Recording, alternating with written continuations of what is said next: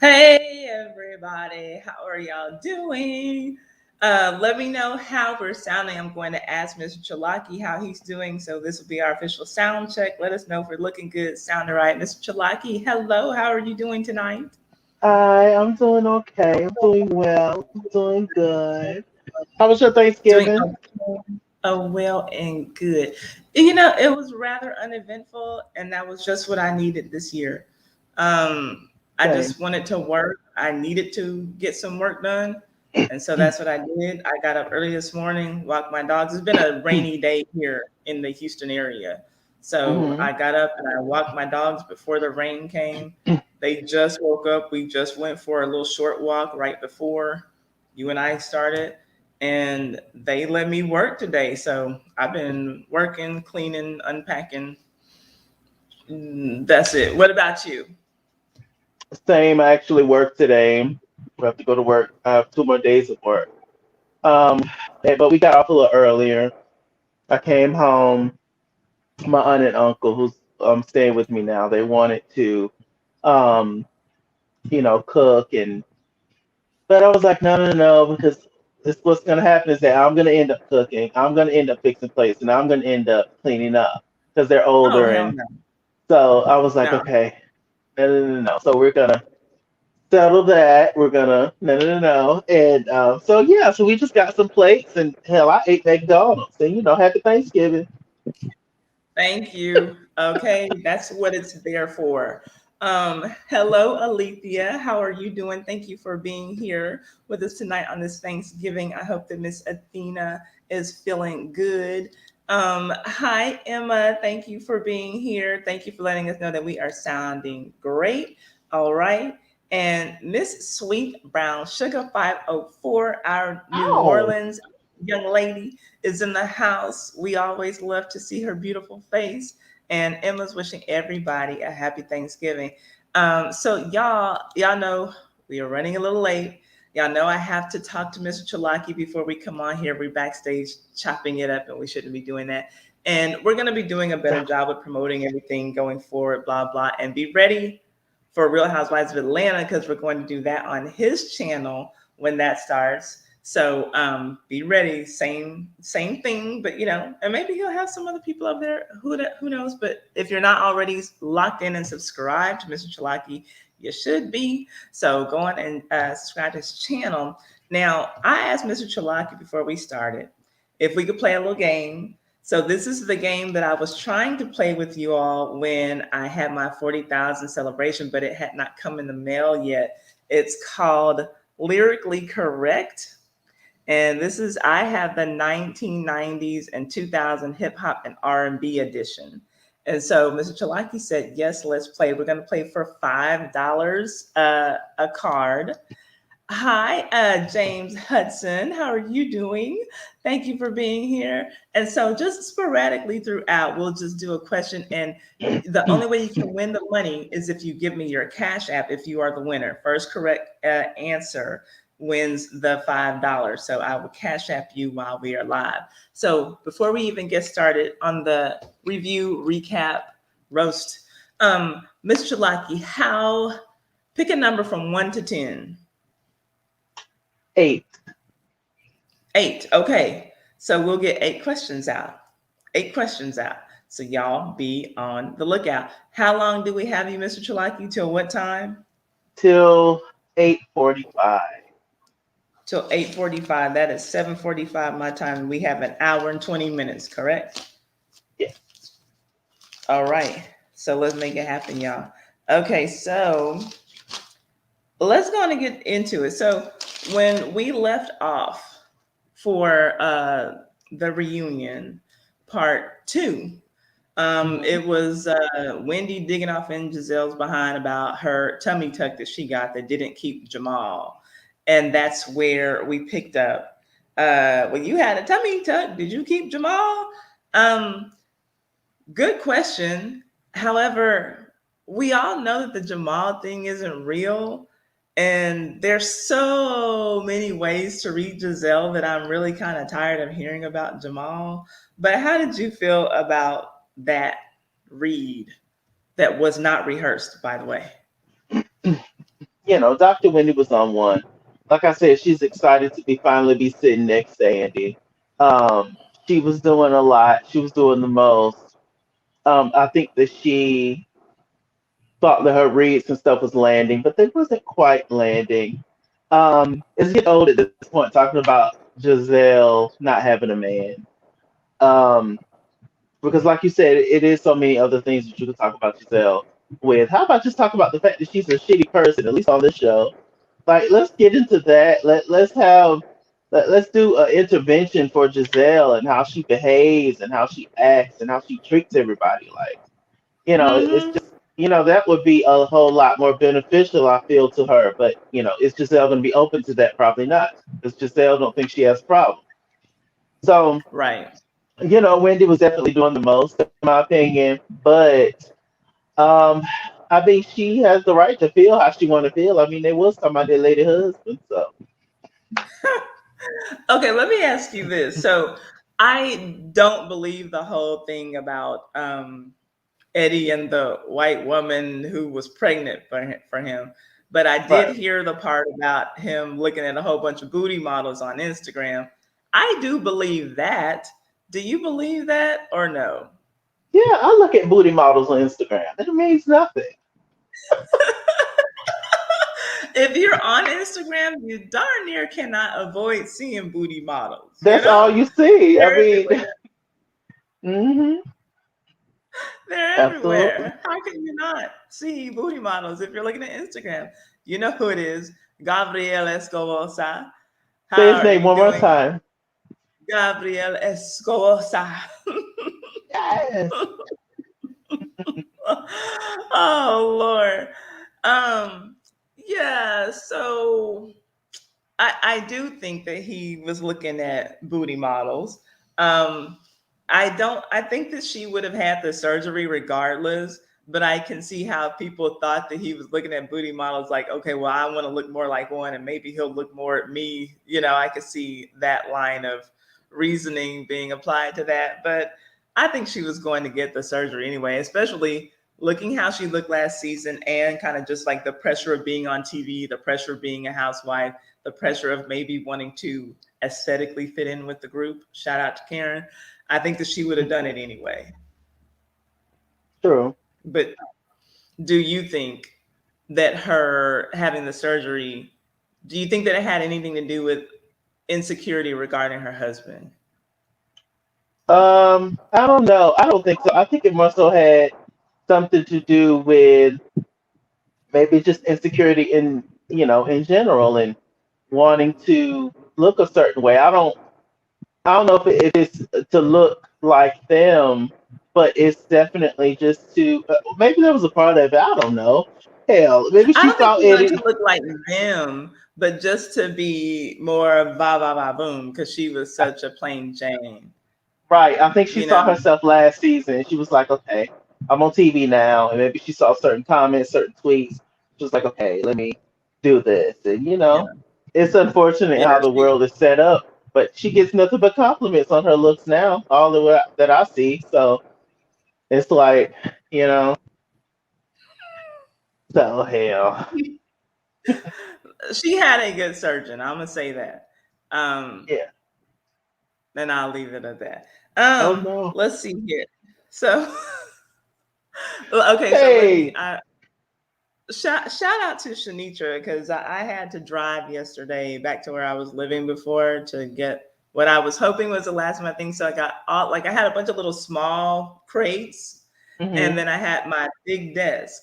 I had the drawers separate; they were emptied out. I'd already packed those boxes, and the stuff that was in them was already here, and so I was able to get everything in except for the desk itself. So I still have to make one more trip back. Yeah, and I that was a 4 hour trip one way.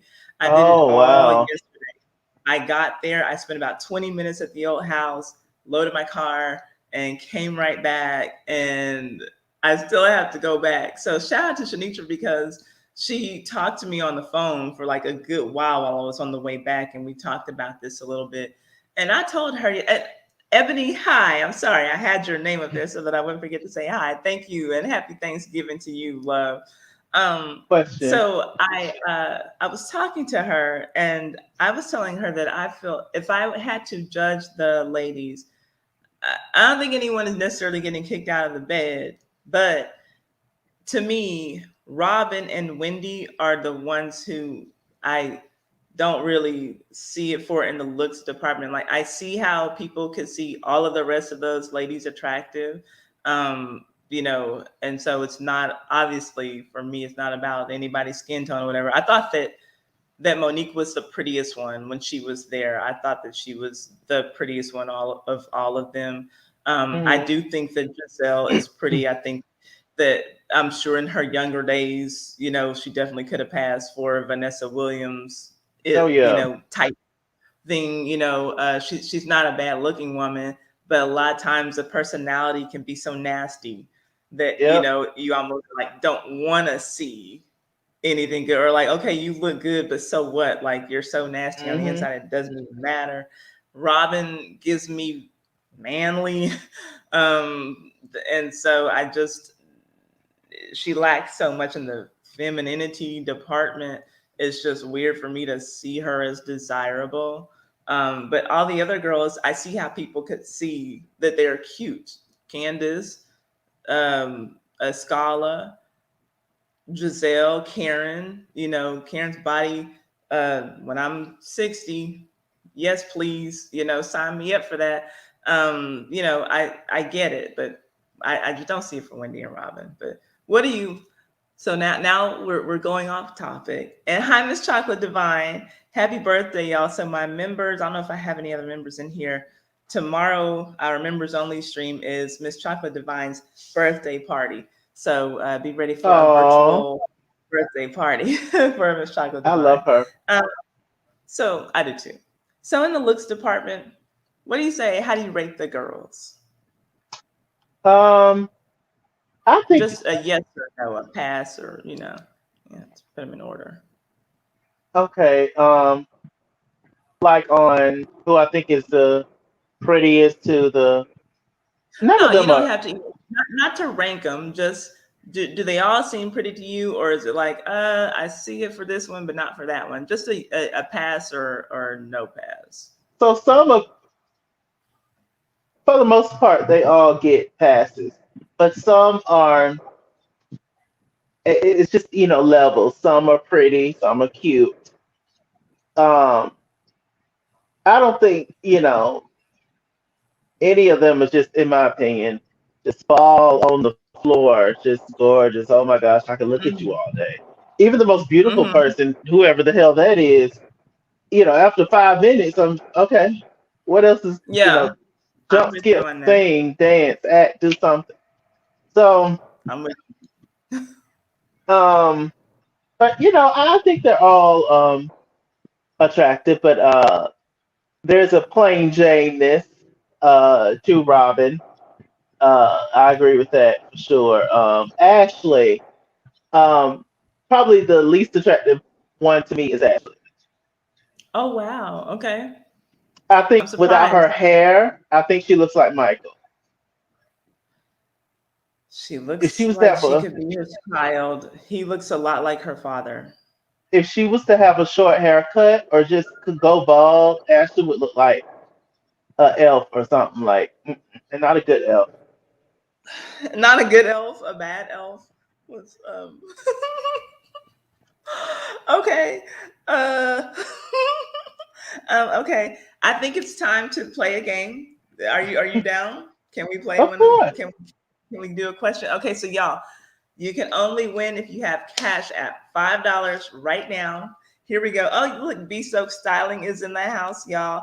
That's the only Damn. other channel that I see in the chat right now. B Soak Styling. Y'all know she talks about all things reality TV and then some. So if you're not already subscribed to B Stokes Styling, I don't know why you're not.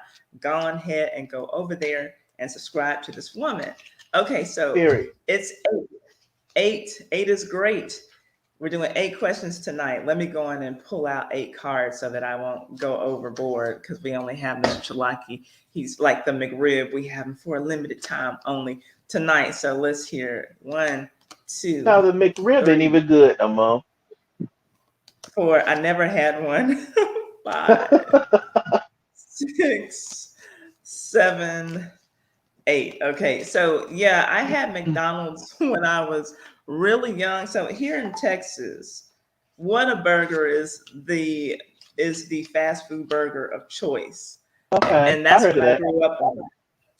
And my mom's brother, my uncle, took me to Whataburger when I was about um, 5, 6 years old. McDonald's. He took me to McDonald's for the first time when I was about 5 or 6, and I hated it, and I don't like it, and I don't want it. And my ex husband used to eat McDonald's, and I would know when he would have it because it smelled bad to me. I was like, it just, Hmm. I that's all I smell. And so I hate McDonald's. So I've never had a McRib, and I'm vegetarian now. But in my meat eating days, I Yes. wasn't big on pork. But my sister's boyfriend in college loved the McRib. Like it was to a shameful degree because my dad was big on barbecuing for whatever holiday or just because it's Tuesday or whatever. And he like everybody loved Hogs barbecue. And Mark was literally at one of our family barbecues talking about he needed to go get a McRib. And we were not understanding. Like my dad had brisket, he had ribs, he had chicken, everything was on the pit. And Right. Mark needed a damn McRib, and we was just like, girl, this ain't gonna work. Hi, Asha Mohammed. How are you doing? Yes, girl. He said an elf. Look at how pretty she is. Hi, Hmm. Tracy. I got all the beautiful women. Hi, Tracy. All the beautiful women come to my channel. And the queen of the South, she's real ass for Chaz, queen from the South. Okay, Okay. here, y'all. Here's the first question, y'all. Have your cash apps ready if you are the winner. Help me keep an eye on the chat. What did Donnell Jones say in the message to his girl? Now, this one is not a multiple choice. And if this was 80s R&B and rap, I would know exactly what this means. I don't know what this means. So it's a sentence. Um, Oh, There's yes. no hint. Oh, there's no, Tracy got it. Tracy, he said, I won't be coming home. Yep. So that is the answer. Tracy, will you please drop your Cash App so I can send you five big ones? And I don't want you to spend it all in one place. Hi, Lo-Fi sis. How are you doing? She says she loves Donald Jones. She has no idea. Oh, please pray for my father-in-law. He's Me about to too. move I to didn't know it hospice. either. We are sending up prayers, y'all. If whatever you believe in, if it's prayers, love and light, positive energy, her father-in-law is needing it. Y'all know when we say hospice, it's serious business. So I'm sorry to hear that. I really appreciate you extra hard for being here. I'm sure you have more important places you could be. Y'all, Friend, Layla Lynn came to see us, and that just makes me feel good all over. Shout out wait, to Stephanie Mills and can Chaka I do Khan. something? Yeah. I just have to say, Layla. Okay, that's it. That's all I want to say. Hey, Layla. Were you here when we were trying to figure out the lyrics to her theme? Because she came. Okay, I got you, Tracy. Let me put this on the screen. So look, I'm about to send her $5. I mean, y'all have the information. If y'all just want to bless the sister, God bless her. But so we were here, and Layla was on screen. She was on the panel, and somebody Hmm. came in, and she typed in the chat, Layla does it all, and I was like, I thought it was Layla tells it all. And so I asked her, I was like, is it Layla does it all or is it Layla tells it all? Because I've been singing Layla tells it all this whole time. She was like, it is tells it all. And so other people were like, oh, I thought that it was Layla blanks it all. All these people had these ideas about what her theme song said. So that was funny to me. Okay, let me do this, y'all. Hold up. We gotta get this five big ones. Yeah, so yeah, we're interrupting the chat so that we can send these five big ones because this is fun, right? We like to give away the money. Why not? It's the holiday season. Yes. Hmm. Pay to, okay, tell me that I got it right. I see 426 design BYTC by Tracy Chapel. BYTC. Okay, for congratulations. That's what it's for. And yeah, that's it. Pay. Yeah, I know. Okay. She's not in my contacts. It's okay. It's all right. I love that you're double checking, but please just give this so we can move along. You know, pen, Lord. Okay. Sorry it's taking so long, y'all. Some of y'all already have information there. Tracy, let us know when you got your big money. Don't spend it all in one place. All right, let's see here. Okay. Yeah, it is tells it all. That's so funny. Like we Oh, yes. She wants to say Happy Indigenous People Day to everybody instead of Yes. she's being woke with it. I'm not mad about it. Kobe, you have walked into Love her. a review and recap on the um, Real Housewives of Potomac reunion part three. Why we are going into part four, I don't know. But look, let's see. And you know what? Obviously, I think that everybody here, if you know me, I'm sure you know Layla Lynn. Whatever you're missing about Real Housewives of Potomac or anything else, obviously she's got it. She tells it all, not half. So go over there and get it all, right? In detail. Duh. Duh. Okay. Fast, hot, and fresh, and made to order. All right. So let's see here. Robin, she thought that. Okay, wait. I have to. Mia didn't get a lot of props from me for this reunion, but I do have to give her a shout out because she made me laugh when Wendy said that she got her tits done because she had kids, and she says, "Is that why you got your ass done too?" Right. That did make me laugh. She gave me a chuckle. Mia got all kinds of problems, but that made me laugh. Speaking of all kinds of problems, it's Indy. Hi, Indy. Hi, Indy. You Hi, want to say hello Indy. to everybody? Come here. Come say hi. And then go away. Say hi, y'all. Hey, what's going on? Hello. Will you go away now? Thank you, sweet girl. Okay, that's enough of you. Okay, so there. Um, and Layla, I'm sure that if you'd like to join us, you always have an invitation. That's for Layla if she wants to come up now. That's for y'all if y'all want to come up later once we get through. Because I don't have a lot of notes on this. So, Mr. Chalaki, if there's something that you want to talk about, then you let me know. Hold up, we have another channel in the house. We got Poetry's Twisted Life and Reviews in the house saying hi to Mr. Chalaki and me. Hey, love. If you're not already subscribed, what are you thinking? I'm subscribed. I need to go over there, but I need to go to a whole lot of places, y'all. But why aren't you over there? I left off when she was reviewing this, I think last season, and I think she stopped because the fans can be annoying. I know y'all who talk about these shows, like y'all be getting tired of the fans, but but yeah, we have to acknowledge that's our sis, right? So hi, Poetry, Twisted Life and Reviews. Thank you for coming and spending some time with us talking about these crazy girls. Yes. Um, I'm glad my puppy made today. My puppy's crazy.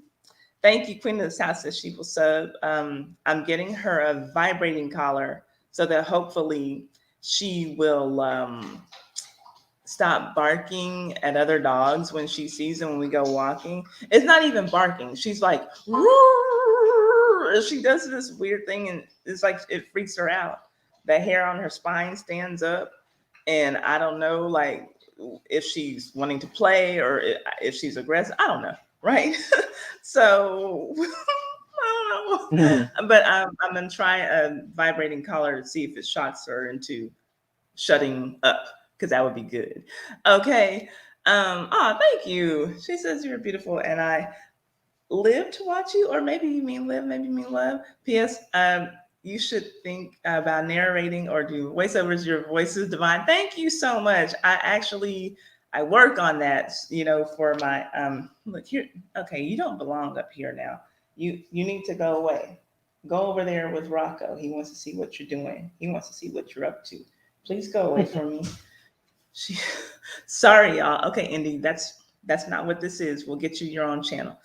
Okay, so Mia, kudos to Mia, right? Because she got a good one in. Now, Wendy, we're on her situation, and Robin is saying that she thought that this whole time that there was a second rumor or a different rumor that was being discussed. And I'll tell you what, I am not usually one to believe Robin because I've watched her through the seasons on this show lie, but I believed Robin in this moment. I don't know what it was I said that the made me same believe Robin thing. didn't think she was lying. I said the same thing. I actually believe Robin. Now, if it was Giselle, no, full of shit, y'all. Yeah. But I actually believe Robin because I actually feel like outside of Giselle, Robin is a genuine person. But for some reason, when it comes to Giselle, she just drop everything, including her clothes. I don't know. So, allegedly, that's what we'll say. So, I actually did believe Robin, but because Robin's finger is so up Giselle's ass, she caught the heat too, and she's gonna continue to to catch the heat as long as she continues to defend a person that's wrong all the time, which is Giselle. She gonna continue. Giselle will push her right in the fire. Giselle is gonna walk away. Oh, Robin, you need help? That's Giselle. So, I don't know when Yeah. she's gonna get it because people actually like Robin. When she's not with Giselle, we everybody keep telling her that. Mm-hmm. Right. Yeah, but she's choosing to have her head up Giselle's behind, and I don't understand. She does seem like she could be an otherwise likable person for the most part. Robin still Mm, comes with her own personal BS that sometimes I can't get past, I'll be honest. yeah. Um, so but I don't know why it was, and there was a lot of confusion around that, but I believed her when she said that she thought that it was something else. I don't know why, but I believe it. And I'd really actually rather not believe Robin, but I just feel like I should put that out there. I believed her. Now, but Wendy's trying to say that Robin, you knew, a la the text, as she brings out her prop, that for me, again, fell flat. It's the Binder 2.0. It's been done. And it was stupid. Wendy was just doing too much for me. Um, and it didn't really seem to prove anything. But what did you think about Wendy and her text? Was this the moment finally? Because okay, and then the phone records because my husband is an attorney. Um, I feel okay. I feel like Wendy has been searching for a moment since she first came on to the show. I Mm. feel like all the heat that she had for Ashley, which look, I'm always here for somebody having heat for Ashley, but the whole people like you call me Dr. Wendy, that was supposed to have been a moment, and it wasn't. All this season, TikTok, Mia, that was supposed to be a moment that fell flat, and the introduction of Zen Win. And there are just no moments, and she keeps trying to force this moment on us, and I'm really tired of it. Probably for me, when she did land it, when she did stick it, she stick that landing like Dominique Dawes. She stuck the landing. Was when right was when she was ring Giselle in what was it Williamsburg, Petersburg, Candace trip. When Mm-hmm. she did that, and when she got to the camera, she said Giselle Lex Bryant. That's her new name. I screamed. That was hilarious. She So got she, her then. yes, because just we've been waiting for Giselle to get a read. To me, Giselle should get read every single season because she's not going to stop Mhm. how she behaves. So, No, no, she's not. Now, Wendy got all that work done for a reason, and it's not just because she was on TV, in my opinion. That's what Queen of this House says. all Um, right, I I won't say that I think it's just because of TV, because we talked last week about Wendy, and I truly believe that Wendy has always wanted to be the hot girl. And I feel like Wendy's always wanted to fit in with the pretty girls. And for whatever reason, people come into this onto this platform who and they just want to make it in good with the Green Eyed Bandits. And I think that it's so lame looking at all of these brown skinned women who have either, they come from wealth like Candace, or they have married into wealth like Monique. They have more going for themselves than both. I'm just gonna say Giselle and Robin look like the brokest women on the show.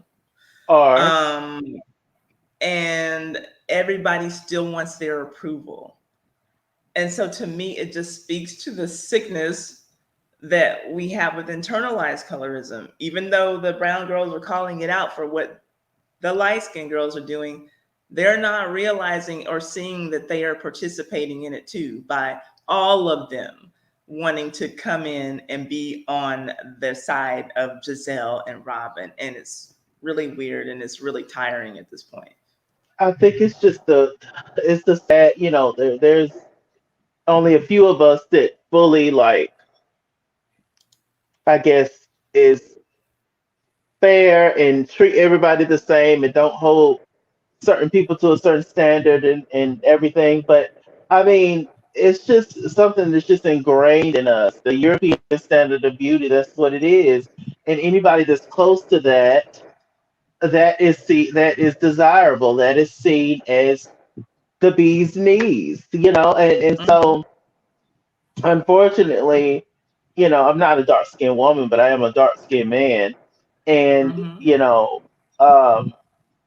anything, even in the gay community, in my community. it's that way.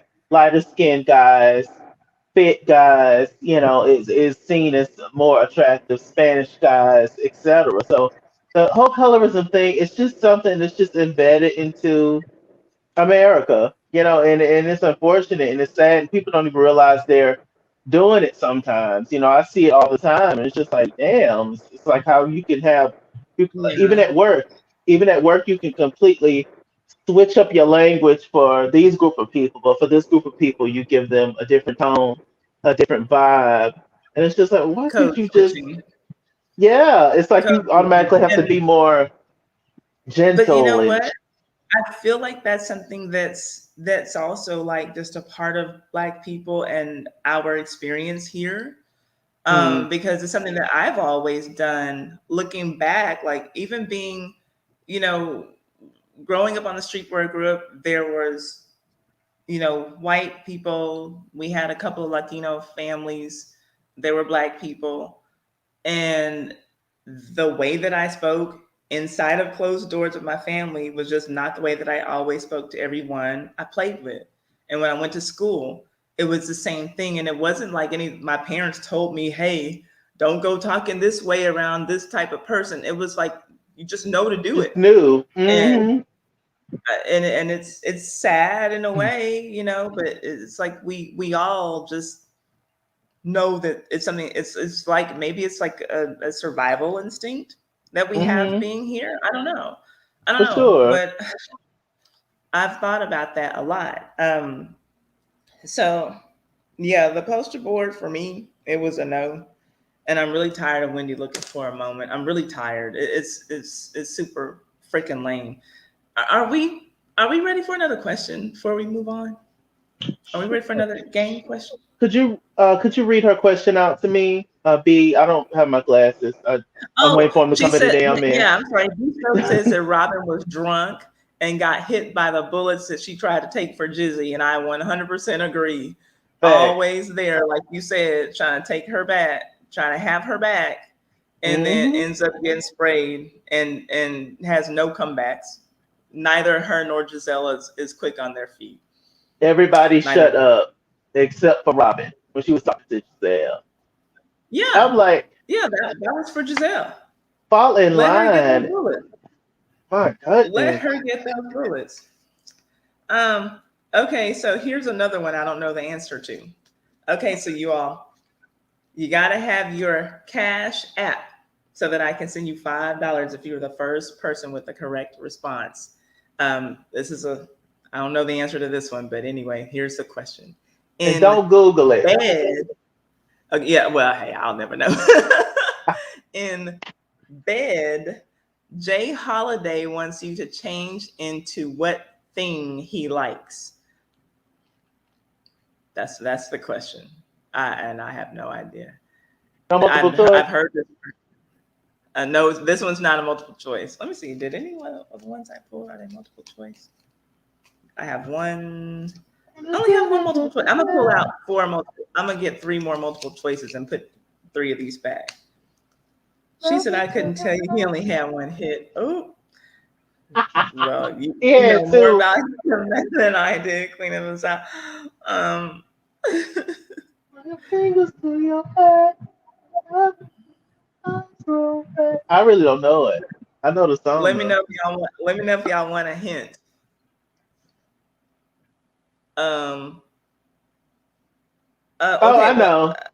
I know. what? Go on I and can't say say it. it though, can I? That You can Victoria's say it Secret now that thing that I like.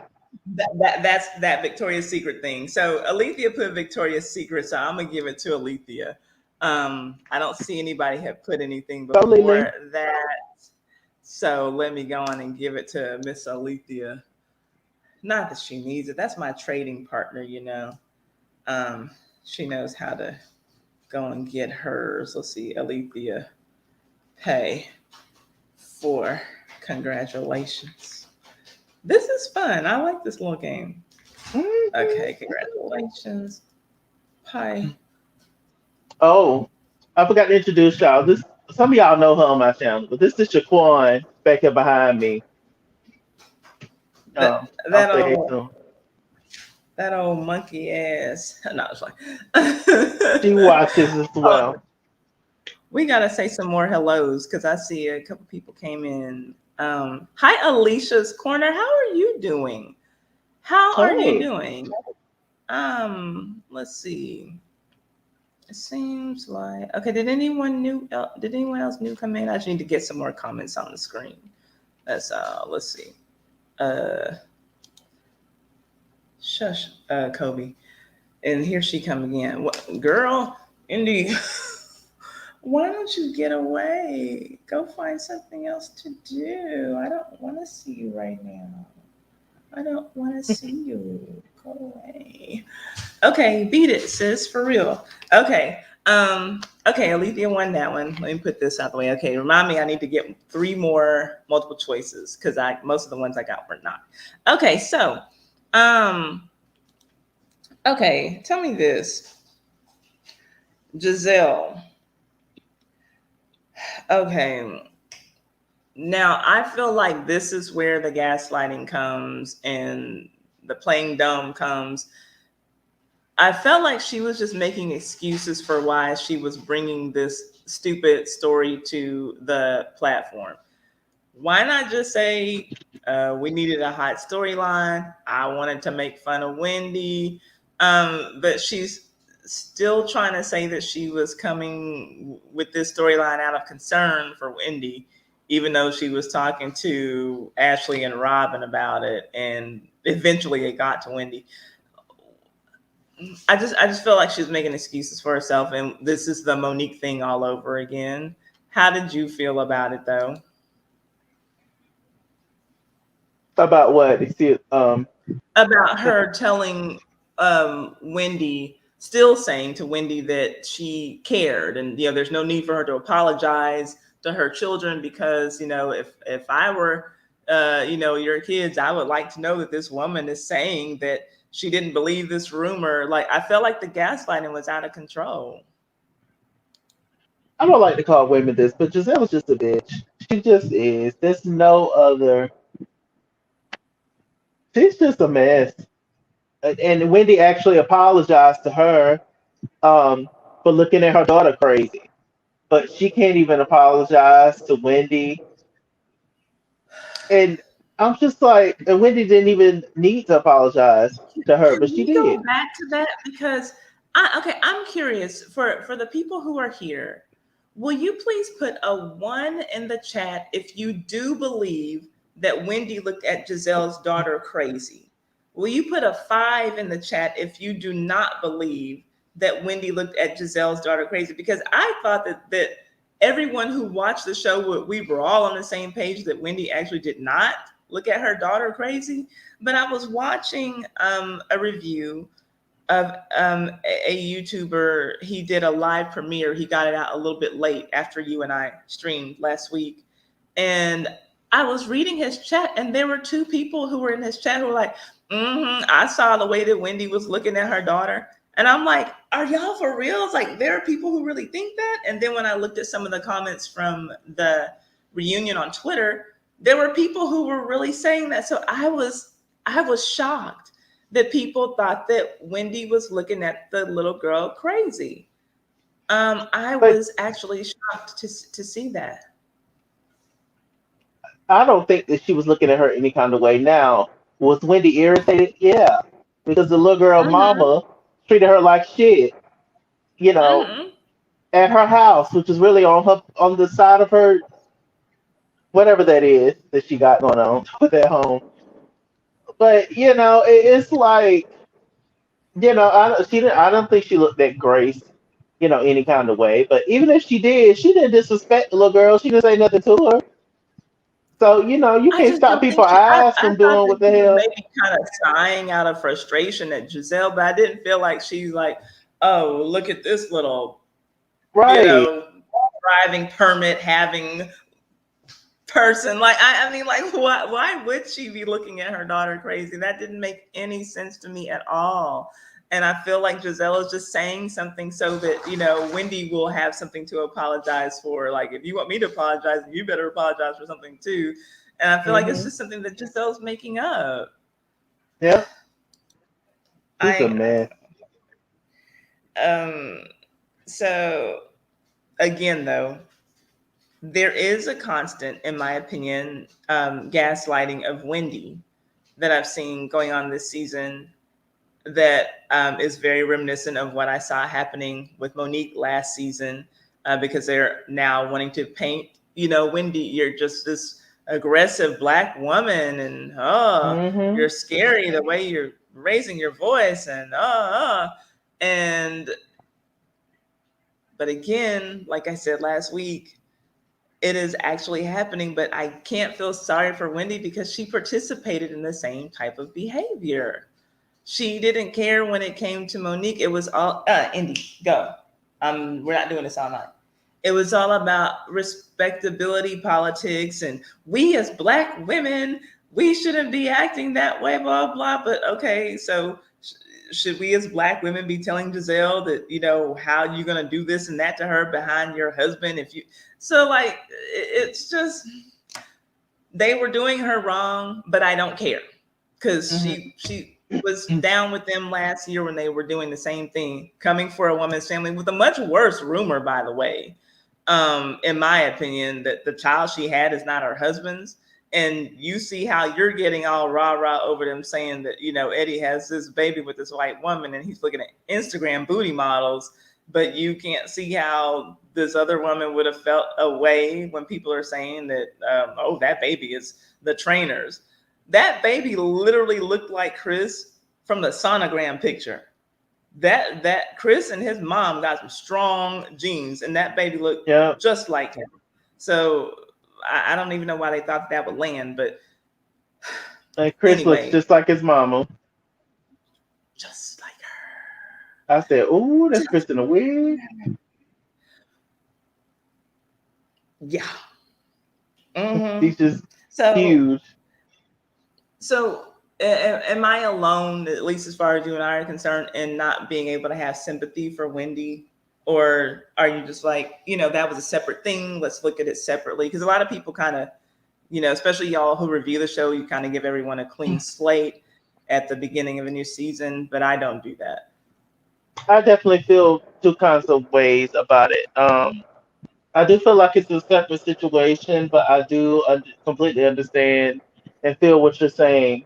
Um, well, Wendy should have just fell back her first season, But then I battle with if she would have not really participated in that at all, would she even be back for this season? Because it's her first season. You kind of you got to give something on the show, like a scholar. She gave a little something on this show. I like a scholar, but do I think she's coming back next season? No. Don't Just seem like it. look at how things are set up. So it's like I don't We know. have And talked then about Monique and Jamal more than we talked about a scholar on this reunion. right, and then she also Wendy also came in as Candace's friend. Candace introduced her, and Candace's mortal enemy when Monique's last season was Monique. So it's like, well, I'm gonna rock with my girl. I don't know nobody else, so let me just do that. But was she doing too much? Yeah, but at one point in time, Monique was also wanted to be friends. On that same season, she was excited that her and Giselle was finally becoming friends. Then Giselle flipped on her ass. So, you know, Hmm. Yeah, everybody keeps wanting to team up with Giselle, and like, do y'all not see that's the losing team? Like, just right. uh, Giselle's house is a metaphor of Giselle, like just tacky inside and Amen. out. That is what Giselle is. Hmm. I just whatever. So again, the phone records, another failed moment that Wendy's trying to have, and this whole 60-second issue. Like, what is that really? I was with Andy, like, girl, what are you trying to prove here? You're It, like, it was getting long. I was like, all right, wrap it up. It was getting yeah, long. which is exactly what Andy did. He's like, okay, look, before we go on, before I move on, like, because I am, are there any apologies that need to be made? And lo and behold, Ashley says, "Well, oh, I want to apologize," and she apologized for, if we, did things that made you feel not comfortable about your newfound body and femininity, the way you're expressing your femininity, then I do apologize for that. I wasn't expecting Ashley to have an. I wasn't expecting anyone to apologize. But what do you think about Ashley apologizing for that? See, Ashley ain't shit, but sometimes she does. She is probably she's more so one of those person that always try somewhat sometimes to do the right thing. It's like if you can depend on anybody to say something, then Ashley might. But Ashley also does stuff for a storyline and for attention because, for the past 2 seasons, Ashley really been having nothing going on. If Michael ain't cheating on her, then she ain't got nothing to talk about really. So Yeah, I'm she the one to see just the babies. right. So she just been jumping in everybody's comments and looking at them babies. You heard her say that, oh, she feels like they both look like me now. I'm like, no, sis, they got a little curl to their hair, but they look just like their daddy. Stop. The fact that it's very obvious that she sees it as an insult when people say they look like Michael. That's what's so funny to me. And And she and it acts is like an it's not. insult. It is an insult to say that anyone looks like Michael. And whichever the Dean and Dylan, whichever the first one, he really looked like his daddy when he was born. And I am glad that he does look a little bit more like her, and she knows that that's the better option. If Hmm. uh, if a newborn and a toddler must look like one of the two of them, you would Mm. hope that it's the one who doesn't look like they are knocking at death's door. That's an insult to my child for you to say that it looks like its father who is old enough to be its great grandfather. She knows that. And then it's like, beauty's in the eye of the beholder. I guess that's what they say. But it's like I'm looking at Michael, and it's not, just that he's old and he's not attractive at all. So it's just like, what? Oh, how you let that The man on top of money. you? It's the money. Look, Ashley, we know, came from abject poverty. Ashley's talking about her mom living with some man in a tent. So Ashley can't go back to that. So if it Right. means that I have to lay up with this 70-year-old man who looks like he's dying, so that I can live in a comfortable penthouse and I can have a beach house and I know that my kids are taken care of, I'm going to do that. Ashley's taking one for the team every time she opens her legs to Michael, and the team is Team Ashley. Mm, bless her soul. Bless her soul. If Michael hasn't taken it because he looks like something from the underworld. But anyway, Ebony says, "You're so insightful, Ty. I too think that Wendy wants to be seen as beautiful according to a standard that suits Giselle and Ashley. I would love to be wrong about this, but I think Wendy deals with this. I do too. And I was telling y'all last season, Wendy and her mother, and the extremely light, extra light makeup. Wendy's face was looking several times lighter than her hands, and that is very weird to me. I don't see that as a sign of not insecurity. So there was something there. And I can't forget Karen's love party. What a dumb party it was. But I do believe that Wendy's husband wrote Mia on the board when he said that he thought, when they were asking which of the wives do you find attractive or whatever, he she told him not to put Mia's name on there. And Wendy was that Really? whole game. Yeah, did you not peep the whole game? Wendy was cheating, looking over his shoulder, trying to be sure that they had the matching answers. Like she was going out of her. She was cheating at a dumb game to make sure that they won. And so it does make me feel like even if she doesn't, and I don't think that anyone believes that the rumor's true about Eddie having a baby with that white woman, but I do believe that him, like probably 99.9% of the men in the world, I do believe was looking at Instagram booty models. And I do believe that that probably bothered her a little bit. I'm not going to say that's necessarily why she got her surgery, but I do. Wendy strikes me as very insecure. And she has since she came on trying to stuff her 4 degrees down our throats. She don't care about them degrees. So she had to make us believe that they were important because she wants to be a hot girl. Her mom didn't encourage her to be a hot girl. Her mom encouraged her to go to school. She did what her mom told her to do. So she's now trying to force us to believe that those degrees are important because she had to believe that they were important. Wendy knows damn well if she could have been running around, being half naked and making a coin somehow, that's what she would have been doing. And so I see her as wholly insecure, and not that it's not even a judgment call, it's just an observation. And so yeah, I, I do think that her husband is probably attracted to Mia. I do think that Mia's probably thinking a little bit too highly of herself, thinking that everybody's attracted to her and wants to sleep with her. But I do think that it did look like Wendy's husband put Mia's name on that board. And Wendy, I don't know if you remember that episode, but Wendy was looking and cheating and trying to like be sure that they had matching answers, like she was trying to prove something. So I remember that episode, but I don't remember her like um No fun. right. I don't remember him writing Mia's name or marking it out or whatever, and then putting Wendy's name or whatever. I don't remember that part, but He shit, put I'm it. a I'm He put NA, which is not very hard to do from Mia. If you have MIA, the A is already there. true. It's just a couple of swipes. We'll erase this line, connect that line, and there you have NA. Which other wife Okay. do you think is attractive beyond yours? Oh, Tracy says, I also think a part of them wanting Giselle's approval has to do with her being at productions. But oh yeah, I'm sure they want to be locked into their jobs. Yeah. And I agree, they do need to Giselle is the stop favorite. somehow. Production's favorite, but the crowd, no, like the audience doesn't see it for her, but Bravo does. It's so weird. Hey, country mama, how are you doing? Um, it's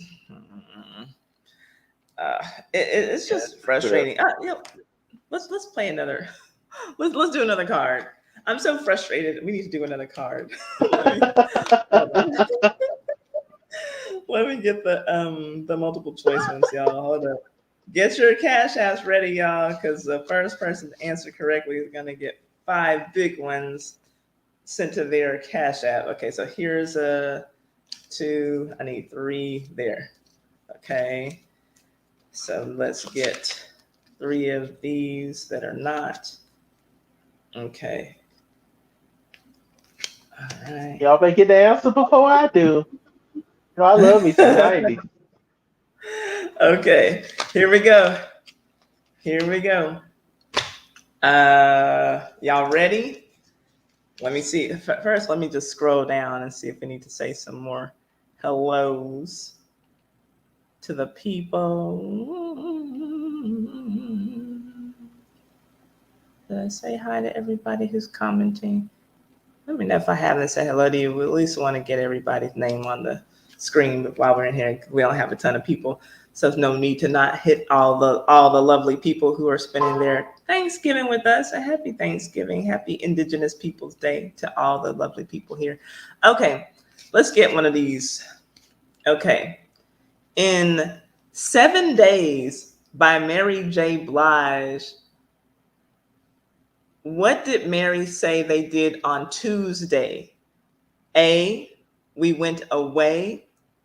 B, we played a game.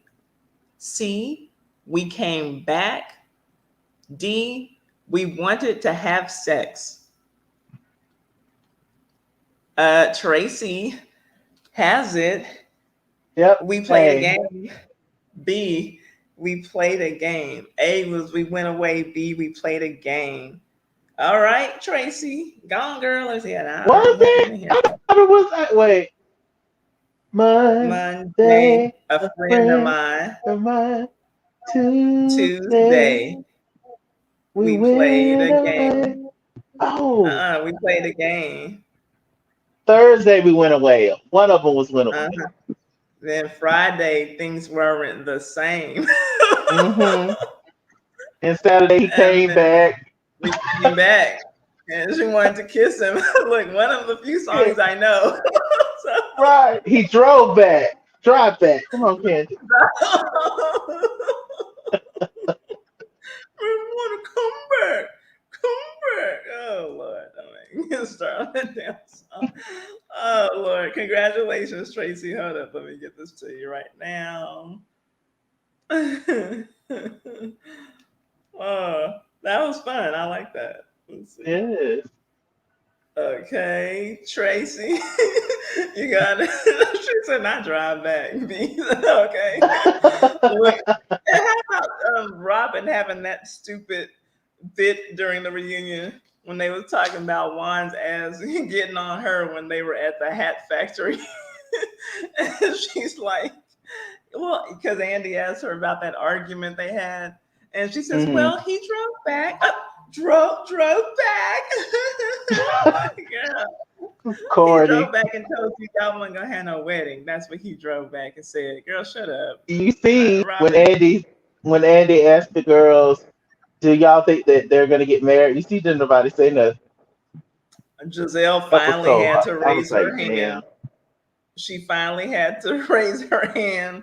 And after Giselle raised her hand, then Mia's like, I mean, well, if she says she's going to get married, like, don't nobody believe that. Ain't nobody went and bought no dress. Like, and girl, what colors do you want us to wear? Let me. Nobody believes this. Hi, Burstify. How are you doing? Haven't seen you in forever. How are you doing? Don't nobody It's just believe that, girl. Robin, shut yes. up. Shut It's just so up. interesting how they give the heat to certain girls, but then other girls they won't say how they really feel. They keep it concealed. It's like with Robin again. Child, don't nobody believe. I think if Robin and Juan gets married, that should be the end of Potomac. Period. That should be the season finale, season whatever.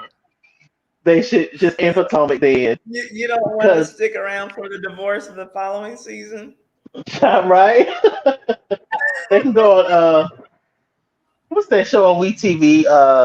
Couples therapy or marriage, Oh, whatever, marriage marriage boot reality camp, star. whatever. Hmm. Yeah, look, they, the probability that Robin and Juan are going to get married is as strong as the probability that you and I are going to get married to each Right. other. Okay? And Yes. I put more money on you and I getting married and having a child together Okay. before Robin and Juan. Right. A Chalaki. Yes. Are you Lord. kidding me right now? They just think that we are stupid. Let's okay. Since we brought out, let's go and talk about that. So they play Robin's very short, very boring package from the season, and then Andy's asking her about those plans and everything, and then Candace even says, "Well, yeah, I would believe it more if you would start to plan, your wedding and blah blah." And Andy gets into the fact that Robin that Juan was kind of cruel to her Mhm. in dealing with her depression and everything, and she's saying that it's because he's used to her being the strong one. I took that as physically strong because she has those linebacker shoulders, but anyway, he's used to her being strong and blah blah blah. But yeah, my point being, there really wasn't anything to talk about. We could spend about much time with Robin as we did on a Scala, and that's pretty pathetic. If it's Mhm. not anything that she's doing that's tied into her following behind Giselle, there's nothing to discuss. How long have we? So I went back to watch the beginning of season 3 last night, and there's something in that I want to bring up with you when we get to Candace. But I went back and watched that. We've been waiting on Robin to get married to Juan since season 1, and I really, if she's not giving us following behind Giselle, she's giving us nothing. She's giving us that she needs her and Juan to get married, and she's been on the comeback since she got here, and I don't get it. I could sometimes compare Robin to Cynthia on Real Housewives of Atlanta. But I mean, Cynthia hasn't been doing shit on the Real Housewives of Atlanta for years. She was able to squeeze what 8, 9, 10 years, 10 seasons on that show before they fired her. So I mean, God, is this going to be the same thing with Robin? I hope not. At least now Cynthia was boring as hell. I think we all agree. She gave us But she two gave more, weddings. She right? gave us two weddings. Like, And, we and can't a get friend Robin to contract, marry her ex-husband, who the only person we've ever seen her with, living with. You mean y'all can move from place to place and you can, yeah, and okay, here, this was my issue with her on this part of the reunion. Um, Acting like she's so assertive. And Juan doesn't like me talking about how he wasn't there when I had the boys, but I'm going to keep talking about it because I told him that he has till I'm 43. Well, how old are you? 42. And then they just, yeah, your birthday's in April. So, girl, you telling me you're going to keep telling a grown ass man, you need to keep reminding this grown ass man what the responsibilities are of rearing children. You want me to have an entire human being come out of myself, and I need to keep reminding you how you weren't there the first time or the second time, and you have a few more months to get your act together. right? So then you saw how mad he got when she brought up the fact that he wasn't there when the boys was babies, and he just walked out. Mm-hmm. Take off my mic. Fuck this shit. No, it ain't about what I do. It's about what you don't do. I said, "Ooh, this gonna be your Yeah. husband." Yeah, Mm-mm. exactly. Look, Juan can he can beat around the bush all he wants. Juan is still mad that she lost all of his money the first time around. So Yeah. when I took the glance back at season three, I did see the house that they used to live in that was foreclosed on because Robin gave all of their money to be invested. First of all, like, even if you thought it was a great investment, you never put all of your money into any one place. And Hmm. he told her on that season three, I warned you, and Juan is Hmm. still, look, he's still upset about that. And I would be too. And it Yeah. ain't no way in hell I'm going to marry and be legally bound to a bitch who's dumb enough to lose all of my money. If Juan does marry her again, he is a damn fool. I wouldn't do it. Robin is bad with money. And I'm not doing that as a grown man. I'm finally back on my feet after this broad has done lost all my goddamn money. And you think I'm going to marry you again and you're still stupid? You've been on this show for 4 seasons. At the point that your tax issues came out, you could have been paying your taxes before you ever started selling them tacky ass hats. Juan would be a fool to marry Robin. Hmm. He'd be a And, fool. yeah. And I think that's why he's always at work, or he's always doing his coaching thing with the basketball, or he's always allegedly with Michael. He's never at the reunions because um he's trying to keep his coaching money and let Robin do her hat thing while I keep my coaching money. He's trying to have something to stand on just in case this shit goes down again. You just I think. reminded me of something. So how she's saying, well, he's not an entrepreneur, and he's, a black man trying to make it in a white man's world, so he can't just be taken off. And so Wendy, she got to interject herself into every fucking thing that's said. Well, my husband is not an entrepreneur either, but he decided he's going to take off to come and be with me because this is important. She's saying that now, but when she had all that energy, because when she and Ashley got into it last season, they were arguing about each other's husbands and who had what and who was really a boss. And she was trying to make us believe that Eddie was just some kind of boss. He could have sworn he was in private practice for himself. But now he got a Hmm. job because Robin's putting up this, like, Wendy, shut the hell up. You don't have to speak on everything. She was really getting on my nerves.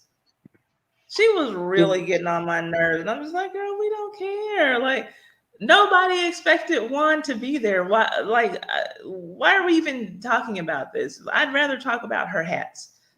Her hats are probably going to be with her longer than he is. I don't want to talk about Robin and Juan anymore. It's sad, but it's predictable. I mean, we just already know what it's gonna give with them. It's like, Lord, Whew.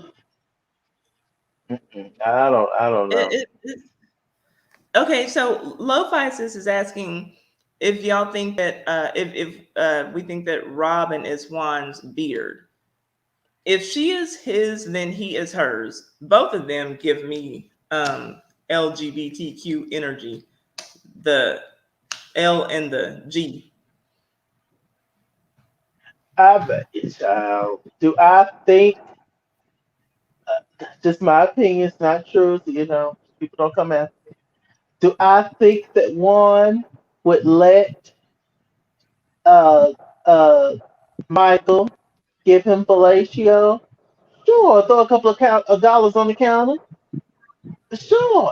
I didn't get the coach tonight. You're gonna have to pay me for what I missed. Sure. Mm-hmm. Do I think that the Darbys have given the Dixons money already? Yes. You can tell how they act. Robin never has nothing bad to say about Ashley when she came to her restaurant to beat her ass when they were selling that nasty ass Australian food. Okay. So, I mean, all of a sudden, her and Ashley are best friends. She's mum's the word. She's Team Michael. When have you or Giselle ever been Team Michael? When has anybody ever Listen, been Team Michael? now listen. You brought up another. I have the note down here. Since you brought it, let's get into it because I want to know if everybody's on Michael's payroll at this point because all this energy that they got for Mia's husband because he Right. at Karen when we seen Michael running around grabbing ass and and telling people he want to suck Juan's dick, they're acting like that's just a cute little.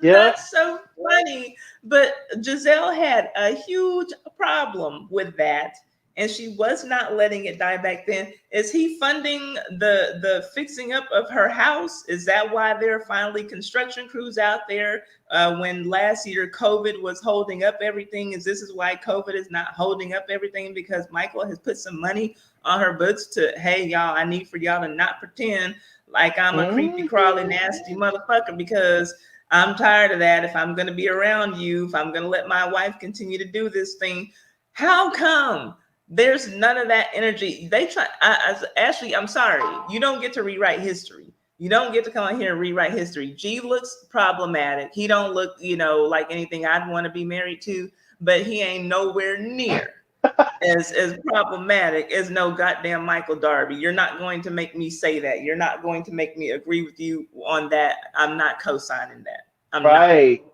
That it's just it's so pissed me off. I'm like, oh, so He ain't y'all, been caught up y'all, in no cheating scandals. We ain't seen pictures of him with his PP blurred on the blogs in London or right, with somebody in a hotel room. All he did was lick his tongue at Karen. He made the, erection thing, the erection joke. He's drunk and he having too much fun. That's his problem. We're not going to act like he's on the same level of creepiness as Michael Darby.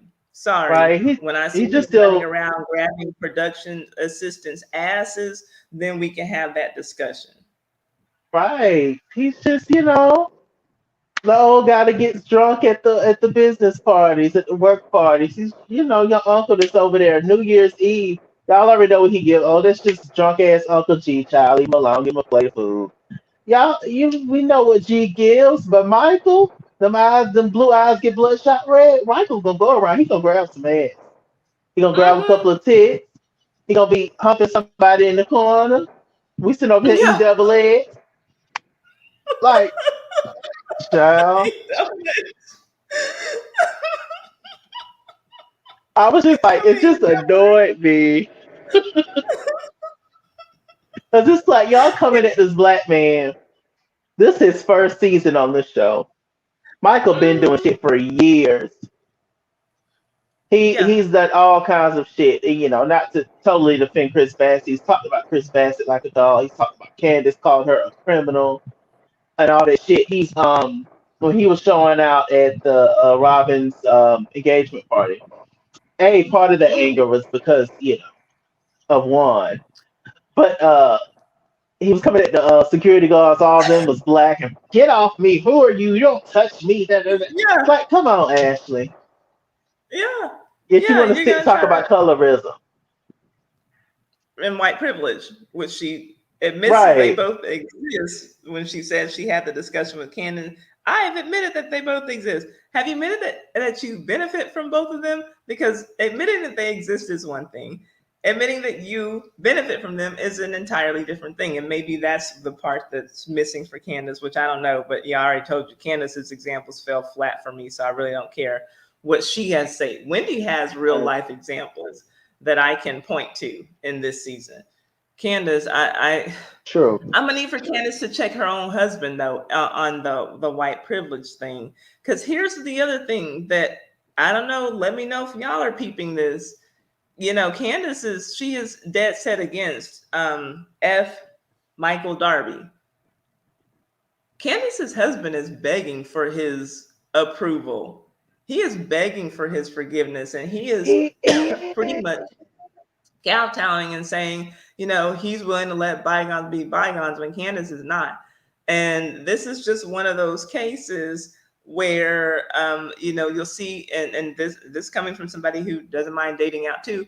White men, they know how to be race first. They know how to be race loyal. Even though Candace is the woman on his arms and he's all Team Candace and everything, what I see is a man who realizes that, and it hurt when Michael called him white trash because he knows it's true. That's why he wanted the apology. Mm, That's why he was ready to get so bowed about it when Michael said it because my it hit him in lord. his spirit. And so he needs that white man's approval because he knows that Michael is on a higher level than he, as far as them ducats are concerned. Tell me if I'm wrong. You saw how mad he got when Candace said this is the whitest privilege and got up from the table. He's like, oh, you He don't was need to mad take at it there. Candace for pointing it out. It pissed me off. Mm-hmm. My Chris don't really. I don't know. It's like he kisses ass. He kisses Ash's ass. Lives in Williamsburg. I understand speaking to the girl is Mm-hmm. awkward. She right there. Just say, hey Yeah. Ashley, how you doing? Beautiful kids you have. A lie, but beautiful kids you have, and going about your business. But I he follow you on Instagram and motherhood looks really good on you. I wish the fuck any man I'm dating would be uh, following some bitch he knows I have a problem with. I don't care what she's doing. I don't care if she's going to do missionary work with Jesus Christ himself and he thinks that it's a good look. You better not tell me about it and you better not be following her. her. Period. Period. I'm like, what the fuck is going on here, Chris Bassett? I don't know if he, like everybody else, it seems, if he want to possibly borrow some money from Michael. I don't know what it is, but it's He tired of being poor white trash. Yeah, he need a loan from Michael, preferably a gift and what because he Ashley can't pay do. it back. As soon as he gave Ashley that compliment, she turned right around and said, "Oh, I appreciate that, Chris. You and I and you and Michael. I appreciate the fact that you have always been able to talk and be an adult with your wife. On the other hand, and she started dissing Candace. It's like I'm giving you a Yep, compliment, trying to be the adult, and you start dissing my wife. Like that didn't right. piss you off, What was that not a cue to say? Okay, hey Ashley, you're taking it too far. I'm just trying to give you a compliment. Leave my wife out of it. He don't have that energy. That is a right? white man who is white first. Mm-hmm. Sorry, Candace, And so let's alone you Crystal chose before wrong. he called Miss Dorothy a nigga. I'm waiting on it. See what If he Candace do hasn't then. She already, gonna I'm drive sure he back. does under his breath. I'm sure he be calling Candace one under her breath, under his breath too. When she be calling, Okay. until she got all kinds of heat for him. So I'm sure he, yeah, that's probably why he got up and left his lemon pepper chicken wings this season. So he'd go in the car and, and let out all them N words by himself in the car. He couldn't do it on Okay. camera because too many of these black Hmm. people think he cool. I Right. see right through Chris. I see right through Chris. And I Um, like him. Like in general, I feel like he's a good guy, but he got some shit with him, and I didn't notice it at first until this season. It's like every time Candace does a lot, and the way that Candace reacts is not the best all the time, but I can say it's like, for the most part, everything that I see, they started with Candace first. They come at Candace first in some kind of way. If she don't verbalize it, she just starts taking digs and being childish about it and immature. And then that's when it escalates. But every time Chris tries to calm Candace down, it always seems like, I want you to cater to them. I want you to kiss their ass.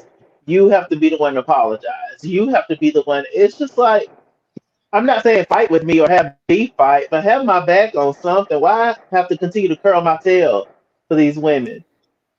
Let's talk about Emma, who also, that's an interesting point. That even when Miss Minaj came out to tear off into Ashley's ass, who was defending her? Candace. Now, Well, we have to work. Okay, girl. See, cause here's my issue. I think that Candace has a uh, lot of internalized self hatred herself. I think that that's the only thing that could have made her choose Chris Bassett for a partner, honestly. And so, when she's able to blatantly and clearly and correctly point out Michael Darby's white privilege, she's not able to see it in her husband, because when we were having Karen's moment and we play her package and we get to see Andy asking Ray about supporting her, and why did you bring up her candles when y'all were in Surrey, and she's getting the keys to the county. And he says, well, I just want to promote my wife, wherever she is. She doesn't, promote herself enough, blah, blah. And this is when Chris pulls a Wendy and decides to interject himself. Oh, well, isn't that something how everybody's applauding Ray for supporting his wife, but when I support my wife, well, then I'm riding her coattails and I'm broke and I'm poor, blah, blah. And the one time, oh, can we five talk minutes, about yes. how? Oh, no, no, no. Oh, Can thanks we for giving talk me about? my 5 minute warning, because I do have 5 minutes. Oh, no, no, no. You're fine. I I do mean, have I 5 minutes. do have that to say, but I'm gonna continue with this conversation a little while. I'm just gonna log off Okay. and then come back and charge my phone. But before I do that, I do want to say that, have you noticed that every single time, it just seems like it to me, every single time, every reunion, Chris Bassett is drunk or he's drinking, every single Mm, time. I'm like, what is he? What is going on? What is he suppressing? I think maybe it's nerves. Maybe he just feels like he has to be drunk. But Chris be sipping probably all backstage all day of the reunion, and then come out there and he's always got a cup or something. It's just like, what's going on with Christopher?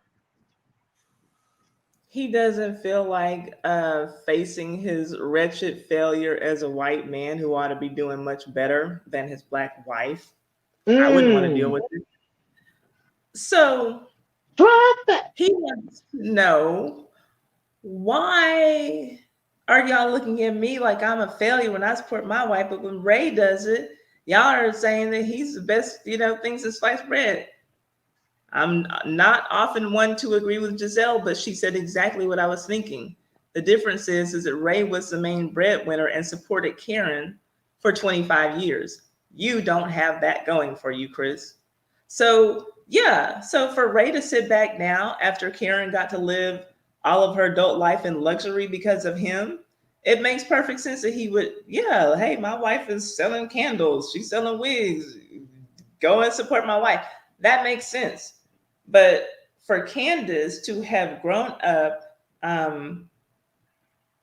in luxury, yeah, in living a certain lifestyle, and then to have married so far down, she has this husband now. She was bred to marry a man who would support her the way that her family supports her.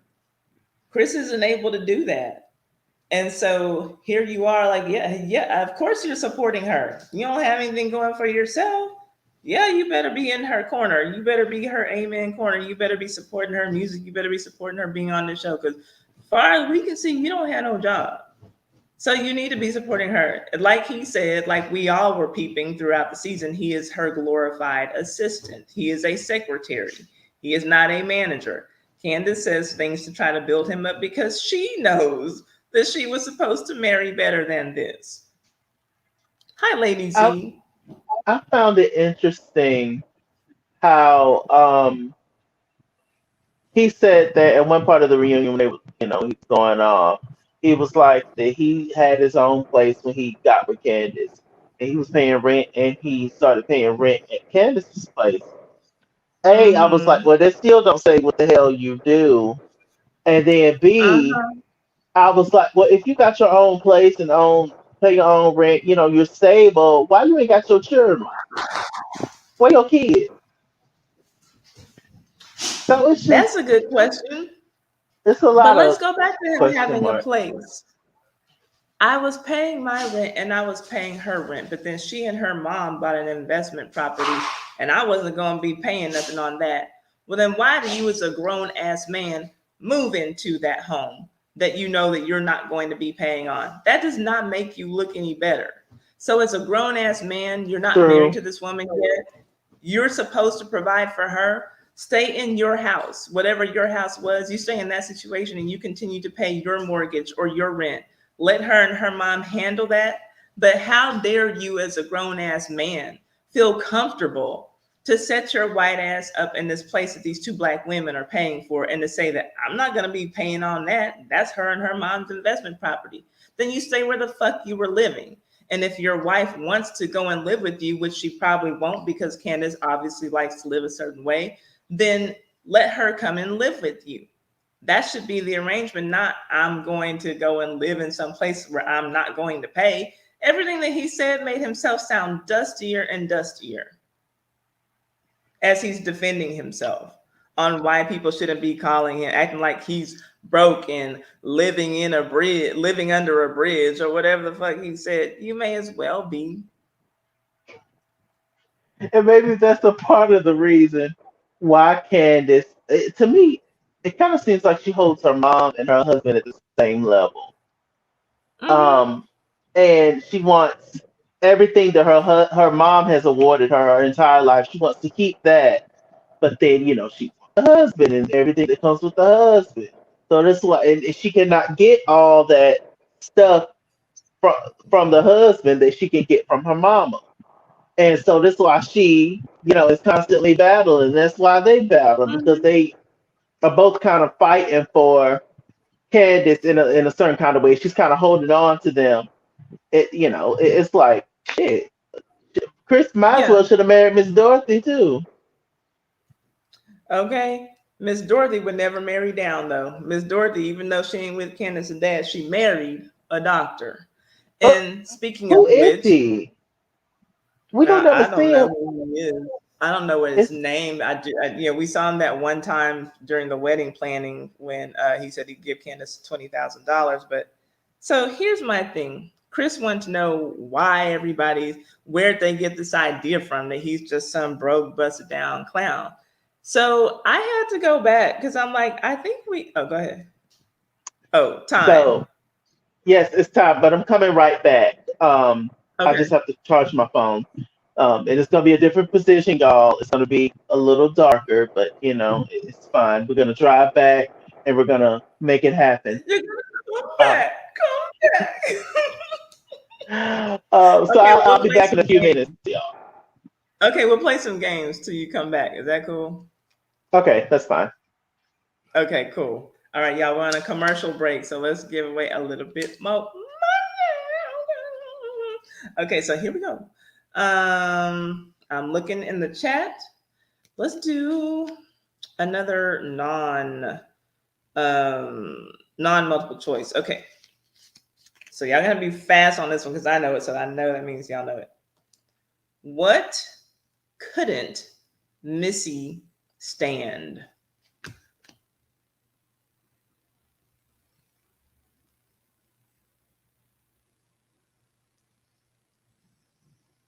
I'm looking for the answer. First one. Guess five big ones.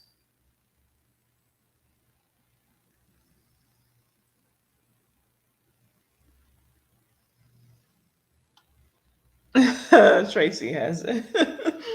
Mhm.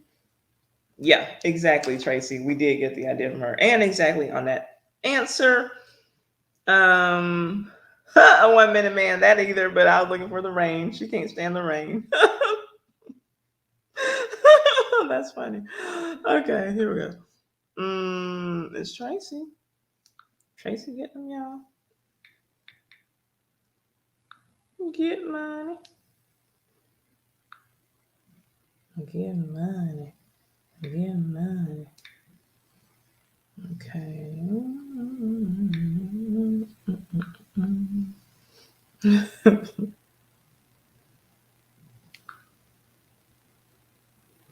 Ooh.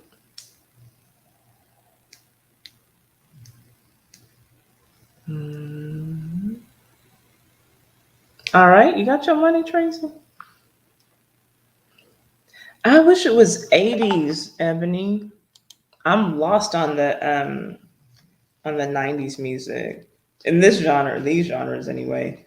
Um okay, y'all ready? Oh, she's lagging. Can you refresh? Lo-fi sis? Okay, here we go. Another non oh let me put this to the side. Okay, another non multiple choice. Okay. How did Carl Thomas know it was love at first sight? I don't know. I have an answer though.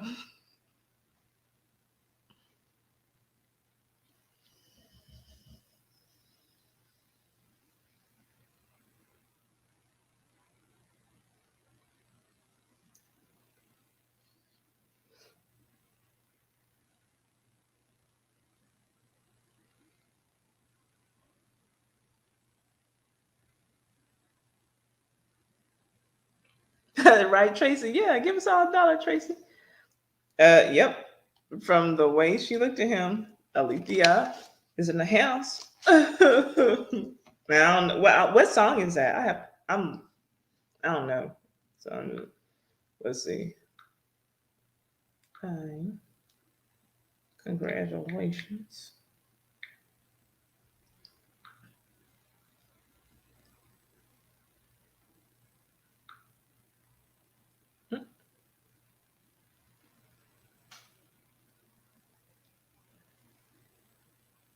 Right. Look, for my wish, I wish I never met her at all.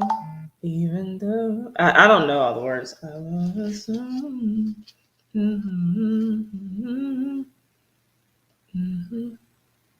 don't know where. Okay, what I believe you though. Okay. Um. Okay.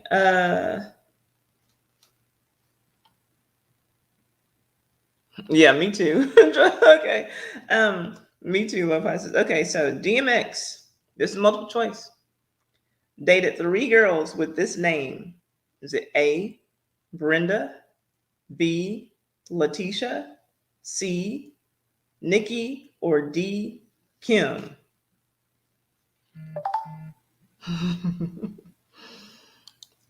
Go ahead, Olivia. I'm not mad.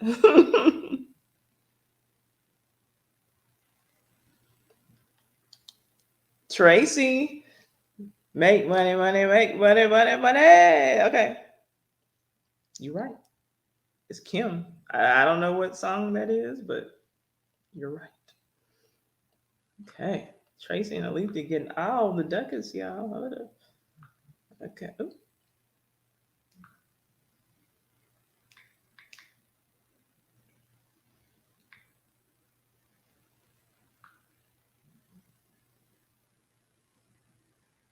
yes. I hope you're getting these because I haven't seen that you are. Okay, done. Oh, that's what this. Okay, I didn't know. Okay. Ooh. Okay. Hey, Tracy should love the game. Okay. Here's. Okay. This is not a multiple choice. I know the answer to this one. Um, what does Rick Ross do every day?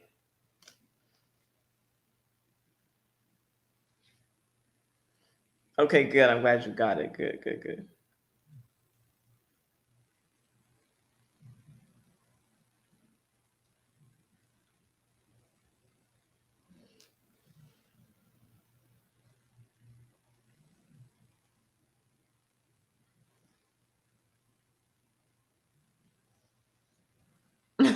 Tracy's right. At least they say he eat. I think I should give both of y'all a point for that, but it's hustling. Is every day he's hustling. You eating good.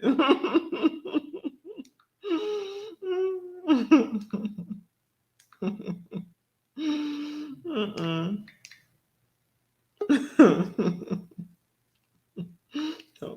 Give me a thumbs up when you're ready.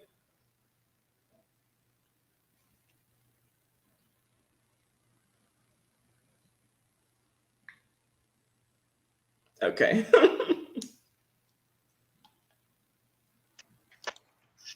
Okay, Tracy's on here winning all the money. We got only one more question left, but we'll do it later. Let's see. So you could pull like one more card. What? Okay, Or okay. make it an even 10. Okay.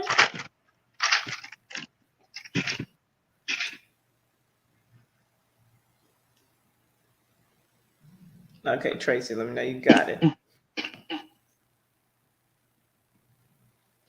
Too funny. Yep, you can tell your mom it's not useless, mom. Listening to this music, it pays, girl. Okay, so one more question right now, and then we can do two more later. Mr. Chalaki? Hmm. Oh yeah. Okay, okay, I'm like, can you hear me? I'm like, oh. Okay, okay, here we go. Multiple choice. Y'all ready? Get ready, because Alethea and Tracy taking all y'all money. Here we go. According to the locks, what is the key to life? Is it A, sex, drugs, and rock and roll? Is it B, money, hoes, and clothes? Is it C, chicks, trips, and spliffs? Or is it D, money, power, and respect? Hi, BMW. Oh, I know that one. Pretty lady, hello. Hmm? I said I What'd you know say? that one. Yeah, I know this one too. I got some answers. Okay, Miss Chocolate Divine got it first. Money, power, respect. What you need in life? Need Use to life. life. It's a key to life. Money, power, respect. Money, power, respect. Money, power, respect. I actually know that one. I used to like that song. I had that on Hmm. a single cassette in the 90s. I did Lil like Kim was on that song, right? uh huh. Sure was. Na, na, na. Okay, do I have, let me see, Miss Chocolate, do I have your Cash App already? Let me see. Put your Cash App in here on the screen, Miss Chocolate. Money, power, respect. It's a key to life. Now you know I'm disappointed. YouTube is telling what? YouTube sucks. Those are my boys. Put your Cash App in the chat, would you? Money, power, respect. Money, power, respect. Money, power, respect. It's a key to life. Yep, she sure was on that record. I love that song. Let me know if y'all see her Cash App. Okay, there we go.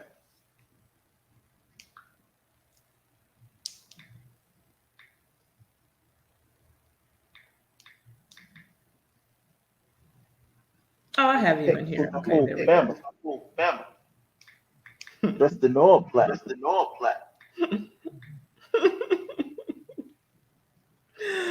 Okay, let me get this to her. Oh, 3, 2,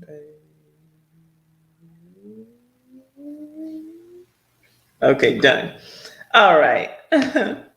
Yes, I need look, everybody, if you're gonna be coming to this stream, it will benefit you to have Cash App because that is easy for me. I still gotta get to the post office and mail off the stuff that people want. But who can't use cash all the time? Money, oh money.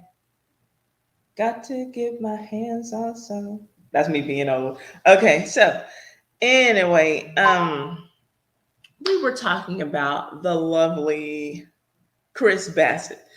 And I was saying that he was bringing up the question, um, where did y'all get the idea from that I'm just some broke, busted, joke? And so I have to say, and one of the ladies already said it, I put her comment on the screen. We got that idea from your wife. So I went back to Mm. actually with Miss Alethea. Um, I went back to Lily. look at season 3, and that was Candace's first season. And when she made her introduction onto the show, she let us know that she came from a an affluent country club situation, and she grew up like the Huxtables. And my husband, well, he didn't. My no suspend, because remember that's what she was calling Chris her first season. Her soon to be husband, suspend. Like he's her husbander. She likes putting words together like that, which is Mm-hmm. annoying. But anyway, her suspend did not have the same pedigree that she did, and she was letting everyone know that I came from an affluent country club situation, and my husband, well, he didn't. And along with that, she said, my mother would have liked for me to marry a black doctor, but I married Chris. I'm marrying Chris. He has um, 3 children with 2 different mothers. And it's not the ideal situation that I would have seen for myself, but this is what it is. So you tell me, if you hear a woman saying that, are you thinking that he is what these dusties on the internet these days are calling a high value man? Does that sound like a high value man to you? If you hear those things, or does it sound like a Walmart great value man? I don't know. I enjoy a good great value. Hey, Can't I'm can't not. That's no diss a great value. That's no diss a great value. But You're we not gonna right. act I like see great what you're value saying. is Neiman Marcus. Oh, period. Yeah. I mean, I would have to agree. I didn't. I completely forgot about that. To be honest. I didn't. I didn't. And so when I hear him talking about all this energy that he has for her mother, and Candace talking about being embarrassed now to go around her in laws because of how her mother talks about him and everything, I'm like, if you can go around your in laws after how you act with him on this show, everything should be okay. Because you're the one who brought it to us that he's broken Dusty, and you're the one who sits on camera constantly cussing him out and belittling him. So if they're okay with you, they should be okay with Mama Dot. That's the way I see it. Well, Hi, Gigi. money, power, respect. Get life. What you need in life, you see the light. It's the key to life. And he see the light. That's why he's trying to get in Chris in Michael Darby's good graces, because he sees the light. Ugh. It's the key to life. Michael Darby, the creepiest, nastiest motherfucker on this cast, has Oh, respect from this cast. and then that scene where they were in Williamsburg and they were at the table, Echo from Mr. Chalaki. and Let me see. Hold up, hold up. Let me put my headphones on. Alethea is saying we're getting the echo. I don't have it, but let me see if I put my oh yeah, I headphones hear on it. I'm from sorry. this. Hold on, let me see. Usually when I wear my headphones, if it's just 2 people, that cancels it. So let's see. Oh, actually, let me take off my glasses.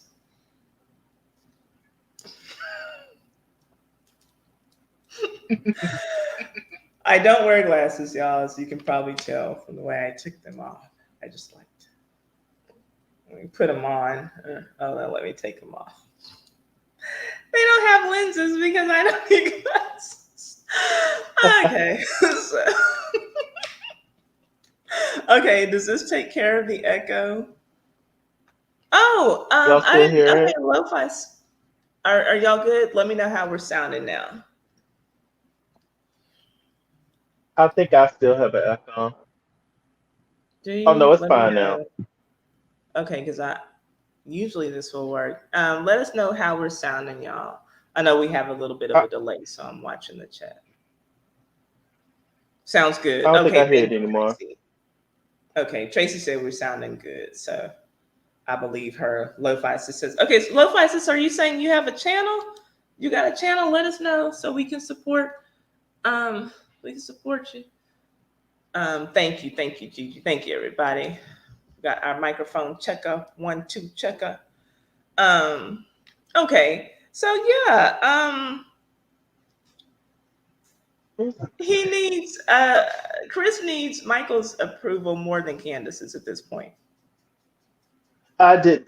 It's the energy for me. I don't like it. I don't like how he's like kissing up. I don't know if he wants Candace to stay on the show because then her staying on the show. You know, he's married to her. It's your money is my money. I don't know if it's that or it's like when they had the whole situation when they were at the table scene and they got into it at the restaurant. And then even though clearly Ashley was being messy and trying to start some shit, when they got back home, he gonna say to Candace, "Oh, well, to be honest with you, Ashley's really not that bad." How you gonna say Yeah, that shit to me? yeah, I It's know. oh, So when Chris divorces Candace and comes for her money, because he will, he'll be able to openly be friends with the Darbys because that is the approval he really wants from everyone on this cast. The white man and the half white woman. Those are the people who he wants the approval of. Look for yourself mhm, and see, I'm not making this up. When he divorces Candace and takes all of her money because that's where this is headed, can do Isaac. That's where this is headed. mm, He's got everything documented to show that he has been verbally abused. You can look on the TV and see. He's got everything to show that he has been emotionally abused by his wife and by his mother in law, who constantly emasculate him.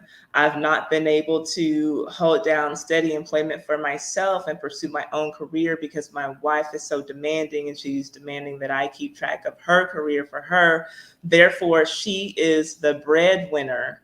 So I haven't been able to sustain gainful employment this whole time. So now I'm going to need some spousal support to get on my feet, mm. Your Honor.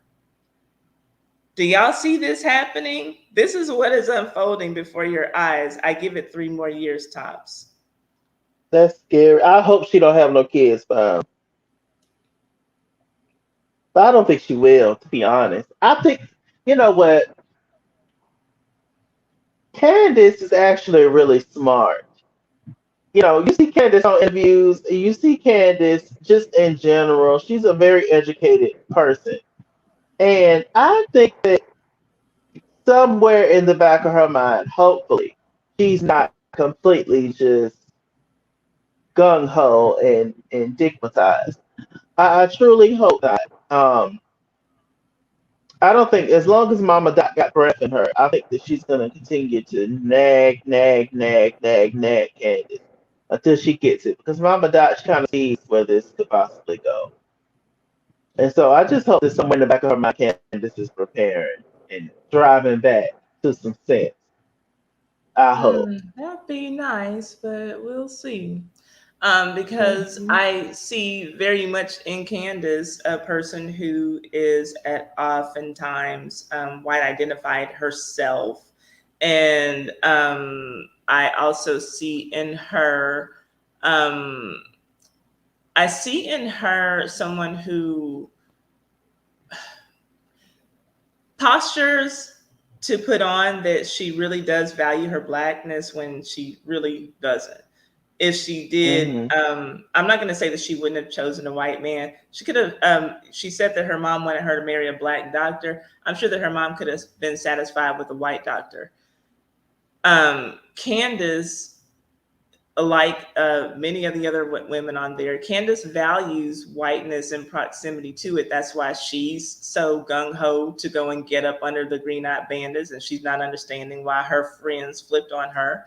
And that's why she could see value in Chris, who's literally bringing nothing to the table to this woman who grew up in a very affluent life. His whiteness was enough. Candace might not be seeing it. I'm just letting you know. Mm. Ooh, talk about tears. Talk about sticky notes. Candace gonna go crazy. Lord. Michael's going. I'm not. I'm sorry, not Michael. Chris is going to be going crazy. If he can still get him a spot on the show, he'll be the one running around with sticky notes because he's going to need therapy from all of the anguish that his wife and his mother-in-law have put them through, and all the public humiliation. So he might need some money from Candace and her mama when it's time for him to pack his Ooh. things and go. I can see Candace doing like you know how like Monique now she has a YouTube channel that nobody watches and she did the whole uh the Abida Chronicles and all that kind of stuff. I could see Candace doing some shit like that once she gets over the hurt. I could definitely see her like just spilling all the tea when it comes to this. And I watch, to be honest. But I mean it's not like it's gonna matter. Hmm. Mm-hmm. Yeah. Have you been watching Just Monique's my show? thoughts. I haven't. I watched a little bit when Karen was on there, and I didn't like it because of the way that she kept referencing the other girls and being shady. Oh, Karen, you're the only one who lives in Potomac, my only, whatever. And I know that she's still cool with Karen and Ashley or whatever, but I know she walked away from the show. We know that if any one of the wives didn't need the check, it's Monique. Chris definitely is one of the exceptions to the rule when it comes from a man who made his money in the NFL. He made obviously very wise investments, and Monique is very well taken care of. Even though she was fine with walking away from the show, she's not fine with not having people, all those eyes on her. Fame is a drug. Hmm. And I think that she wants back on the show because she keeps referencing the other women. And so for me, it was just uncomfortable to watch. I didn't like how she went out. I told you, I feel like she and Candace were suckers for Giselle's same old lame ass bag of tricks. And so I was really disappointed in both her and them. But just for the little part that I heard her talking to Karen and kind of shading the girls on the show, it's like, girl, do you still want to be there? That's what it seems like. I look at, I mean, we can look at all these examples. How did Phaedra, with all the things that she had going on after she had shaded Kenya for not having a man, and then we see your man is a freaking criminal who brags about spending $8,000 at the strip club every day. How do you keep coming back season after season for more of this? Because fame is a drug. If my life were looking like that, I Hmm. wouldn't want anybody to see it. But fame is a drug, and so I don't think that Monique is any different. I don't think that she's able to get out of feeling like that after having that much after having had that much popularity. She probably thought that her channel would have exploded a lot, and I feel like it would have if she would have gone straight from that reunion right into the Binder Chronicles on her channel.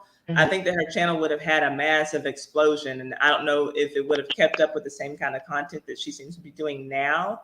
But I wish that Yeah, she would have used that moment to capitalize off of all the excitement of coming off of that reunion. Like for me, if I'm her, as soon as part 4 aired with that reunion, I'm on doing a live about everything that was in that binder. If I really wanted to grow my channel. thank But you. mm, She waited too late and I'm gonna do a whole production and it's like, girl, it's not that serious. Give us the damn tea. right, and actually, Ebony, I order her essential oils, and I use some of them in the hair growth oil that I make. It's a good product. All It's really right. pretty packaging. Really pretty packaging. I'll have to show you one day, but yeah, it's good stuff. What is the I get the rosemary and the I don't know how it's pronounced. Ylang. It's YLANG. I get both of those Mm-hmm. Lang just to put Lang. a Oh, few I think it's drops. Lang Lang. Okay, just to put a few drops into the hair oil that I make, but her oils are good. Yeah, and I agree. The price point is good. It's only I'd say like maybe a couple of dollars more than I would normally pay, but to support a black business, whatever. I don't mind, and it is a good product. It is. It's a good product. Oh, thank you, Alethea, promoting my second channel, which I'll have some more content on that channel this week. Somebody's pastor is always getting arrested.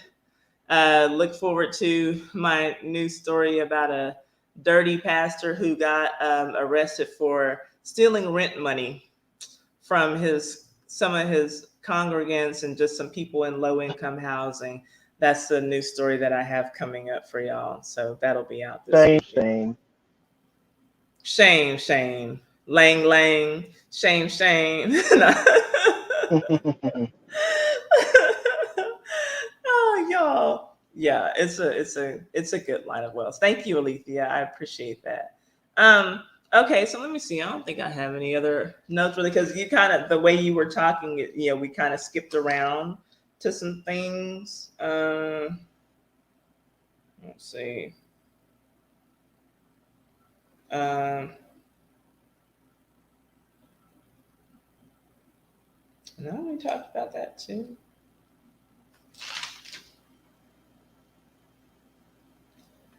No, we talked about everything that I have notes on. And just side note, Chris looked a mess. Chris looked terrible. He looked terrible. Um, Chris is a in that drunk. t-shirt, yeah, he wasn't looking great. And Too thank you. stressed That is out. Mr. Chalaki. Mr. Chalaki is who is here with us. If you have not already subscribed to his channel, Alethea has put the link in the chat. And Alethea has two channels herself on her Alethea B channel. If you are interested in foreign exchange trading that she and I do to, get a little something going on the side, and you want to learn about that, you can watch our live trading sessions that we do every Wednesday at 11 o'clock Eastern Standard Time, 10 o'clock Central Standard Time, AM.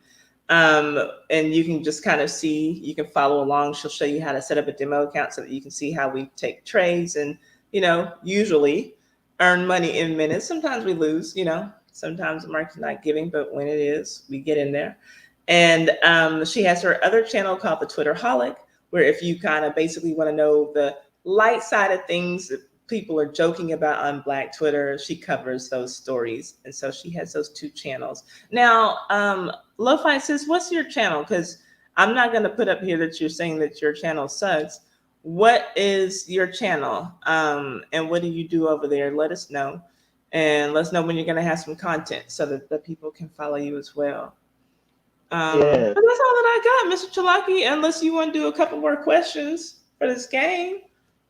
They Or this unless you have we something else have to the add to the reunion.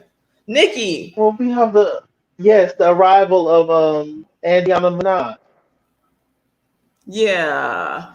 So I'm going to say this. I already told you I was not excited about her coming to this reunion. She looked pretty. And she did look very pretty. She looked prettier on the reunion because I saw some pictures earlier and something about her makeup was just making her look really drowned out. I don't know what it was, but anyway, when I saw her, she looked beautiful. That's one of the best looks I've ever seen on her, honestly. I have no interest in anything that Nicki Minaj has to say. Now, even where Michael Darby is concerned, I have no interest in anything that Nicki Minaj has to say about anybody's husband. Michael Darby is a lot of things.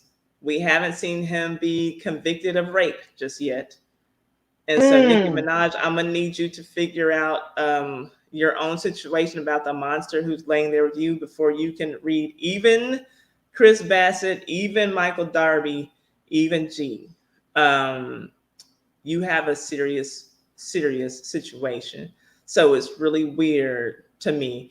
And this would be one of those moments that I would like to see Candace go full on Candace, because at the moment that this was happening in real time, we were also seeing that Nikki was being accused of silencing one of her husband's rape victims.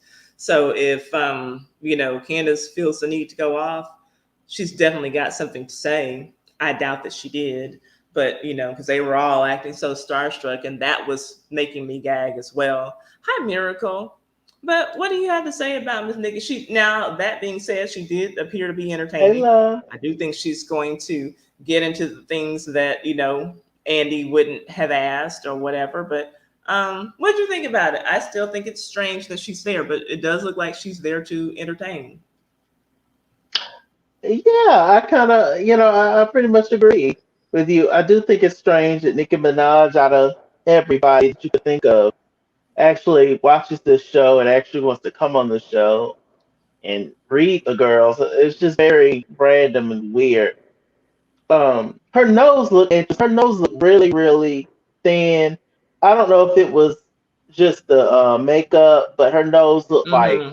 really thin and like These long. girls I don't be know. contouring to almost make their notes disappear. And thank you for subscribing, Miracle Morris. I appreciate that. Thank you. Thank you for Oh, being yeah, here and she's hanging out awesome. with us on Thanksgiving. I appreciate you.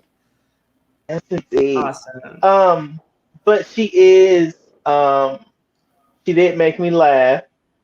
Seeing the clips from next week, when she asked, "Do she actually think that Michael is attracted to Juan?" And she was like, "Sexually," and she was like, "Well, is there any other way?" So she is gonna be funny what she gives. Her Hmm. trying to make Candace sing live. That's gonna be the tea. I heard that she really gave it to Mia. So I I heard she heard that really she. gave it to Giselle. Mm, I don't know. we I mean, gonna we'll see. see. We'll see. But I I mean, can't she wait. does But look like it looks like she's gonna be very entertaining. I still feel very creepy. It's still very cringeworthy listening to her. If I was her, I'd be hands yeah. off of anybody's husband. No, just I mean, straight up. really. But Cause Michael been caught up in a lot of things, but we ain't heard that he ever took it from anybody. right, he's grabbed it, but he Heard hasn't taken he's grabbed it, touch it, bring it, pay it, watch it. it. Turn it, leave it, Let's stop stop for Michael it. come after us. Listen, hey, maybe he'll pay us to change our minds, and then we'll be moving on up. Shoot. Okay. Shit. All of a sudden, Robin and Juan got the money to finish their house, and they done moved in. Giselle got money Right. to do construction on her house, and all these opinions have changed and done a 180. Ain't that something? It's so I weird don't believe in coincidences. because she was still very much so in construction with the house. Now Robin's house done and they done moved in. What? They moved in. Mm. Yeah. He has to have stake in the show too, because the shit that he's done and the fact that he's still filming and his wife is still filming, it's amazing. He has to have Yeah. money in the show because it just doesn't make any sense. Whole lot of money. Whole lot of money. Hmm. uh, Love My Sis says, okay, she started a weight loss channel, then she fell in love with lo-fi and thought she would change it. And then she went back to weight loss and the healthy eating channel. And this is my channel, Lo-Fi Sis. Hence the reason. Okay, so we're either gonna get some lo-fi music or some weight loss and healthy eating tips over there. I gotta see, but okay. Well, whatever you do, just don't stop. And sometimes it takes a while to figure out just what it is you want to do. I know I was That's right. throwing everything out there before I found what people would respond to, and so that's where I had to go. Chalaki, this reality TV talk is his lane. This is not my lane. This is not what I do. I do old school gossip on here. That's what people responded to from me, and so that's what I'm always working on. But this is just fun. This is just a time to kick it with my friend Mr. Chalaki because I've been watching him since forever. And a time to kick it with people who subscribe to my channel.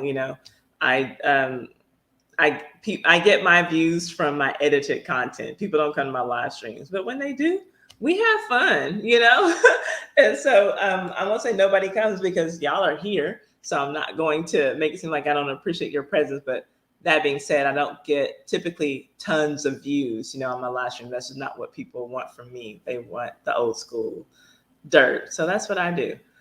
So yeah, but you'll find it. And for me, I made a video, my most watched video to this day. I'm waiting for another video to overtake it because it has fucked up audio. It sounds terrible. It has over 700,000 views, and the audio is all the way fucked up because I didn't know what I was doing. I didn't know about recording. I was still, for the most part, live streaming. But I was like, I know this story because I read this book. I think that people might find this interesting. So I did the story and I put it out March, right after the pandemic started. And then, you know, um, my thing was I didn't mind putting out bad quality because nobody was really watching my videos. And so, it got a couple of hundred views, like my videos were getting. And then all of a sudden, on Memorial Day, 2 months after my video had been out, I started getting all these notifications about comments on the video. And then I looked and I'm like, oh, wow, it has, over 1,000 views. And that was a huge thing for me at that time. Um, I'm looking at like every 30 minutes, another 500 views. And then by the end of that weekend, I had 300,000 views. And that had never happened to me in all the time that I had been there. And my channel had about 3,000 subscribers then. And I remember it doubled to a little over 6,000 subscribers. And I never obviously had that kind of bump in subscribership, in 2 days. And so I said, okay, well, now I know what I need to be doing. So I mean, I had been doing all kinds of stuff. I had been doing TV show reviews. I was doing reality shows, and then I was doing scripted drama show reviews. I was doing my hair growth tips because I make a hair growth oil. I was trying everything. And so it took a while for me to see what people would respond to. So that's what I started doing. The story that got Yep. all the views, it was my story about Bobby Womack and Sam Cooke. So the bones of that story, and this is what I knew, and so I had to go back and do the research because I read. If y'all want to get a scandalous read Bobby Womack's autobiography.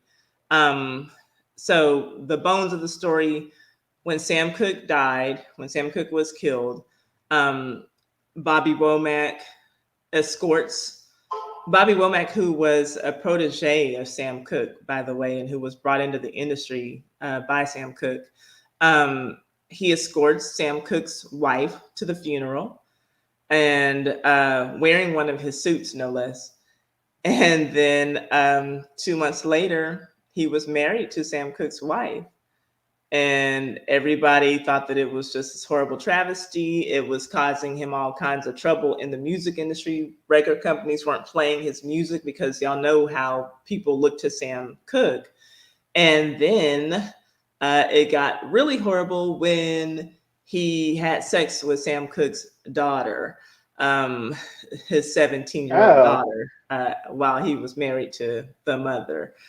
She heard something and she opens the door to see him on top of her daughter. She shoots him and grazes his afro, and he leaves.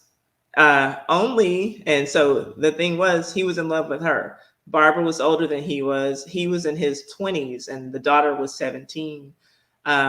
He wanted the daughter. Well, the daughter ends up marrying his brother.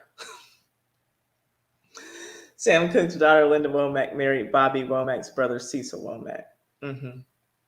Yeah, yeah. So that is the story that put me on the map, if you will. And so that's what I Everybody might as well just do. jump in the bed together, child. Right, just a pool of germs and chromosomes and nastiness. And a little talent too mixed in there. But yeah. Hmm. Yeah, so that was the story. So it's still, I'm not going to take it down, even though it sounds terrible. It's just, I say it's a testament as to how far I've come because I did finally invest in the equipment that I needed to, make the sound right. And I've been working on my editing skills ever since, upgraded software and all that stuff so that I can tell the story the way that I want to tell it. And it takes a lot of time. It takes a lot of research. And I don't think that people realize, because at the end of the day, I'm putting out a product to y'all that's about you know, 8 to 20 minutes. And when I tell you that a week of work, a week of vigorous work has gone into putting that project together, because it's like putting out a mini movie every week that I have to do a lot of research for. But so I'm saying all that to say, Lo-Fi says, take your time and you'll find your lane. Just be you, and just keep pushing. And it's hard. It's hard getting started. Um, every day we're fighting for views. Mr. Chalaki will tell you.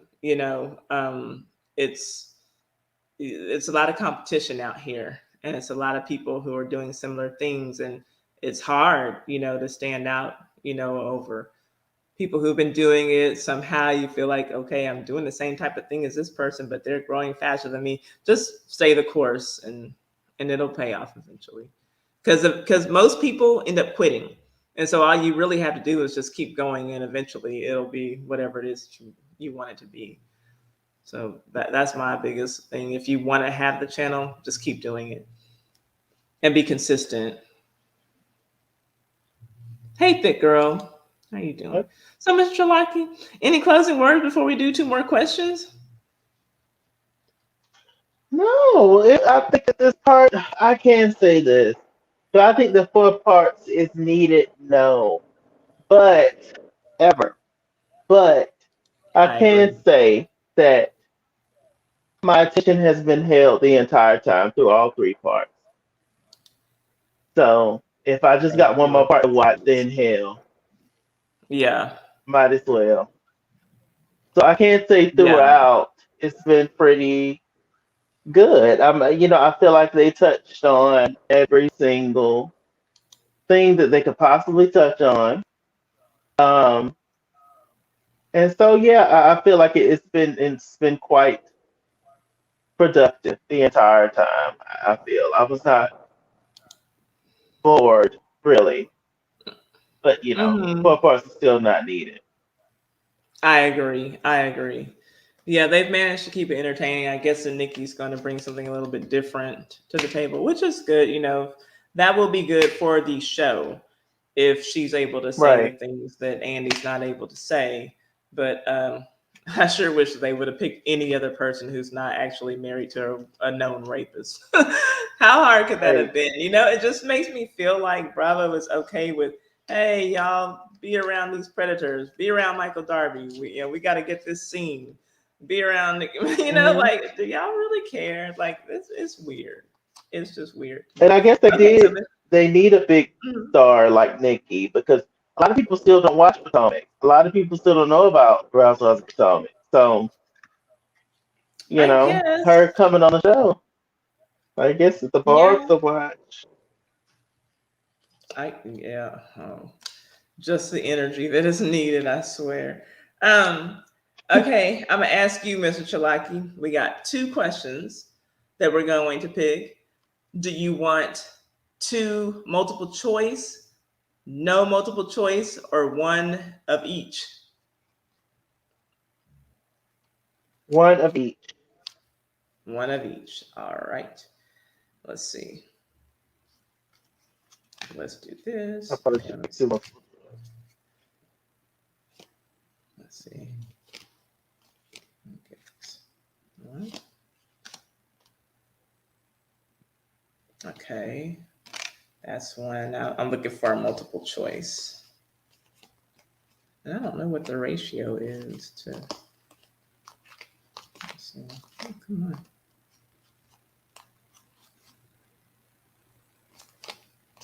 I'm looking for a multiple choice. My goodness. Maybe most of them are not. No, you're fine. But I know that there's one in here. Let's see.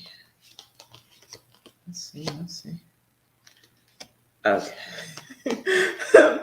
This one might be too easy, but okay. So I got I got the questions, and I actually know the answers to both of these. This is odd. So Tell me, do you want me to start with the multiple choice or do you want me to start with the you got to come up with the answer on your own question? Multiple choice. Multiple choice. All right, are y'all ready? Get yourselves ready. And I'm going to say we're going to make it a little bit more difficult this time. You can't just put the letter, you have to put the answer, the words that are in the answer. Okay? Not Ooh. just A, B, C, or D. You have to say the whole thing. Question. Are you ready for five big ones? Because they're all big ones to me. What did BBD say to never trust? A big gut and a smile. B, a man. C, a woman. D, a big butt and a smile.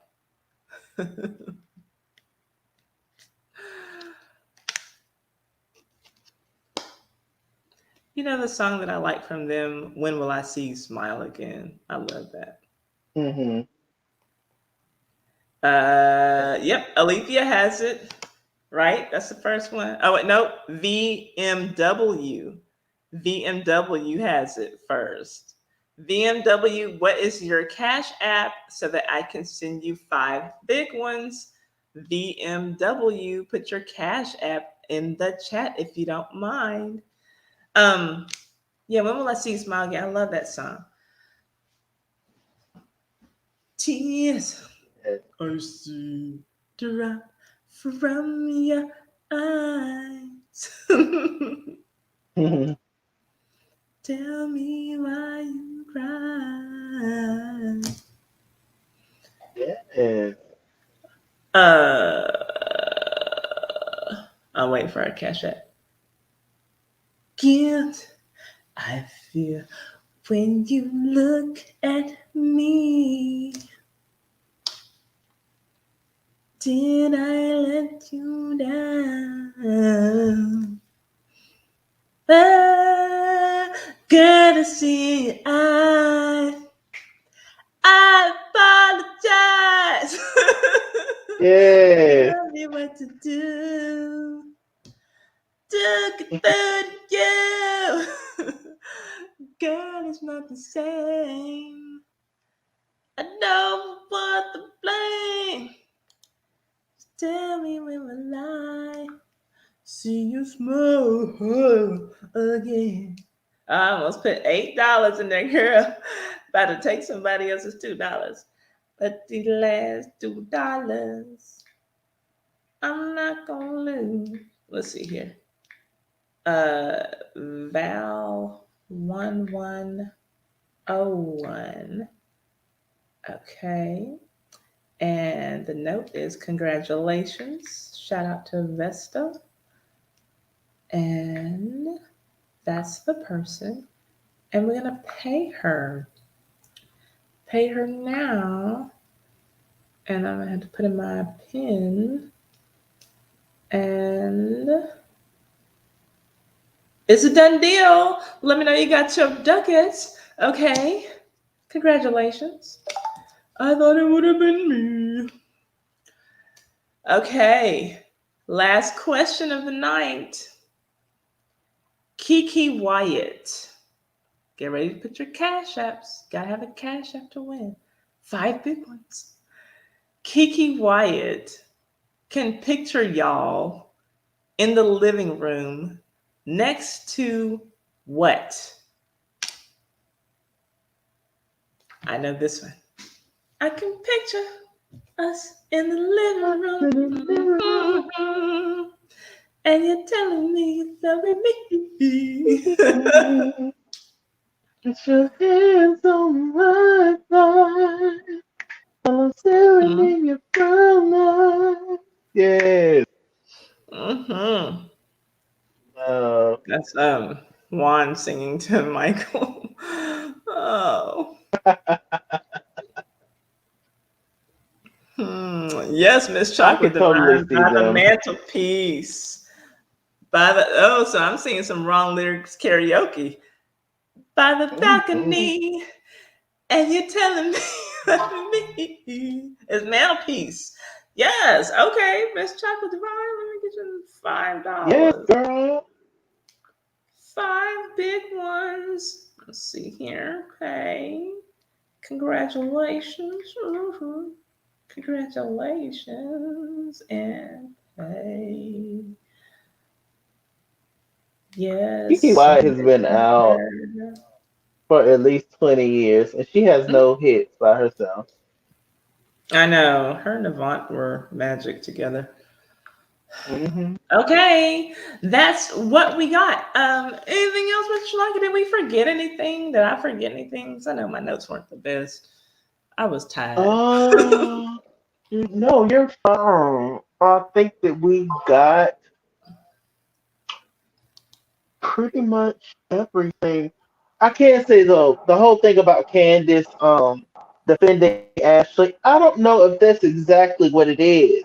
You know how like they will play a clip and it seems like it could be one way when it's Yes, totally I something thought different. about that too. They be editing these trailers to be way more exciting than the show is. And I think that with Candace saying that, she was just saying, well, because I don't think she was on Ashley's side.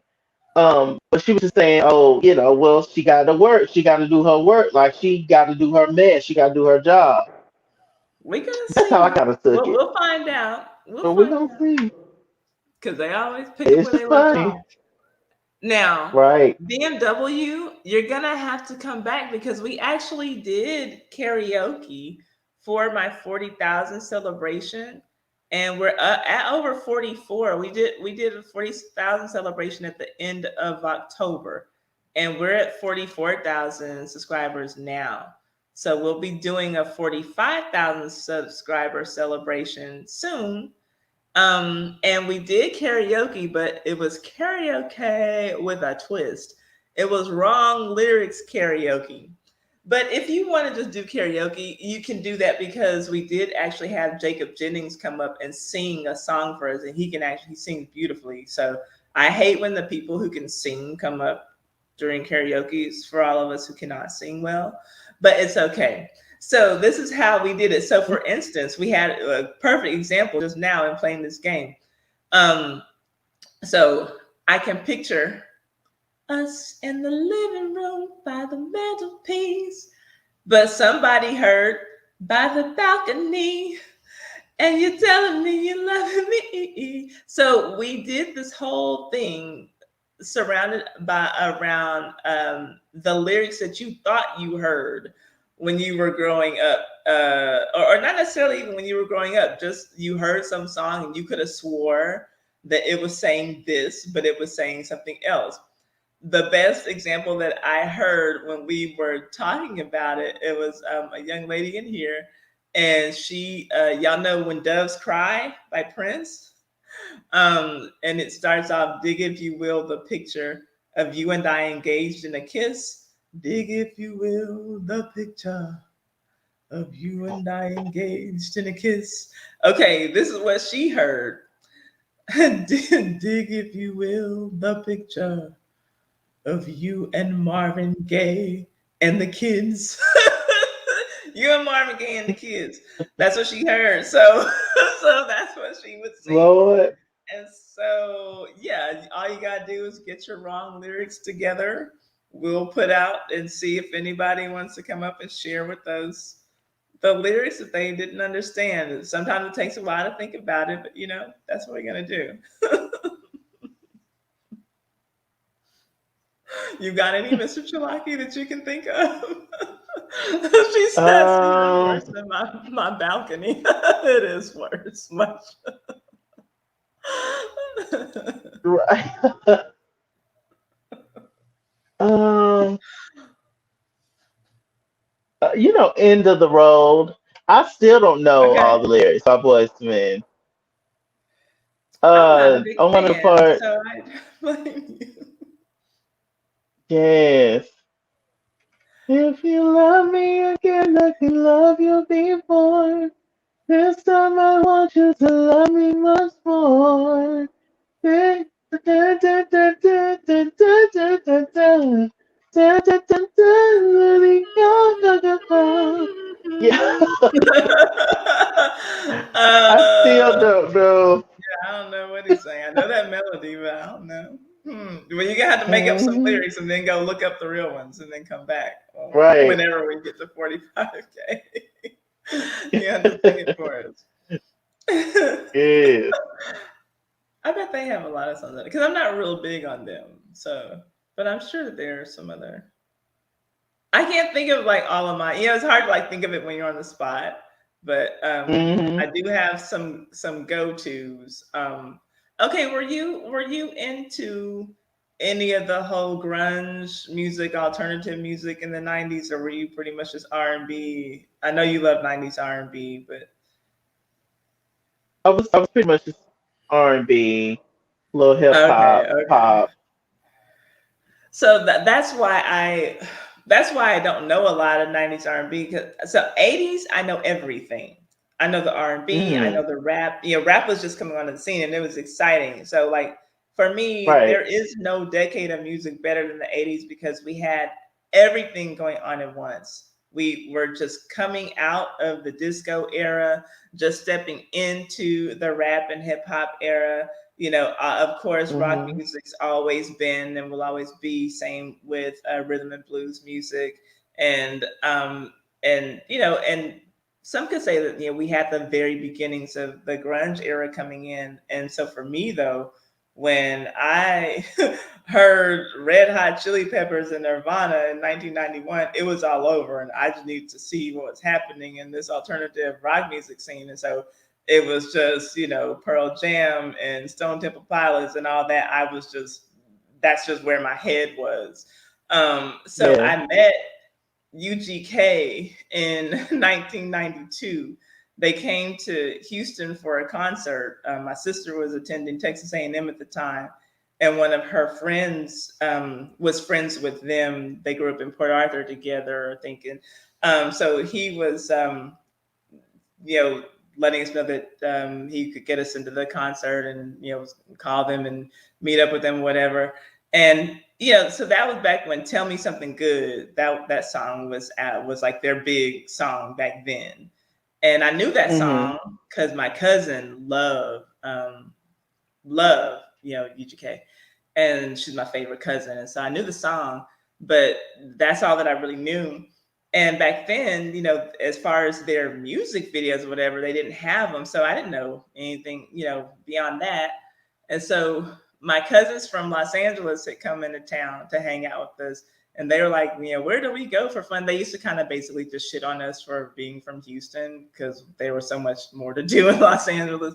And so my sisters were like, well, hey, we can go hang out. There was this place, if you're from the Houston area and you're as old as I am, I'm 45, if you're my age or older, my sisters are older, then you might remember 2 Pesos, like off of 610 near Astro World. Rest in peace to all those Hmm. freaking Astro World victims. But yeah, so that area, that's where we went. We went to that 2 Pesos, and these guys had their UGK backstage passes, and they were all, excited about the concert. Y'all going to concert? I was like, hell no, I don't want to go to a UGK concert. Why would I want to do that? And so I started imitating their music. I was like, oh shoot, where's my Jimmy? And then a little street tramp put me on a bus of tears and a pioneer. I was doing all that. And so, just clowning.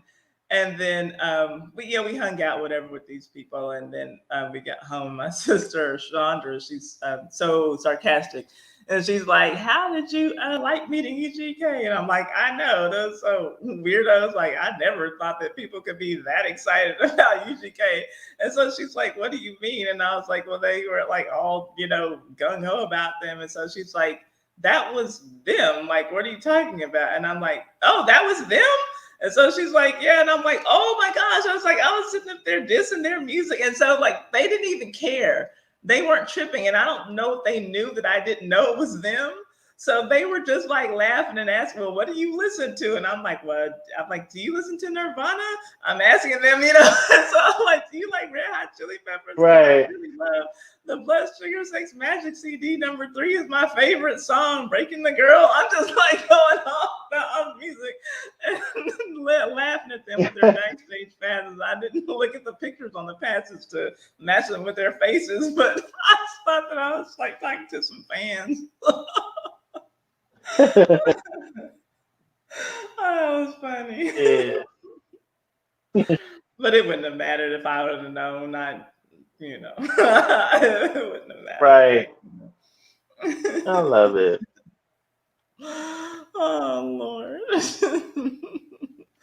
So yeah, that was one of my. Okay, look, I loved MC Hammer too. She says she collect dolls, and he's one of them. You have an MC Hammer doll. Oh, that's cool. You need to put that on your channel. I want to see. Does he have what color are his hammer pants? His parachute pants. Probably gold. That's what comes to my mind, like the gold lame, like the shiny gold. You know what I mean? Like, oh Lord. Um, let's see. Anything? Let's see. Anybody? Anybody got? Okay, so y'all be ready. Y'all get y'all's. So this wrong lyrics karaoke. This was Alethea's idea, and we had a few people come up and give us wrong lyrics karaoke. So when you do it, you got to have your background music playing, and just be ready to give me. I'm gonna ask y'all to email me your song. Tell me the lyrics you got right. The lyrics, because I don't necessarily know. So tell me the right lyric and then the wrong lyric. Well, this is what it really says. This is what I thought it said. And then just come and sing it to us. And we're just going to have fun. I'll drop the link so people can come up and sing their songs. And we're just going to kick it. We're going to play some more games. We'll probably play this game again because I bought this for that night. And like I said, it hadn't come in. So this is my first time getting to play this on a live stream with y'all. So we'll do the same thing, $5 a card. Or you know what? We might, no. We'll do the elimination round for $40 like we did the last time, but we'll do it for $45 this time since we're getting to 40K. So we'll do first 10 correct responses are still in the game. And then from those 10 people, we need the next 9 until we narrow it down to one person. So it'll be 10 questions. And then whoever wins the $45 jackpot. So we'll do this game and then the other game that we did, the incoherent. We'll do it with both games, and that'll be fun. So that'll be almost $100 giveaway. And then we'll have some other stuff because people always donate stuff for me to give away. But that's the shit that I got to mail out. That's why I want everybody to go on and just get a Cash App, because it's like I love mailing out things because I like people getting packages in the mail from me. But that shit is so time consuming right now. And it's just with all the things I have going on. I still want to get something away, but I know you'll get your cash when we're on the live stream, and so you don't have to wait for anything. I don't want to keep y'all waiting. But that's it. So, yeah. She says she has Y'all, a it's Michael been Jackson doll from 1987 unopened. So proud of her. Oh, oh, that's okay. very Good cool. collecting, girl. Okay. Shoot, that might be an interesting channel to do, like a separate channel with your doll collection. That might be interesting to see. Hmm. You know. Um. Okay. So, Mr. Chalaki, you got some words for the people to take us out of here. Oh, same as always. I love y'all. I appreciate y'all. I hope that y'all had a good Thanksgiving. And look forward to more things on my channel. I have a couple of reviews that I need to do. I do have my Real Housewives of Potomac reunion part 3 review up. I did that a few Hold hours ago. up. We are both fans of this man. That's I am Raphael. He's here.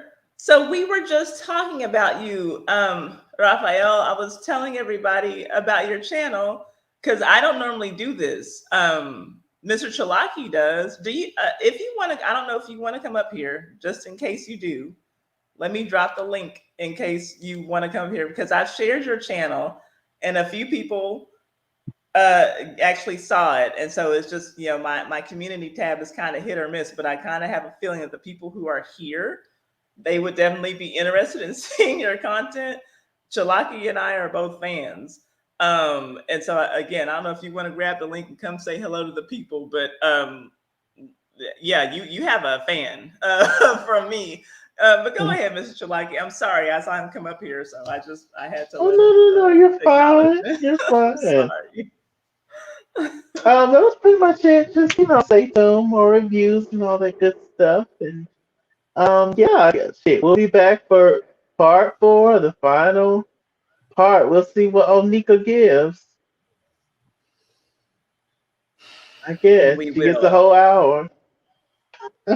So we'll be back here to do that, and then we'll be on Mr. Chalaki's channel for Real Housewives of Atlanta when those girls are ready to come back. And I, you know what? I have a feeling that it's going to be a bit of a snooze fest like it was for us last time.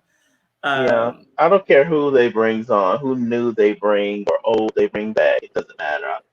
I don't know what they need to do with Atlanta, but I almost feel like ugh. scrap the whole thing. At this point, there's nothing wrong with saying that something ran its course, and it Hmm. was a good run, girls. Like there's nothing wrong with that.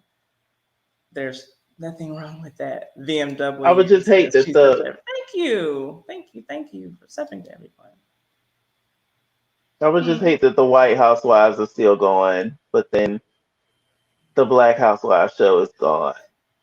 But I guess Now it's the I don't watch Potomac, any right? of them. I only watch Potomac in Atlanta, so I don't know what's going on with the other women.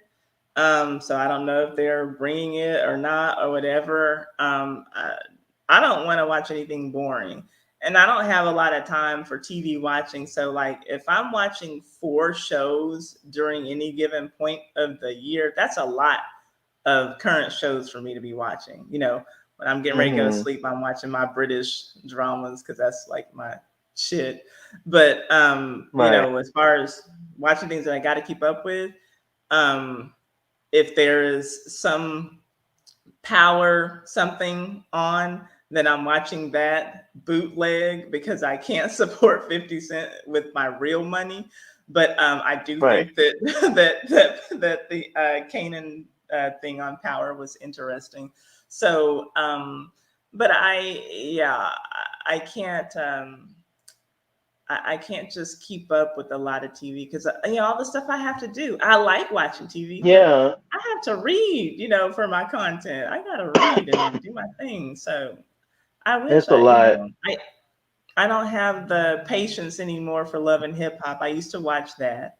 Um, Before I ever started watching YouTube, my guilty pleasure was the Bad Girls Club. And that's how I Mm, started watching YouTube because I was always looking to see like, well, what really happened on the fight? Like, did somebody slow it down? Is that what do they do on YouTube? Like, I didn't, And so that's how I found Ashley Miller because she used to review the Bad Girls Club, and she would like right. sometimes use for her thumbnails a scene from the episode. So I'd be thinking, oh, well, maybe that's maybe I can go here and watch it because I just didn't know what YouTube was really, and so that's how I Hmm. started watching YouTube videos. Ashley Miller reviewing Bad Girls Club. That was my thing. And now, I'm just Yeah, I don't have the time and the patience for it. I feel you. Well, y'all, I'm gonna head out of here. I gotta go to work in the morning. Uh, Go, y'all. I know, right? Oh, Lord. I didn't even get a break today. I still went to work. Had to work today. We got off a little bit earlier, but not too much. Oh, yes. Like when, Friday. so when do you get some relief after the new year? The only time at my job we're off, I work at Amazon. The only Mhm. time that we're off guaranteed is Christmas Day and New Year's Day. Other than that, we're working. We work all the way up to Christmas Eve. We just make it off a little earlier. Um, Mm-mm. and then, See, you off your regular day. Yes, it's something else. Trip. y'all help your content creators go full time on YouTube because Chalaki, you should really be Yeah. doing this full time. You With really should. love, It's still a too. lot of work, but Uh, yeah, Miss Chocolate yes. Divine is saying she'll see you later. Lo-Fi says that you should be in sales because of your personality. Yeah, like just Oh, that's why I think he needs to be a full-time YouTuber. Like, we all just need the exposure, right? Well, not I'm not gonna say all, but you know that there are people out here who are like really talented who just like haven't seen that great deal of success, and it's just needing exposure for a lot of people. Some people actually do suck, right? And like you just know like they're never gonna make it. Like, what made you even think? Why'd you get in front of a camera? Look, he's here. Okay, do you want to say on talk to Raphael because he's here? Do you have time, sure. Chalaki? Raphael. Okay, I Hello. think. Hello. Do you have your YouTube on in the back? Because I heard a little bit of an echo at first, and so Hold we're on. on Streamyard. We get the little delay. Hold on. Let me put mute on this because I have to do it through my phone because my laptop won't let me do it. So I'm just like, okay, let me try to do it through my phone. I just got home, so I'm exhausted. So I'm just like, okay, let me just Oh, for my YouTube randomly just shows random stuff. So I was like, oh, that's T. I was like, let me click and say hi really quickly. well, thank you. I appreciate. Okay, so y'all, so for the people who don't know, I did share a few weeks ago this man's channel. I am Raphael. He reviews Real Housewives of Potomac. He reviews all. Okay, look, they in love with your teeth. They are. He reviews Real Housewives of Potomac, and he is hilarious. I'm like, where's this man been the whole time I've been watching YouTube? Because he's so animated and he does all these little skits and stuff within the reviews. So if y'all are like, happy just watching me and Mr. Chalaki just talk about it, y'all will love his channel. I don't know if I have a moderator in here who can put the link, and if I don't, I'll do it Oh, myself a little bit y'all later. are so sweet. Y'all are so sweet. You're gonna make me cry. Hold on. Come on now, Candace. You gotta So hold it. I Let me give him this tissue. Hold on. Getting emotional. I was telling Mr. Chalaki about you, and he was like, "Oh yeah, I watch him. I love his channel." And so he and I, Mr. Aw, Chalaki, we I have been really, really doing. appreciate it. I appreciate it. You Oh, I of appreciate the course. are support from good. both of you. You are No good. problem. And then, Me and Mr. Chalaki, we've been just kind of doing Potomac. We did Potomac together last season. But oh, thank you, right. Alethea put his channel in the link put the link to his channel in the chat. So y'all, I'm trying to tell Thank you, you. you're missing out if you don't go on and go over there. Especially if I know you already like this kind of content. So, Raphael, what I do is old school scandals. So I don't even deal Okay. with this, but I like to do it with Mr. Chalaki because we both, watch the show. And so it's kind of like I just get to Mm-hmm. have a conversation with my friend when he comes on here. But Right. Okay. yeah, so what do you tell us what else are you reviewing? Because I saw I don't know if you still do RuPaul's drag, So when I whatever. first What started, do you do when there? I feel like I'm on an Oprah interview. So when I first I'm started, sorry. when I first It's started YouTube informal. like months ago, but back back in June or May or whatever, I started off with Drag Race, but then I don't know, it just kind of just it got boring to me because it got repetitive and I was there wasn't much I can say to it. So I'm just like, okay, I'm just gonna try to review the Housewives, and then Beverly Hills was coming on, the season premiere. So I was like, let me start off with that, and then we just now, I review all of the Housewives mostly, except New York. New York, I'm not reviewing that. Like, like New York is Okay, just Right. it's I've boring never to me seen it. personally, but yeah. So that's Okay. how Hmm. I went about things and everything. But somebody had just commented on my very first video recently of the Beverly Hills. It was so cringy to Mm-hmm. watch. Like it was so cringy. I mean, both of you know do videos, right? And I'm pretty sure you look back at Mm-hmm. your old content maybe, and you're like, "Oh, I shouldn't have done that," or "Oh, that Oh was a little bit too much," like. Yeah.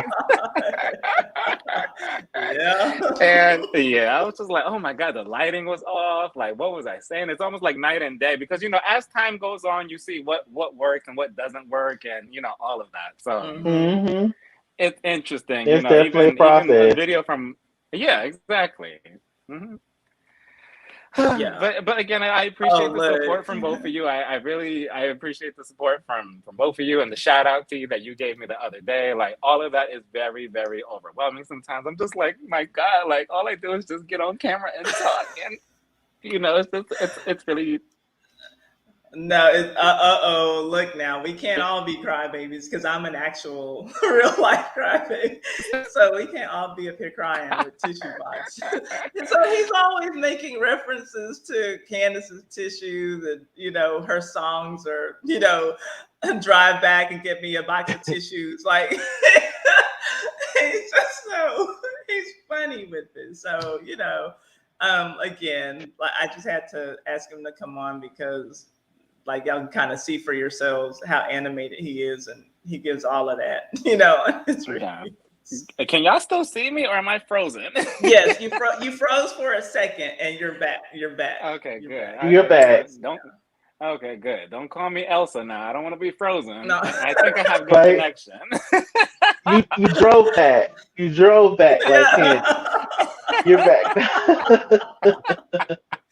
Oh Lord, y'all are too funny. Okay, good. But Okay, good. no, Because I I'm just like watching you on a screen. Okay, let me turn this down. Okay. okay, no, got you. I'm just glad that you grabbed the link so they could see. I do see a couple of ladies in here saying, and so my thing, and it's Ty said what Ty said. I know it looks like T, but my hope was because my name is Taiwan, and so Okay. my hope was that people would be like, well, think that people say, I said what I said, and just see a T in front of it. Oh, Ty said what Ty said, but everybody says T, so I'm like, And okay, and I'm gonna have and, to work and on at that. first I thought it was Ti. I get that I too. at first I'm like, wait, Ti, and then it took me a minute. I'm like, oh wait, it says T said what T said. Wait, hold on, let me read it again.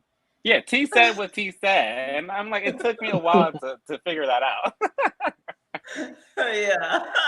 No, it's all good. That's why I added the tag vintage celebrity scandals, just so people know like what I'm doing. It doesn't matter if they say my name incorrectly, just know that when you come Right. here, you're getting vintage tea. So that's what I was doing. And I was just talking about how to this day, my most viewed video, 700,000 something views with trash audio. Trash, trash, Oh my trash. Like it God. sounds like crap, but people love that story. And so I'm like, okay, that's when I decided, okay, this is what I need to be doing because I'm not the girl that people come to for this kind of content, but they watch my edited videos about basically I have to do a documentary every week, Yeah, to get people to come. what made you get into like vintage scandals? What made you get into that specifically?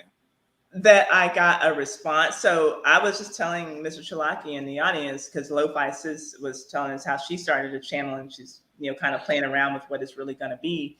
And I was saying when I started, I was trying to figure out what it was that I needed to do. So originally, I wanted to come on. I'm mentored by Layla Lynn. I'm mentored by a couple of people a few people actually, and Storm Monroe. But the way that they were doing things when I started YouTube. Mm-hmm. I was in construction project management. And so I was on government contracts, working 10 to 12 hours a week. And I had gone through the Layla Lynn. She had a YouTube Academy at one point, very detailed, 12 chapters. And it's like, all these things are really laid out. And she's letting me know basically how she earns her money on YouTube. I'm like, well, this would work if I were doing it full time. But for me, if I'm going to be doing trending topics, by the time I get off from work, find out what the story is, put the story out, her, Tasha K, Lovely T, Storm Monroe, everybody's already put this story out. And then people are Right. going to be like, why am I going to watch this girl with 200 subscribers talking about what I heard all my favorite YouTubers discuss? So I was trying just a bunch of different things. And so one day I was just like, well, I read this biography, this autobiography about Bobby Womack. And this story, when I would tell it to people, this one particular story from the whole biography, it was the thing that really like stuck out as the most salacious thing. And so when I would tell people, their jaws would drop. And so they were like, and they'd be trying to repeat it to other people, but getting the details right. Well, Ty, tell me how you told me. And so I was like, well, let me just do a video on that and see if anybody cares. And so at the time, my mic was fried. I didn't realize it because I didn't know what I was doing. and just whatever. And I was using a little cheap computer because I'm cheap, and I didn't want to. So I was like, let me just do it. I was like, nobody watches my channel anyway, but I'll make the video. And Right. that was in March, right when the pandemic started, and Mm-hmm. then it performed the way it normally performed, got about 200 views. That's what I expected. And people were like, oh, wow, I didn't know this. The comments were good, but, that was it. But then Right. something happened on Memorial Day weekend, and YouTube started surfacing that video. And I was like getting all these notifications of, uh, comments that people were leaving. I'm like, wow, it's a lot of comments. And then I'm noticing like every 30 minutes, another 500 views. I'm like, okay. And then so by the end of that weekend, I had 300,000 views on that video, and I'd never had that happen before. And Mm-hmm. I had 3,000 subscribers at the time. I had 6,000 subscribers by the time the weekend was over. And I'm like, okay, well, this is what I need to be doing. So that's how pretty much YouTube decided for me what I needed to do. And so I'm like, well, this is what they're responding from me doing. I'm not Layla Lynn. I'm not Storm Monroe. I'm not Tasha K. I'm Ty, and I know how to tell a story. And so I know that for me, my other advantage was that people don't want to read. I'll read all day. I like reading these biographies. I like reading these stories. It's digging, digging, digging to find the facts that are interesting enough to carry a video and to be Right. able to put a good title out. Because a lot of it's just, oh, that's interesting, but it's not scandalous. And so Yeah. I'm like reading to like, where's the good part? Who did he have sex with? What, like, give me something that I can, put out with. And who did he rape? Right. Whatever.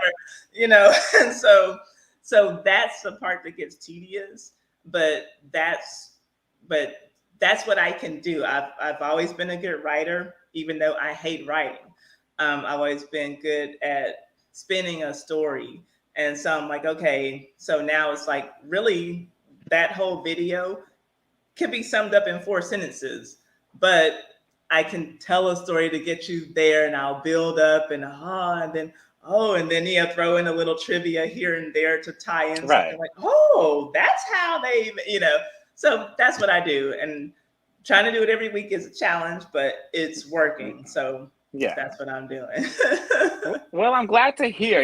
Like you said, there's a market for everything. Like YouTube is very broad. You could look at any subject, and something like this is not something typical, like the housewives or whatever. So I'm sure people gravitate towards it. Like, oh, finally somebody's talking about it. Let me go to her channel. Mm-hmm. Hmm. That's Yeah. cool. And And I you don't never know have to what worry about video. competition really, because it's like, True. who's gonna scoop me for a story? Like, who's caring about Marvin Gaye right now, or whatever. But there was one time, and it almost broke me. I was working trying to get a video out, and I've re-released the video actually twice on here. I did the history of what really happened with Milli Vanilli and how that scandal basically wasn't their fault. And so I was working on that story for Labor Day, because I was like, okay, well, if I had a really good Memorial Day, let me I need to be sure I get another video out on a holiday. Maybe it'll do well. So I want to, be sure that this happens, right? And so the computer that I had, my cheap computer that I've been using, it crashed on me that weekend. I finished Yikes. writing the story, and then my computer just crashed. And I'm like, no, I got to and so I was just determined to get it out that weekend. I had time off from work, which I had not been having. And so I'm like, it was just the perfect time to get it done. The weather was good, so I was able to put my dogs outside. Back then I was living in a house in another town, but I'm back in the Houston area. So everything was working for me to work on it. And then my computer crashed. I remember typing in my family group text that I said, I want to throw this fucking computer at the wall. And my mom's like, calm down, what happened? And I'm telling her, I'm trying to get this story out, blah, blah. So that was on Sunday night. And then there is this channel with hundreds of thousands of subscribers called Black Femininity TV. Oh, I And watched them. I watched Oh that channel. yeah. Yeah. okay, Hmm. so I'm like, okay, at this point, I'm okay, I'm settled. my video's just gonna come out late. Who cares? So I'm just gonna eat dinner, get settled for bed, and I'll have to go get a computer and do this.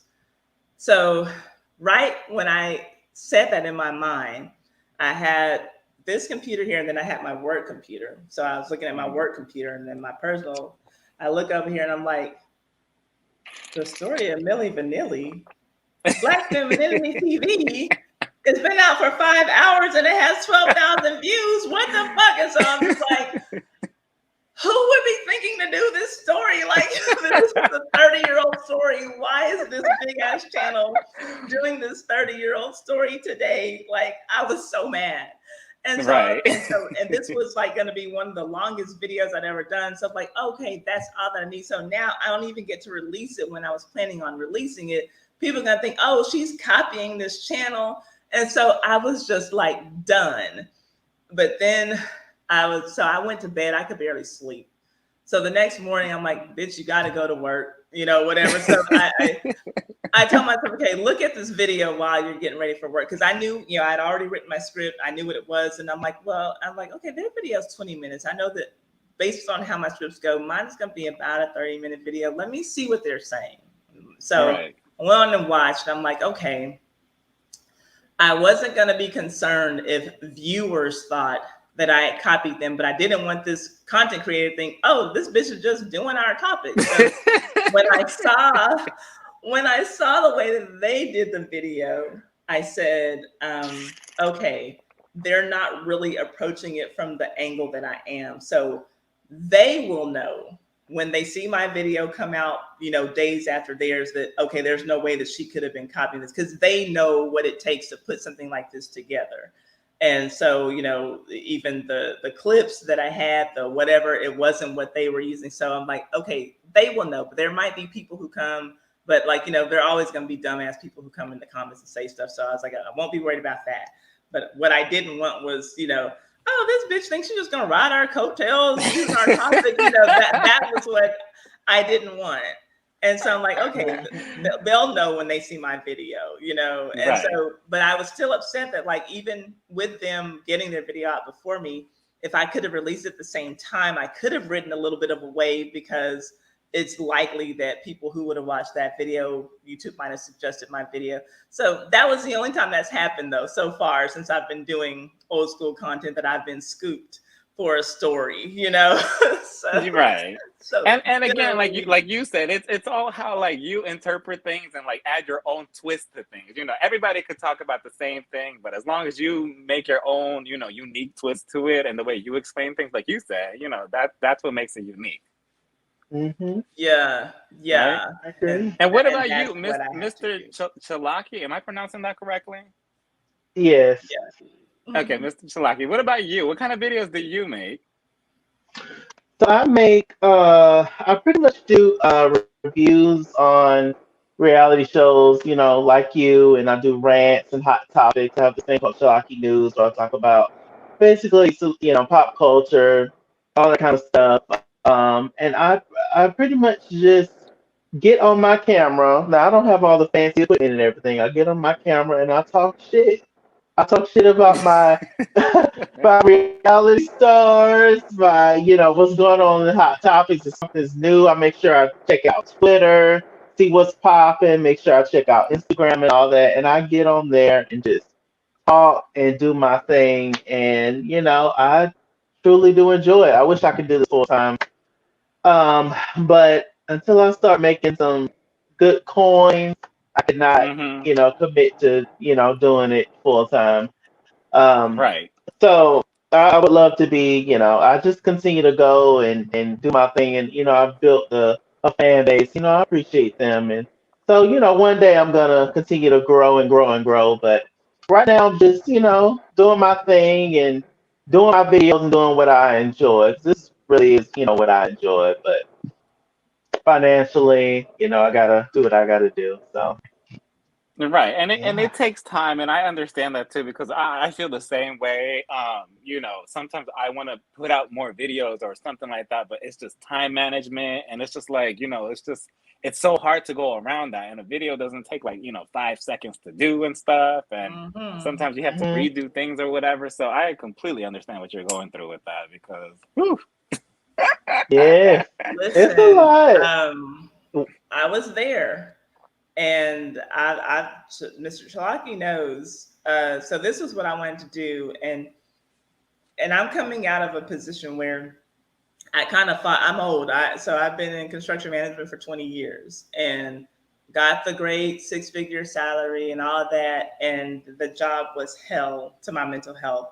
And I'm like, I just need to get out of this. And so I spent this time last year until January. I said, okay, I'm going to put out what I think should be enough content for me to go full time and just see what happens. So literally from October until January, I didn't sleep weekends last year, because I'm like, I need to see what will happen. So Mondays at work, they were getting the absolute worst of me, and I didn't care because I wanted to leave. And so Mm. that's what I was doing. It was not easy. And especially with me being older, I felt it took a toll on my body. It took a toll. But I said, okay, I don't need to replace my salary. I need to be able to pay my bills. If I can pay my bills, then I can figure out what I need to do to build it up from there. And so Mhm. that was what I did. And so I said, okay, and my bills were not. I live in Texas, so you know, Oh, you okay. you, you know. And so I was like, all I need is a couple $1,000, and I can pay my bills.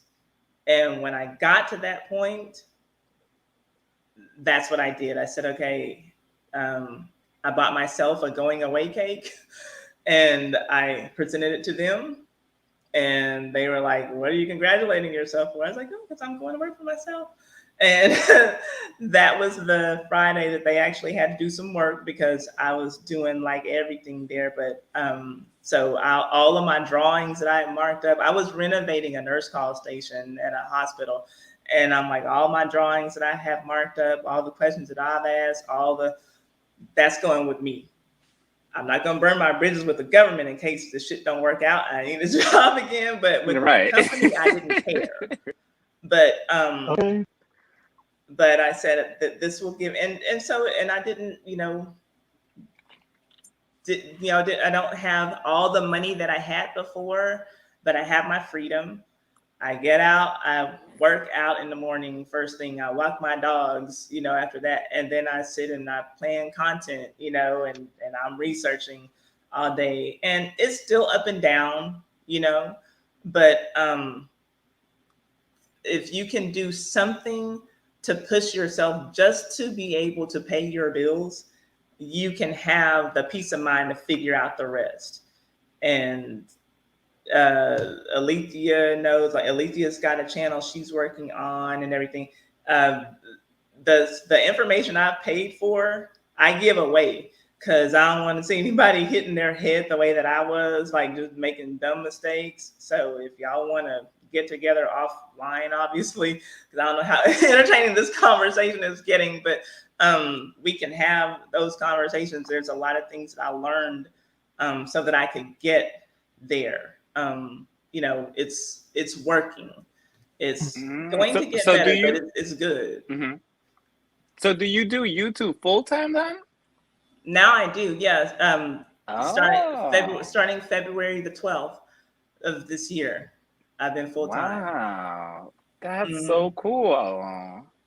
Yeah, it took a Mhm. lot, and it's not easy walking away from a job. I was like, I remember like kind Right. of complaining that they just gonna stop paying me now, like, Right.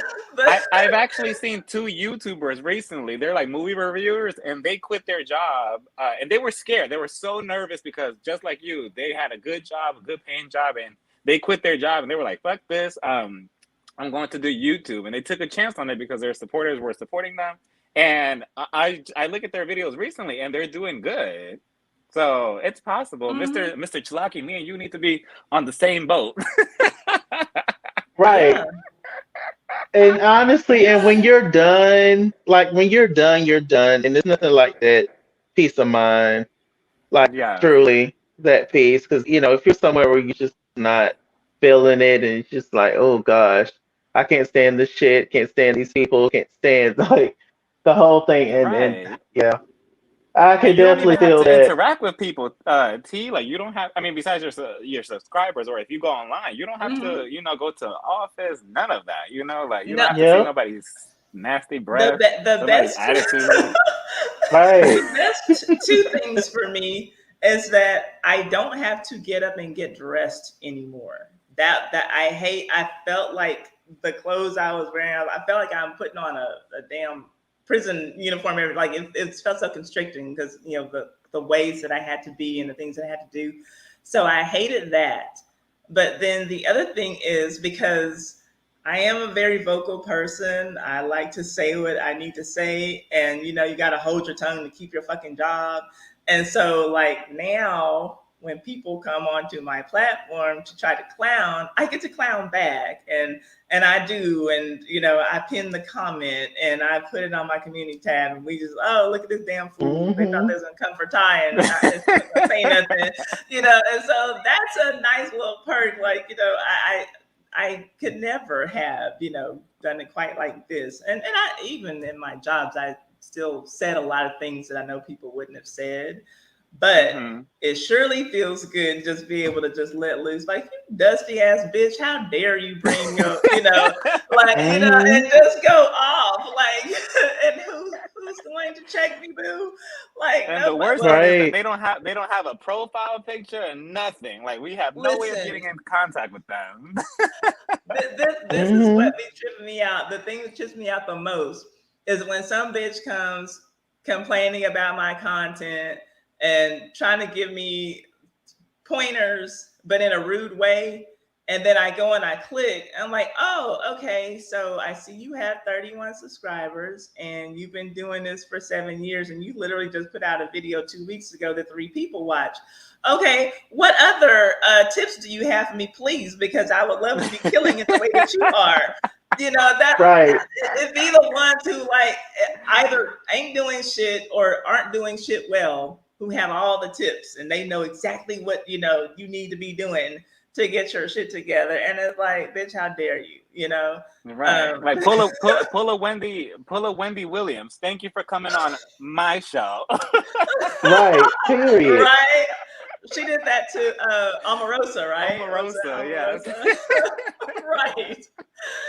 Yeah. I And mean, that's that's so how it weird. feels. But my subscribers know they can go up and down. Look, that the first time when I hit 30,000 subscribers, that was no 25,000. Alethea came in and we just had a thing reading my hate comments, and there are a lot to which I have replied, and she just has this really cute Jamaican accent that makes everything sound super shady, and so Hmm. yeah, I get roasted a lot in my comments, but I interact a lot in my comments, and so and I see that more than 90% of what people write is positive, and so I thank them. I thank you for subscribing. I thank you for being here, whatever. And but just like I'm going to give that energy back to people when you come out here clowning, I'm gonna give that energy back to you. I'm not the one who's above it all, and like no, bitch, I'll meet you right where you are. What do you want to say? Okay, with your dusty ass, I looked at your picture and your ugly ass grandson. No, you know. But it's just like, nah, y'all need to. And so and with me doing old school content, you can it's funny to me because what I see is the way that older people like to rag on people like the Barbs and the Beehive. They're the same people. So when I'm over here talking shit about Marvin Gaye and they want to bring their dusty ass to my channel talking about how I'm tearing down a black man and just let that man rest in peace and you digging up graves and yeah, I dug up his grave and I'm getting a coin from it, bitch. Go cry to your grandmama about it. I don't care. Thank you. But it's just like I can't make it any. That's what I tell them. I can't make it any more plain to you, slow train. This is an old school scandal channel. So you're going to see old school scandals. This is not the Slow scandal. Trey. This is not the old school. We talk about celebrities who went and fed kids for charity channel, dumbass. So if I'm talking about someone you like, it's probably going to be about something bad that they were doing 9 times out of 10. So get used to Right. it. Hey, Cocoa I Butter Right. mean, Barbie, how I you mean, the doing? word scandal is right there. So I mean, that's your warning right there. You know what you're in and for. and my It's titles like, tell you what it's for. Like they act like I wrote a title that said Marvin Gaye baked some really good brownies and his grandmother liked it. But then I told them a story about him raping his 15-year-old niece. Like, nah, bitch, I said right. that he had a child from his niece. Like that's what it said. Are you not able to They read? act Don't you dare come here acting like you right. got tricked. They act like you made the shit up. The information's out there. You can go read it yourself. It's And like, not only that, I put my sources in my videos. So if you're mad about something, then you go and half the time, the videos that I do, it's literally from people's autobiographies, not unauthorized biographies of someone else. It's literally shit that people said about themselves. And hmm you just want to be digging up this black man grave. You out here doing the work for the white man. Yeah, and he pays me well. So get off of my goddamn channel if you got a problem with it, and you go make you a channel where you uplift the black men who are out here raping kids, you motherfucker. And I right. don't play those games. I don't It's do like the y'all say that shit about Oprah. It's didn't Oprah do like a special like last year, a year or so ago when she was talking about Michael Okay, Jackson? look, like this Michael dusty ass Jackson, yeah. motherfucker, like this dusty ass motherfucker here, West Free too. But why not talk about your own scandal? You were screwing that married man who works with your uncle. What the What? fuck are you talking about, first of all? What the Oh fuck my are you talking goodness. about? Who the fuck are you? And who is the white man who works with my uncle? You dirty ass bitch. Take your stupid ass on somewhere. This is what I'm talking about. This Oh is what my I'm talking god. about. Like, That really? and this is just random. Like, This is random. I don't know who West Free 2 is, but West Free 2, Mm. take your dumb ass on to somebody who wants to hear you. We don't care. Like, that are you is kidding me? crazy. Oh my god. See, and that's the part of YouTube that's nerve wracking too. Like, as you get popular or more subscribers, you're like, uh-oh, you're opening the door, for more judgment or like, like this type of stuff. hmm And I haven't really experienced that, but I don't know. Mhm. I don't like it'll be kind of strange to experience something like That's this. I'm like, weird. Look, when you know that people are coming out here lying, like you're not gonna care about any shit like that. People are weird. yeah, yeah. So That's yeah. insane. It's it's super weird. I've never understood that. It's like when I don't like if I'm watching a YouTube video, if I feel the need to comment, I'll say something, but it's never like nothing mean. I'll just type my opinion and go on about my business. Or like if seeing something on Instagram, if I see something I don't like, I just swipe. It's like I don't understand people who Right. feel the need to like put just hateful shit and random like crazy stuff. Right. It's like, why aren't y'all busy? Y'all need more to do. It's like, my There are goodness, some just people who insulting are people. bored in this world. I'm gonna need you to get up out your mama's basement making rumors about people. No, like I'm not going. I'm they really were not probably they going. were probably they were probably repeating something that they heard at the family kitchen tonight for Thanksgiving. Right. Right for It is Thanksgiving. Thanksgiving. like oops, I meant to text this to my grandmother. Right. Right. And look, I wouldn't put it past some people to start making up shit Yeah, about they me because could be I'm drunk. talking about people that they have idolized. So like people grew up idolizing Marvin Gaye. He wrote "What's Going On." He wrote all this socially conscious music. What do you mean he raped his niece? How dare you? He Right. told his biographer, David Ritz, this himself. I put that in my video. So, hmm like if you have an issue, then you go and talk to him. Get a Ouija board. I don't know what to tell you. But what y'all are gonna do is stop acting like I found Marvin Gaye's cell phone and went through his text that he didn't show anybody. That's what y'all gonna stop doing. Everything that I hmm don't have any scoop on old school tea. So everything that I'm getting is literally public record. It's just shit that nobody wants to read. I'll read it and put in Right. videos, come here, and see it because they like to see it. But I'm not digging around for dirt on anybody. You just want to tear down on Right. the I black think man. Shut the fuck up. that's one of like the biggest things I've Wait, I can't hear you now. We You're can't on hear mute. you.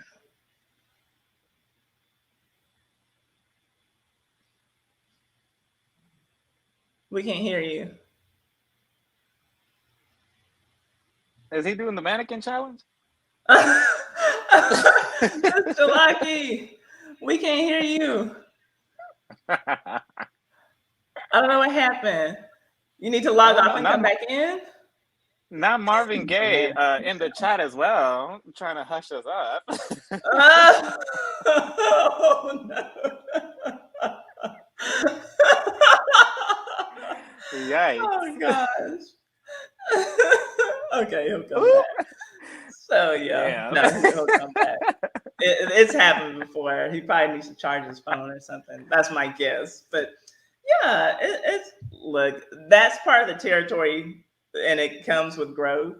There's always going to be some clown, but Right, exactly. again, And more than people just ninety do too percent of my much too. interactions. Oh yeah, more than 90% of my interactions are positive, and so these things don't keep me up at night. They just give me something to be snarky about, reply back to, and get a good laugh from, and hopefully my audience gets a laugh out of it too. We generally all get a Right. laugh out of it. And But how long did it take you to build like your audience to where it's at now?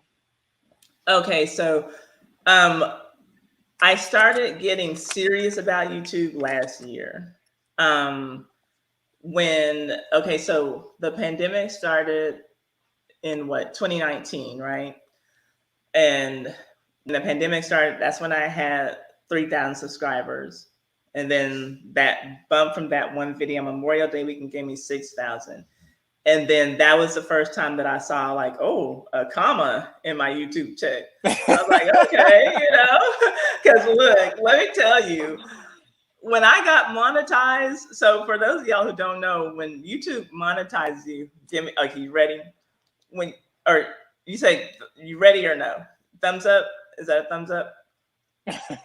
Okay. Okay. So when YouTube okay. monetizes you, I you got a have to phone hear call. Whenever okay, I get I a figured phone that's call, it because just that happens. shuts everything. It mutes everything. So when YouTube monetizes you, you have to reach a $100 threshold before you can actually get a check deposited into your account. And so Mhm. when I first got monetized, I was so excited. I was like, oh, I'll be getting checks now. And so I did see, okay, well, when you reach your $100 threshold, you'll get your first check. So my first pay period, if you could call it that, I had earned $29. And then so Oh. the next time that I had something the next month, it was like $33. I was like, okay, I'm getting close. So it's gonna take me three, times before I get my little $100. So then the following, and there's YouTube AdSense. It just everything accumulates in the one little place. Is Andromedon? Thanks. Is that how you say that? How are you doing? I like her So profile. I know I was looking at that too. That's That's cute. cute. So after you get, so I was like, okay, so it'll be the third check. So everything just accumulates until it has enough to pay you. So my third check, it said that I had $99.66. I was like, damn it. So it took me 4 months just to get that like $125 or something, right? And then so I'm like, okay, but hey, it was something, right? It was something. And then so eventually it got down to where it only took me 2 months to get $100, because like nothing was really like hitting. And so then by accident, really, when that video hit, that's when I'm like, okay, this could be something because it was getting a little bit more like, okay, I can pay my water bill with this, I can pay. And then it began, okay, well, I can pay my car insurance, like, a little something. So I was like, okay, it's helpful, it's useful. But Right. then when I saw Hmm. that comma, I was like, so this is how people make money, like, okay, Right. so I just like to just get a banger out every time. Now, how do you do that? Became the thing. And so for uh, like a long time, I was making somewhere between $300 and $1,000 a month, and that was with me, giving YouTube a real effort as a part-time hustle. And so finally, last year was when I was super, super fed up. And by that time, I could count on somewhere between $1,000 and $1,500. So I'm like, it's not enough to live on, but this is substantial. This is like really helping me do other things, or this is a nice chunk to change or something, to save whatever. And so then I was really determined, like I said, because I when I tell you that my job was taking a mental hold, it was consuming every part of me. And this comes from somebody, I loved construction management. When I was living in Houston, I loved it. I worked on freeway expansion programs. I loved everything I did. But when I got to where I was, the atmosphere was so political, and it was just, I had this check and it didn't feel like anything. I'm like, okay, I can't leave here. I can't go home. Like, I'm tied to this project. Like, I felt like I was like in quicksand, like, just drowning. So I'm like, okay, you're making some money off of YouTube. You know that there's a way to do it. So you're going to have to put some more effort into this. And so that was when, again, it's been about a year now that, so in October, by the time October came last year, I had 10,000 subscribers. And that seemed like an impossible goal when I first started, of course, because at least like y'all came to YouTube with a plan. I came and I'm just like, I want to have a YouTube channel. And at first, it wasn't supposed to be anything but something that was fun for me. But then I'm like, okay, uh, people do kind of respond. Maybe it can be a little bit more than that. And I didn't know anything else to do other than what I've been doing my whole working career. So I was like, maybe this could be something. And so again, last year, I had 10,000 subscribers in October. I started with 8,000 subscribers in October, and I remember that very specifically because there was a YouTuber who would come into my channel every other week. I'd go to his channel every other week. I reached out to him because he had put up some things. He's like, hey, if you want to know how to do my live streaming setup, these are the things I use. These are the links. And so I had questions about like, hey, how did you set that up? Because all of my shit was raggedy. I was using my old computer because I did not want to upgrade. And I had the money. I'm cheap. If I don't need to spend it, I'm not. And so I was using my phone to stream from. I couldn't even use the camera on my computer. So I was doing that, and I had a ring light, set up or whatever, and that was it. And so I was asking him, well, how do you do this, and how do you do your green, whatever. And so when I asked him that, he was really kind and told me everything. He's like, hey, what do you say I come to your channel and you come to mine, and we can just kind of start working with each other. Maybe it'll help us both gain some exposure. And we did that. And he had 25,000 subscribers when I had 8,000. And so I just thought that that was huge. I'm like, wow, he would even reach out to me because I just thought that that was such a huge number. Like, wow. And so he was coming over here, and but I was like employing every other method that I had been paying to learn.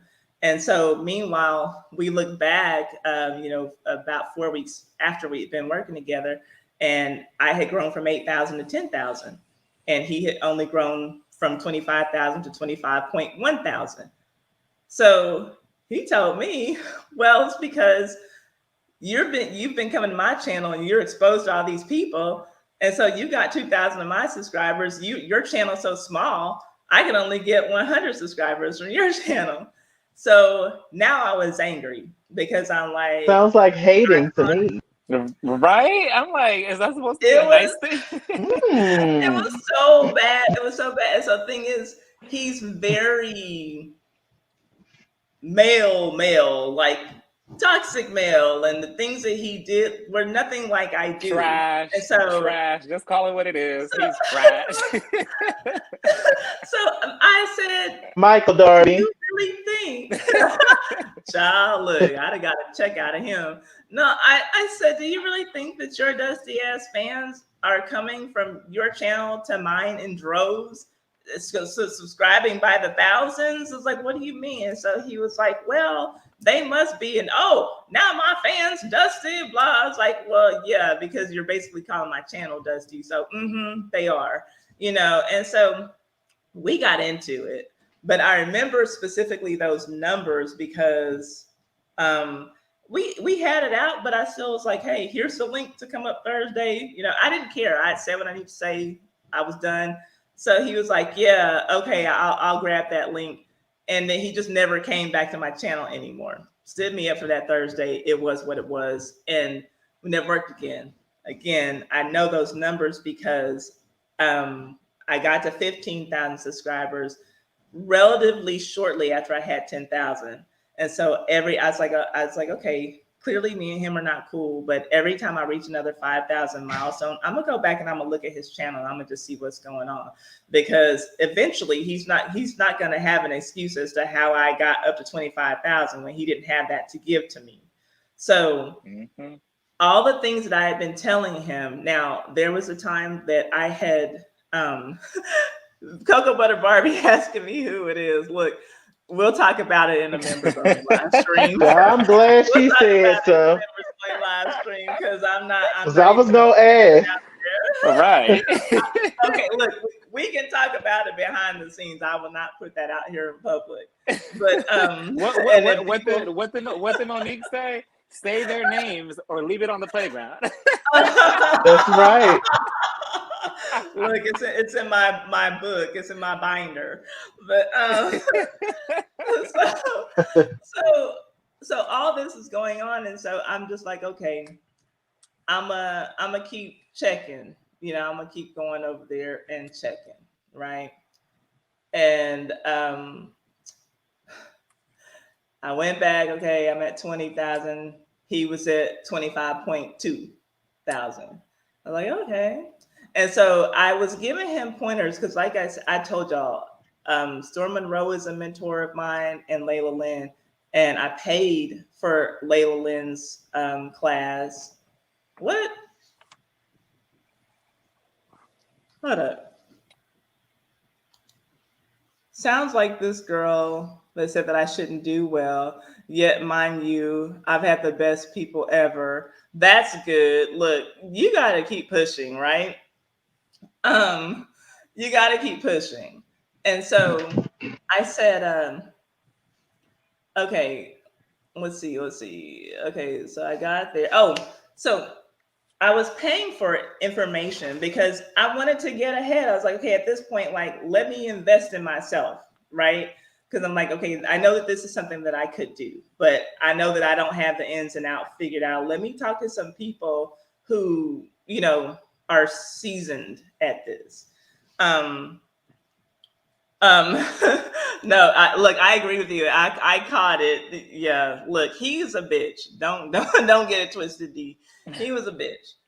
And so I was telling him one of the things that I was doing as far as like my I was telling him as far as your thumbnails, I was like, you keep putting a picture of yourself in your thumbnails. Don't, hey, happy Thanksgiving. And so I said, don't just do that. I was like, if I'm you, I was like, you're talking about a lot of interesting topics, and the people who already come to your channel, they're going to know but go on and put pictures of things that you're discussing. I was like, because one of the ladies who mentors me, I was like, and she has over 200,000 subscribers. To this day, she still doesn't put her pictures in her thumbnails because she wants for people to be drawn in by what it is that they're coming to hear about. And so he's like, well, that don't work. And I've done all those things before, and your channel's so small that he loved throwing that out there, like, like your channel is so small that maybe that's working for you, but he's like, but my channel, he's like, they know me, blah blah. So he's like, that's my trademark. I'm like, okay, so never mind. And so we exchanged, when you go onto your analytics, there's just a little snapshot that shows your subscriber count, your view count, your watch time, your revenue. So he sent that to me. And when he sent it to me, he had made in a 28-day period $344 and some change. And so I'm like, are you for real? And when I said that, he thought that I was saying it, and so I was impressed. And I'm like, send him mine. I'm like, I made $1,700 in that same time period with a third of the subscribers. And so I'm Mm. just like, so I'm like, maybe there's something that you can take from me. I was like, and I'm telling you, I realize that I'm a smaller channel. I'm trying to be humble so that maybe he'll listen, because I did consider him a friend. So I'm like, I realize I'm a smaller channel, but maybe some of the stuff that I'm doing could work for you. And that was what taught me to not assume that just because a channel is bigger than mine that it's making more money than mine. I was never really paying attention to his view count and all that until he dissed me again in front of another YouTuber backstage on my StreamYard, telling me that again, throwing his subscriber count over mine and blah blah. And so by this point, though, we'd already exchanged revenue information while he's having this argument with me in front of another YouTuber. And so I just said, well, do you want to compare revenue? Because that's the only number that I really care about. And that's what I was taught to, because look, I was taught to look at my stats in a whole different way. YouTube almost trains us to focus on subscriber count. It bolds that number everywhere we look, but revenue, it makes it look like anything else, like watch time, like whatever. Like, that's where you need to be looking. And so it was that it got ugly in front of this other YouTuber. Like, we were going back and forth, and But why was he so pressed on like tearing you down? Like, why was he doing that? So when I say that this was a toxic male, he really was in every way. So in my head, I'm just thinking, well, he won't take any tips from me because all he sees me is as a smaller YouTuber. All he sees me is as a person with 8,000 subscribers while he has 25,000. But then I realized that he also has a problem with women. So he's not going to be able to receive it from me. And so there were times, because he knew that I had these two mentors, there were times where I would lie about things that Layla told me, and I would tell him, well, Storm Monroe told me, just so he would think that it came from a man, and like maybe he'll try it, And so I tried everything because I was really trying to help him. And so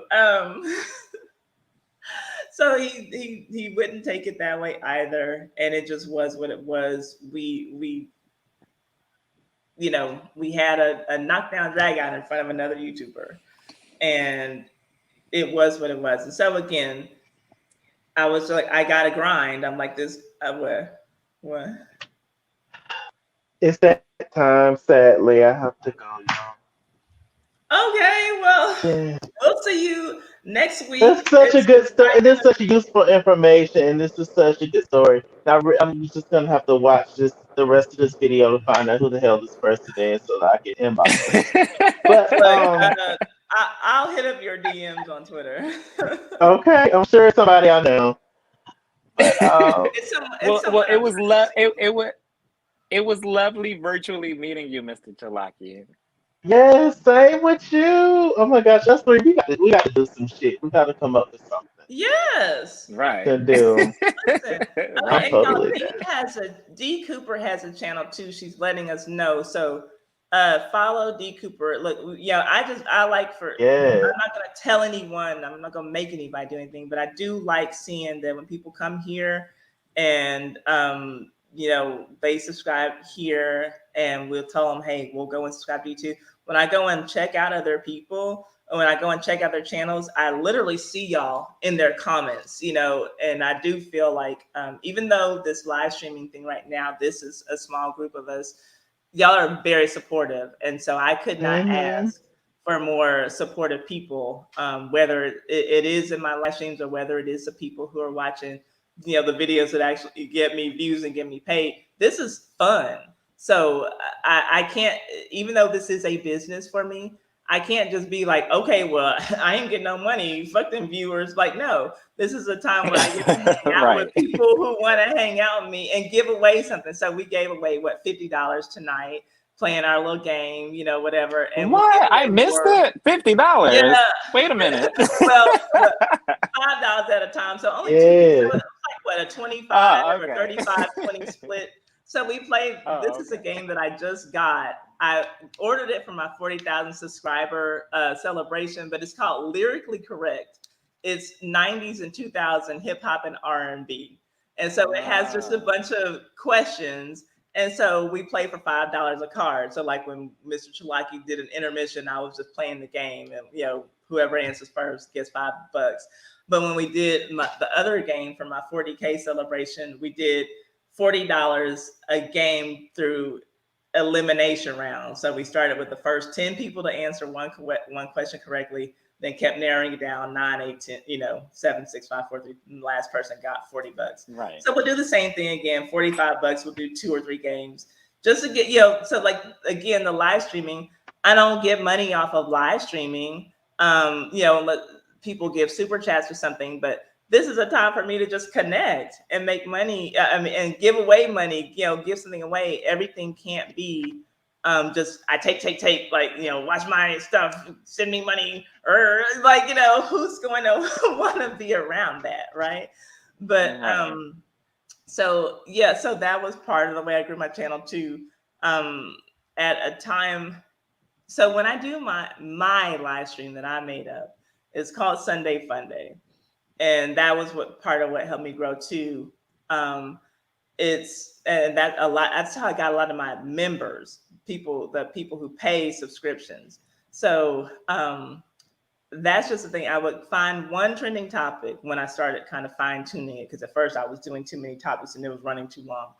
But find like whatever the trending topic is that I think we'd have fun talking about. We talk about that, flip it up, right, left, side to side, have people come up on StreamYard, give their opinions or whatever. And then we move on. I do a Florida man story just because I think them shits are hilarious. So I'll find whatever kind of crazy Florida man story that we can talk about. And then I made up a game called IDGAF. It stands for I Do Go and Find. It's a YouTube scavenger hunt. And so I send them to different music videos, and I send them there with a question.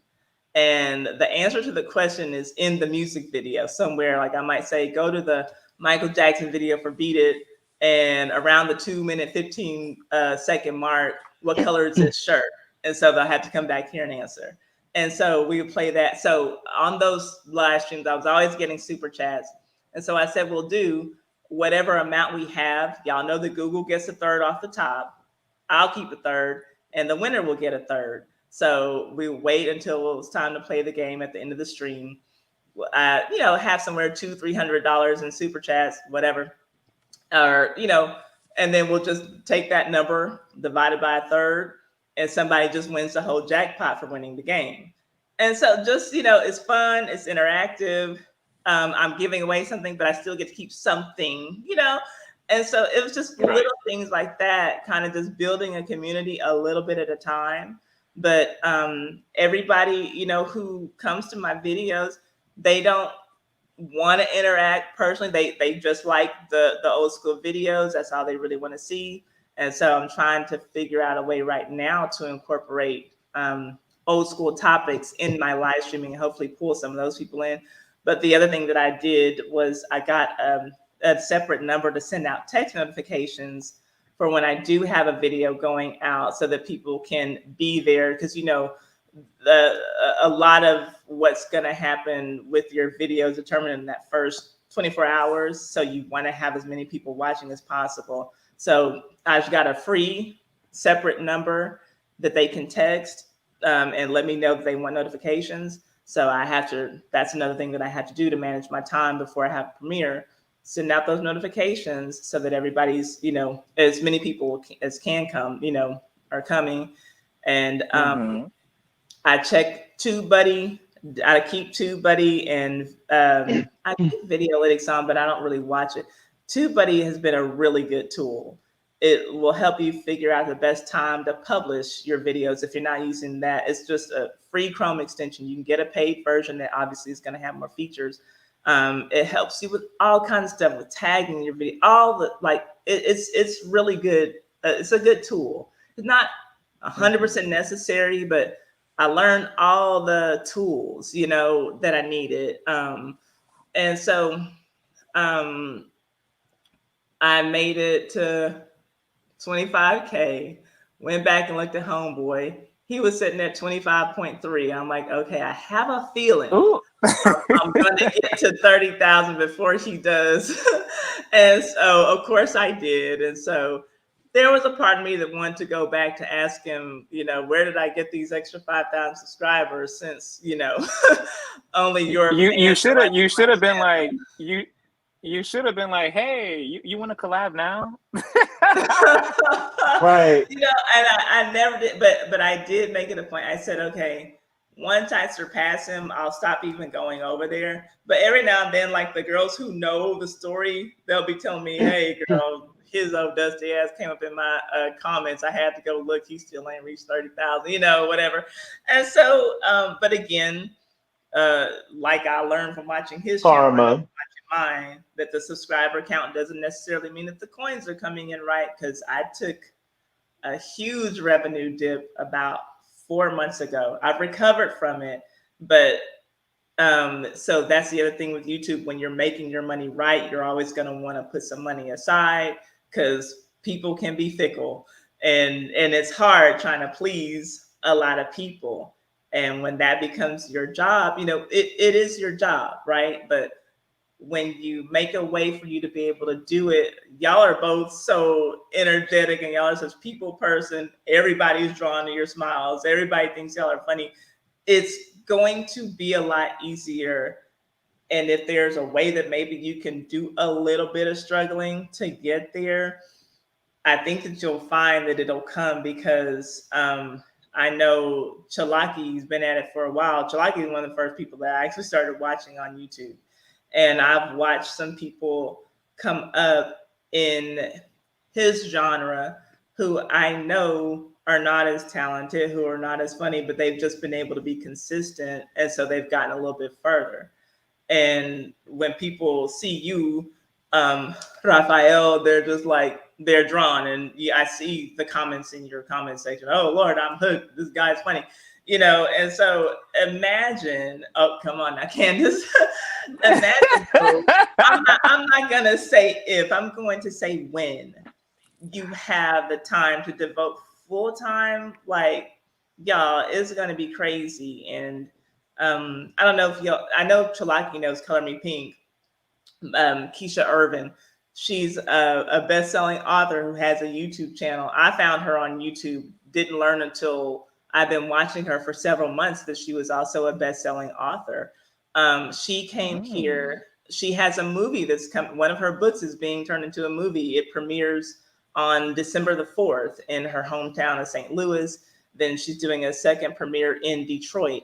But she came here. I asked her, would you let me interview you about your book that's turning into a movie? She came here and did an interview on my channel. And it was so inspirational because this is a woman who had to drop out of high school because she got pregnant, and she was supposed to be the one who was supposed to go to college and do all the things and be everything for the family because she was always an excellent writer. So here she was. She tells the story, and I get goosebumps every time. She's laying down looking at her ceiling with this strapped with this baby, and her parents are having to take care of her while she's going to work at a grocery store sacking groceries. She's like, how did my life turn out like this when I know what I'm capable of? So she found a contest for this company that was a publishing company that was looking for a new author. And so she was coming home from work, putting her son to sleep and staying up until the wee hours of the morning writing.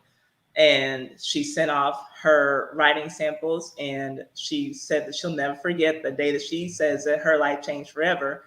She was at work one day, it was cold, it was snowing, she's working at the place, and then she gets her manager's running like, Keisha, your mom is on the phone. So she's thinking something's wrong with her son. And she gets on the phone with her mom, and her mom's like, Keisha, you won the contest. You're gonna be an author, blah blah. And so she's like, Mom, you opened my mail. She's like, Girl, look, I don't care about this. She's like, you about to be, an author or whatever. So she says she said that was the moment that she knew her life was going to change.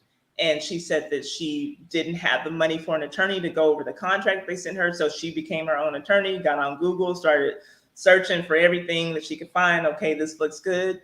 And when I tell you, you look at the name Keisha Urban, and you will see in the urban fiction sector a bunch of best-selling books by her.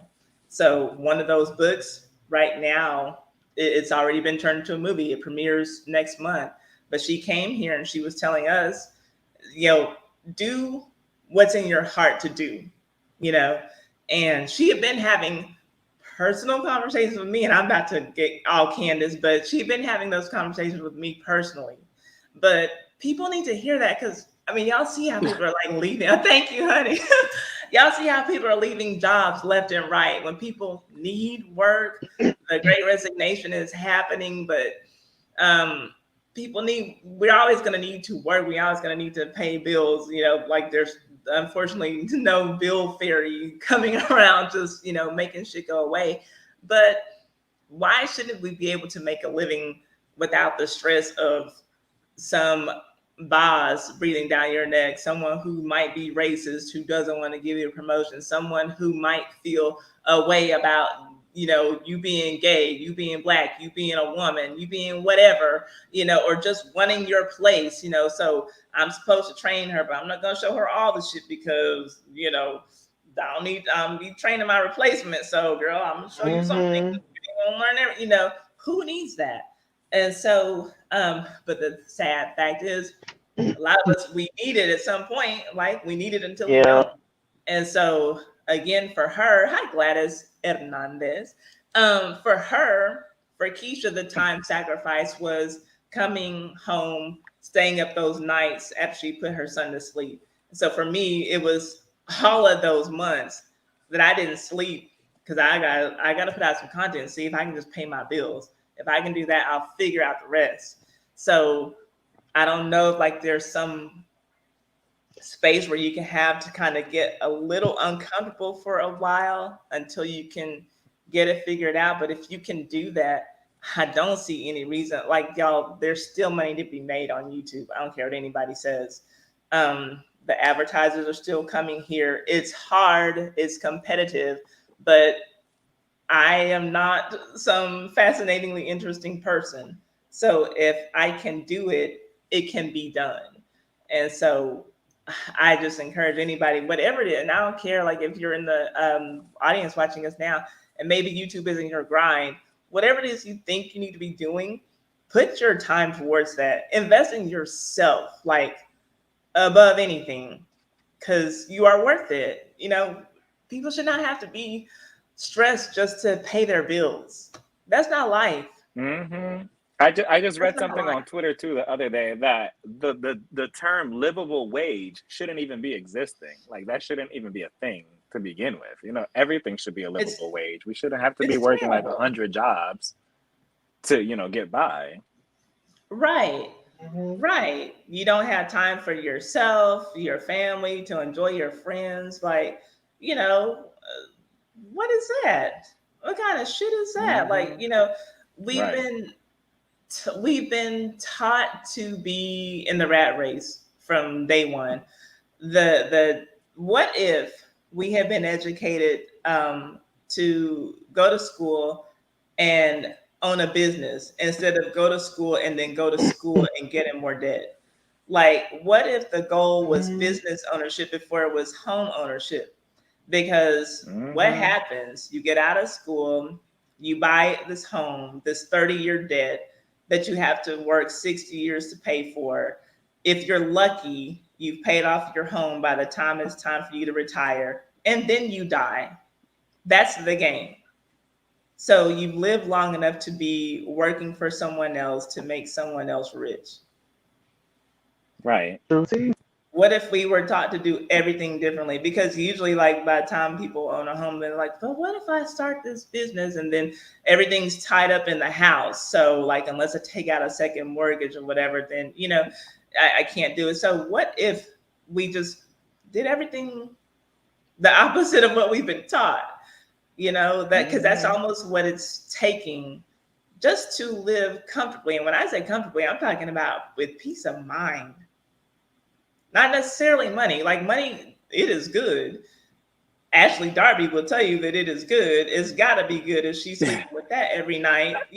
Oh. But what Uh, if we, what if we just, could be comfortable and just doing what we want to do and not having to I worry just want about to know going who's out responsible into. for coming up with the idea of, a work life. Like, who came up with having a job? Like, whose idea That's a was good that? question right. because I look at these two damn dogs I have that ain't worth shit, but I'm the dumb one. They get to live for free. We're the only Mm-hmm. creatures on this earth who pay to live. Humans. Mm-hmm. Nothing else on this earth pays just to exist here. Right. That should be your next video, T. Oh, Like, big up whoever came up with this idea and make a whole scandal video out of them. Right, right, exactly. Oh well, I'm sure it's some rich white man. And then people would finally get off my jock about that.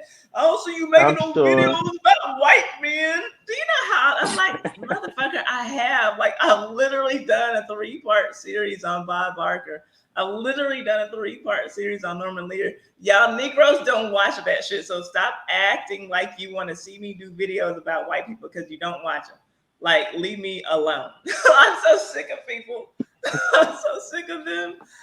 Oh, so you talking about women? Have you have you done I any literally scandals do. on like Anna Nicole Smith or Marilyn Monroe or anything like that? I have not. Most of my scandals are about Black people. Um, Oh, okay, the okay. only ones that I do about white people are where I can tie them into Black people. So, like, Oh, for okay. instance, with Norman Lear, I tied him into the cast of Good Times and some things that were going on there, and the cast of the Jeffersons and Sanford and Son. So because I kind of just, I don't have a lot of non-Black people watching me.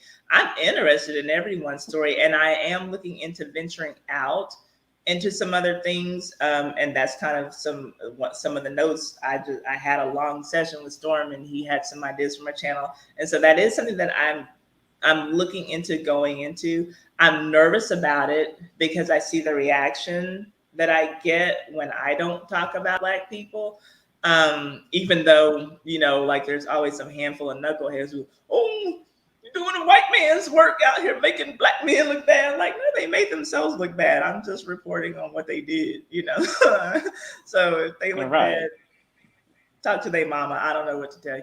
But it's just, yeah, I'm open to everything. And there are certainly some scandals out there on all kinds of people. I just I'm nervous about what my audience will react to, and if they don't like it, will I be able to attract another audience to watch those videos? So every time I release a video, I'm nervous, about how it's going to be received. Yeah. I mean, you just got to take a chance on it, I guess, because me being Latino, I'm like, there's a bunch of people that are Latino and probably have millions of scandals, drug scandals. And if you were to make videos like that, that would be something interesting for me. I'm like, oh, wait a minute. I want to know about that too, Mhm. Like, so, if it's just one person or two people that you will get interested or attract, I'm pretty sure that, like I said Mhm. earlier, there's a market full of people that will want to know these things, especially with the Right. scandals that you do now. I'm pretty sure that you will break those specific scandals down just as interesting as you do the current ones that you do. Oh yeah, I'm gonna have to keep the writing, to a certain standard and everything. I look, I'm definitely I have some things that are out of my usual on my list of topics. So I just gotta, I guess, just put it out there. I'm so afraid though, because like even the story I'm getting ready to do, every story takes a ton of research. And so it's Right. always like super disappointing when it doesn't land. And some of the stuff, like it doesn't land straight out of the park, but it'll pick up a little bit later, it'll pick up momentum. And so I'm always worried, about that, like, because um, I like to be very consistent and at least do a scandal once a week, and that's a lot of reading, and a lot of writing, and all that. But the week before last, I didn't get one out because I was doing my research on my first story, and it took me to a dead end. And then so I started another story and it was the same thing. And I'm like, so I'm not going to just start putting things out there and saying, well, this is what they said. Like, if I don't have a source to take someone to, because even though people think I'm reckless, they don't understand how careful I really am. Because even if the people I'm talking about are dead, they probably have children who are alive, grandchildren who are alive, Right. someone who cares about their legacy. So if your granddaddy was a shitty person, you can't come here and say I lied on him. Mhm. I'm not gonna just make up things. So, and even if the story is right, if the story is wrong, it's because my source is wrong. It's not just that Ty is out here saying stuff because my drunk Uncle Leroy told me, that this was true about, Right. Red Fox or whatever, like, no, I read it somewhere from a source that I deem credible, and I probably read it at least twice if I'm putting it in a video, So um, I know that looking at my my video titles, it can look like I'm just out here being reckless with the culture and just saying that, but like no, everything that I found, I've literally found somewhere credible, and I put those sources. Half the time I'm putting Right. the actual book on the screen. Like, this is, if you really want to go look, don't be trying to fight me in my comment section. Go and see for yourself. Go and read. Hmm. Like, and if you see that, I misspoke on something because you read it, and that's one thing. But don't just assume that I'm out here being reckless, because that's not, that would be a risk to me. I Yes. wouldn't do that. So Yes. All right, y'all. I can't believe you're still Uh, hanging with us. I know, Okay. right? I know. I'm glad you are. I'm not gonna I'm want to glad get you up. are. I know Such how that goes. I know a how good that. I didn't want to get conversation. up this morning.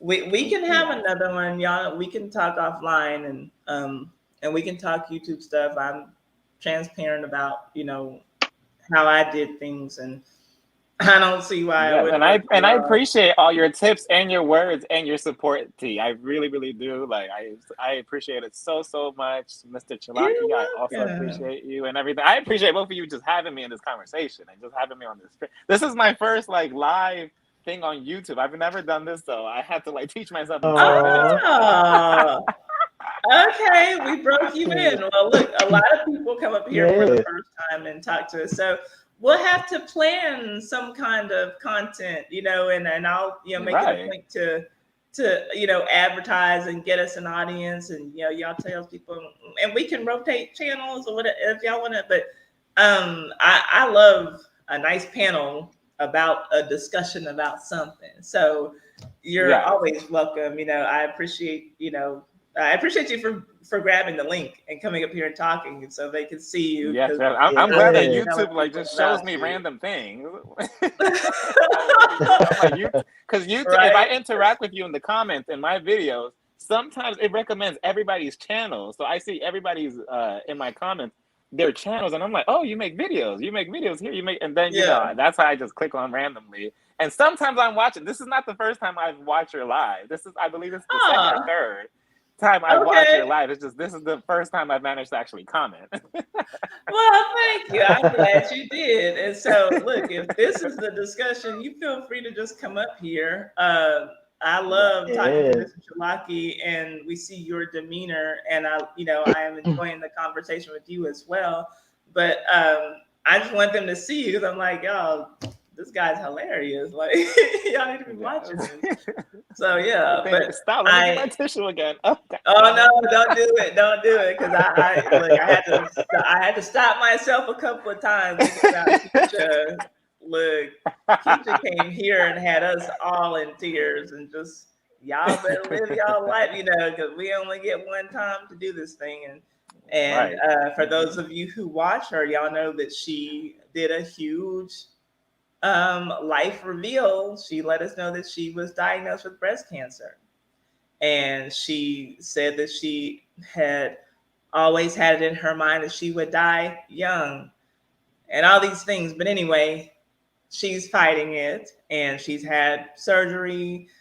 She's not going to have to undergo chemotherapy. She will have to do some radiation treatments. She got her the is do they what do they call it? The lumpectomy. So it's been removed from her breast, and she's looking good. And she's determined to fight, but her words just resonate with me all the more, because of that. We live one time. Ain't nobody got time Mm-hmm. to be on no job for 40 years depressed. Like, Right. no. We don't have time for that. So Right. I will do like uh if YouTube is a thing, then I can help you with that based on what I've learned. So I would help anybody not to be making $30 a month, and just kind of skip all the. I did a lot of dumb shit. So if I can help somebody skip that and just get to earning some money, if this is, I mean, it's a thing to be passionate about. It's fun. It's Yes. entertaining people. People are depressed. People are dealing with a lot of shit. If they can come and watch your video for 20 minutes and get a laugh, you don't know how you're Mm-hmm. brightening people's day. Just being on camera and, having the phone call as Dorothy calling into the reunion, like, you don't know what that can do for somebody's spirit.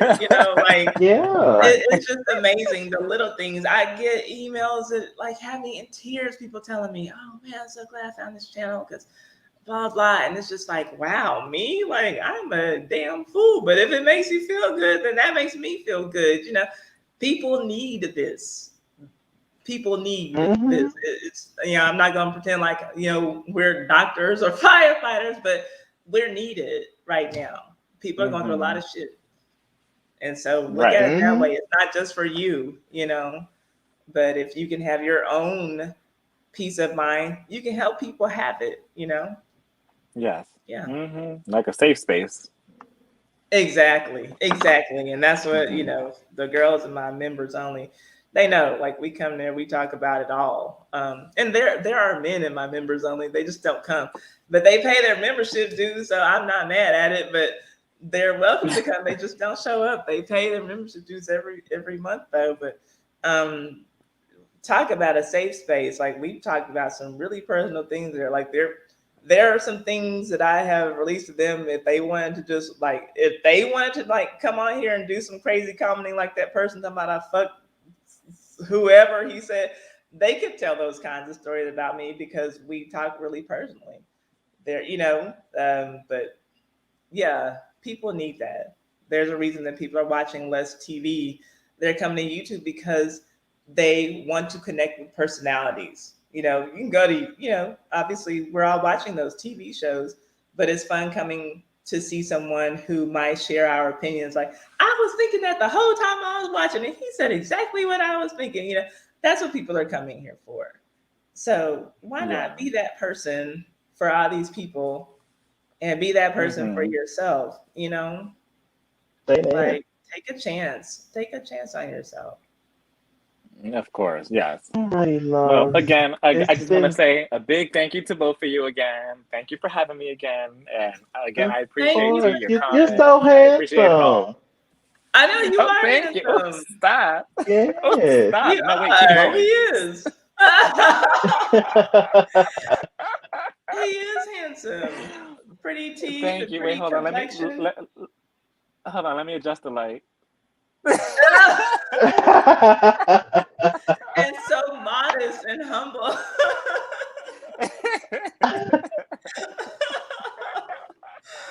No, hey, Thank you so like I much. Thank you said, so much.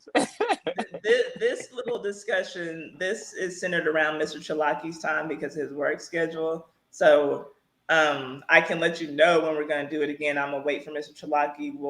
I pretty much we get together after Yes. the episode airs, and Mr. Chalaki, if you're cool and you want to come back and do this as a three-way discussion, look, everybody's saying, Aw, Thank you, Cocoa thank Butter Bunny. you. So I know. sweet. I know. I have look, this is not the biggest channel on YouTube by far, but I do honestly believe I have the best people here Right. on this channel. I believe that. Like seriously. I wouldn't be telling Hmm. my and members and my and maybe business. and you may say or label your channel as not as big or whatever, but these are your subscribers and these are your connections that you have with them, so that's special right there to me. I That's think it's right. pretty It big. is. It is. It is Hmm. very special to me. And Kokomo, yeah, exactly. Like we've been telling Mr. Chalaki he's handsome. He knows that because he's been around. So we have to Hmm. tell our Duh. new guests that he is handsome. Also, all the pretty teeth, right? Oh, Thank you. what? And with this And comment, with we can this handle. comment, Alethea, are you being? I know you're not being rude, girl. Do you need to come up here so we can have a discussion? Look, Alethea is my mentor, the first person who ever grabbed the link when I said, "Hey, who wants to come up here?" Because I was dying, on one of my live streams and trying to just get people to interact with me because I just got StreamYard. I was so excited. It's like, oh, you can talk to people. So Alethea was the first one to grab the link and just, okay, I won't be shy. I'll come and talk. So. Look, every last one of these people holds a special place in my heart. Like I'm not even playing. I'm not. So yeah. Look, this has been Right. wonderful for me. And Raphael, Yeah. you are welcome to come anytime. We like eye yes. candy. It don't, we like all kinds of eye candy. I know. And next time I won't be Yes. wearing this because I literally just got home from work, so I look raggedy and shit. So this is the last thing I expected to be on a live. So Hey, Oh, I I would look have please. You look raggedy. probably fine. showered. I would have put perfume on. I would have put a whole tuxedo on. Not Trust me, this is my perfume for the first live time at stream. least. You put on your ladam for the live stream. Look, I'm literally wearing my laundry shirt and the shorts that I don't Nothing to wear in wear. public. Yeah, this is literally my laundry shirt, and I did start doing laundry before I got on here. So yeah, look, it is what it is. It's not a fashion show. We're just coming to have a good conversation. So you Right. can, Yes. but if you want to wear perfume and everything, when you come back, that's fine. Um, let's see. So Prosperity Thick Girl says that you remind her of Alexander Rogers. How so? The way he's talking or how he looks? Because I don't see it. Now that is a successful YouTube to model after, so I'm gonna say it's a compliment, however she means it. I Yeah, like look. Alex. I watch his videos. And Alethea, thank So you. I She's hope. putting your link. So if you all are Thank wondering how to you. get a hold of him, if you haven't already, go on over there. I'm telling Thank you, y'all, Right. y'all gonna Alethea be B. dying laughing. Y'all gonna be cracking up because Yeah, I go know go I go. Yeah, go watch my videos. yes, go over there and watch those Right. reviews because when I tell you, I'm not the person like for Mr. Chalaki, I always did. I'm not the person who just leaves like a bunch of comments on one person's video, but like you just have me cracking up so much. I'm like, oh, that was good. Like he's so animated. Like I wouldn't have thought to do that, it's, it's hilarious. Woo. Thank you, It's thank water. you, thank you, y'all. Thank you so much for the sweet words again. Like Thank you Yeah, for look, supporting you just Barbie. raggedy, not looking raggedy. Because I said I was looking raggedy. So, well, maybe not raggedy per se, but Wait a minute. Don't get too comfortable now. we talking about me because I said like I've seen better days. I'll say it like that. Oh, shit. But no, Not look raggedy. Hold for on. me. Let me get off this lag so I could go cry. Oh Yeah. no. I don't want anybody to leave feeling bad, except for people I cussed out because they come out here, No, talking no, stupid. no. But Well, look, y'all. alrighty, y'all. Yeah, Well, let's call it because Mr. Chalaki, I know you got a morning. I don't Yeah. want you mad at me when it's time to get up. child, I could Yeah. never. Even if I Well, I had hope a y'all whole having bunch of sleep, I'm still gonna walk in with the same damn face, just over it. That's how you know it's time to get your thing going because you know what See, you know yeah, what you got to do. I'm gonna have to check out your channel, Mr. Chalaki. I'm gonna have to check that out. I'm gonna have to subscribe. yes. Yeah, and that is Yes, I'm also gonna have to go look. Alethea is on top of it. My moderator extraordinaire. Yes, She's got there we that go. in Okay. the link for that in the Yes. chat as well. So yeah, let me Okay. see. I'm planning on. So I don't know if Miss Chocolate Divine, my member, is still here. She asked me to do a birthday party for members live only tomorrow. That's at 8:45 p.m. Central Standard Time. I will be on at some point this weekend with Shanitra. She wants to do a slumber party. So that I think Mr. Chulaki already knows, Raphael. Sometimes I do. It was unintentional the first couple of times, but sometimes I'll do an 8 hour stream, and literally What? 8 hours? it's bonnet time.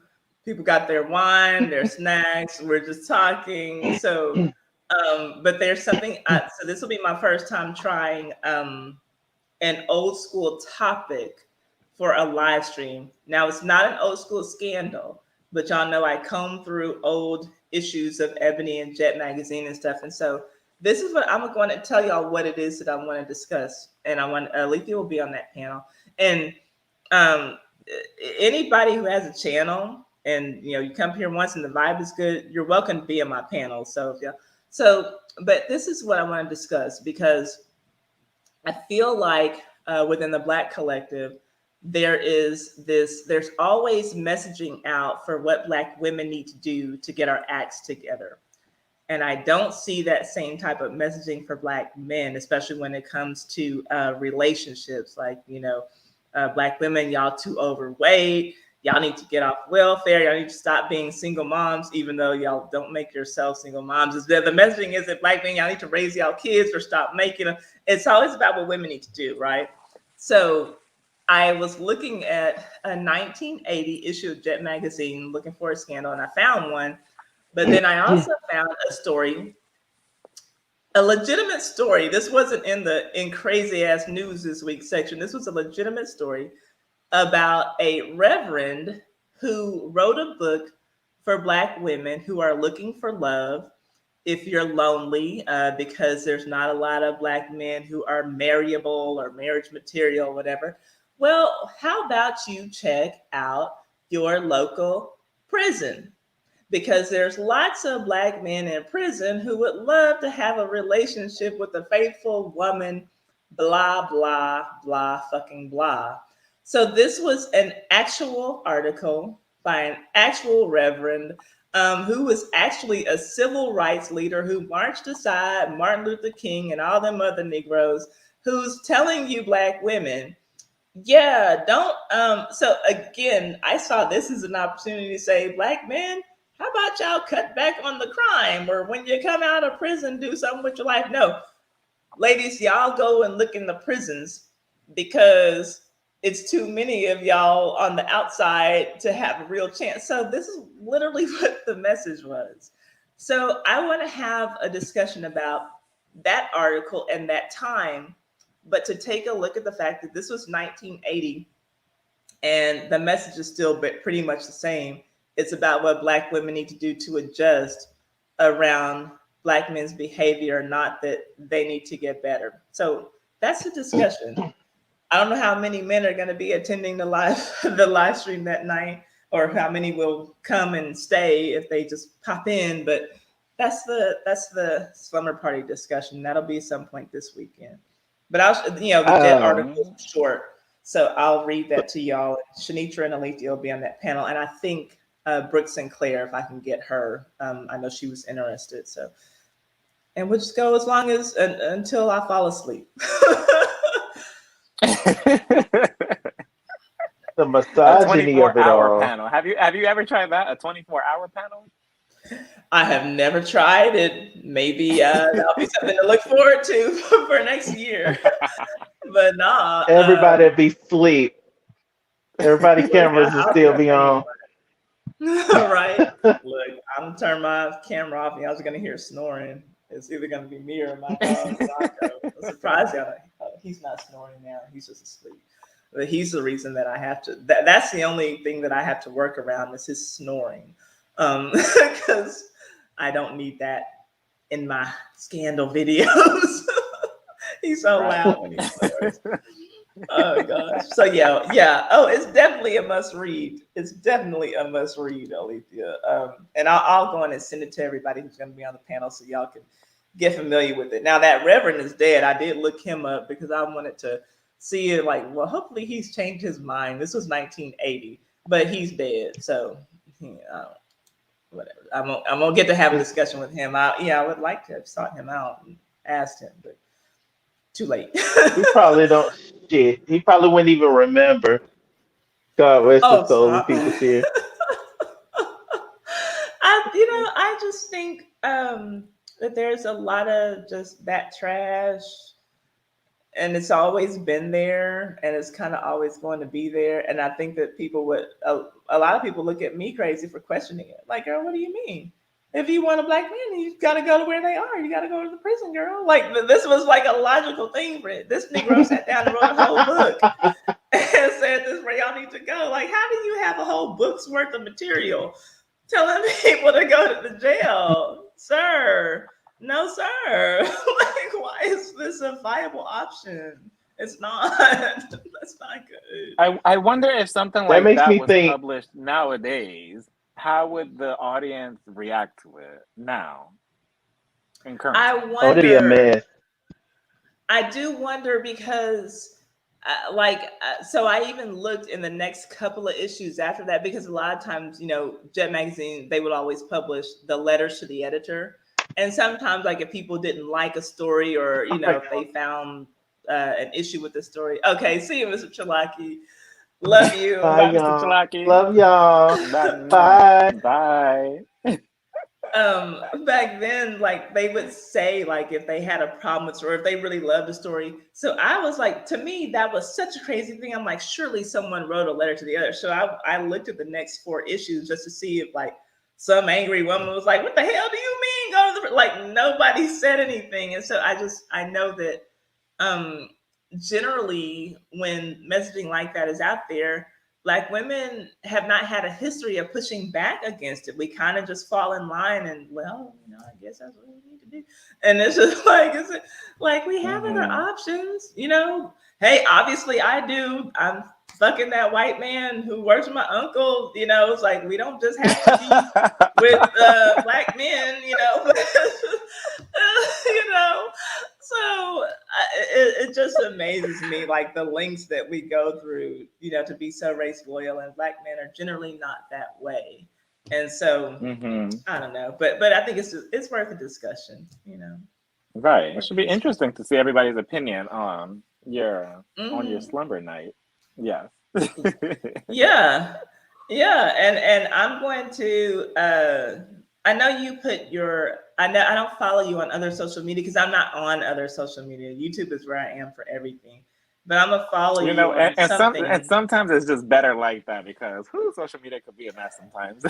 Oh yeah, you don't have to, look. I have my Twitter account, and I'm in my DMs talking to Alethea and Mr. Chalaki. That's pretty much all that I use it for. Is another way to communicate with them, with people who will Right. DM me. but I'm not. Well, I do actually look at what's trending on Twitter. Like that's where I get my news because I don't watch the news on TV or whatever. I want to just kind Hmm. of be able to see a story and make my own opinion.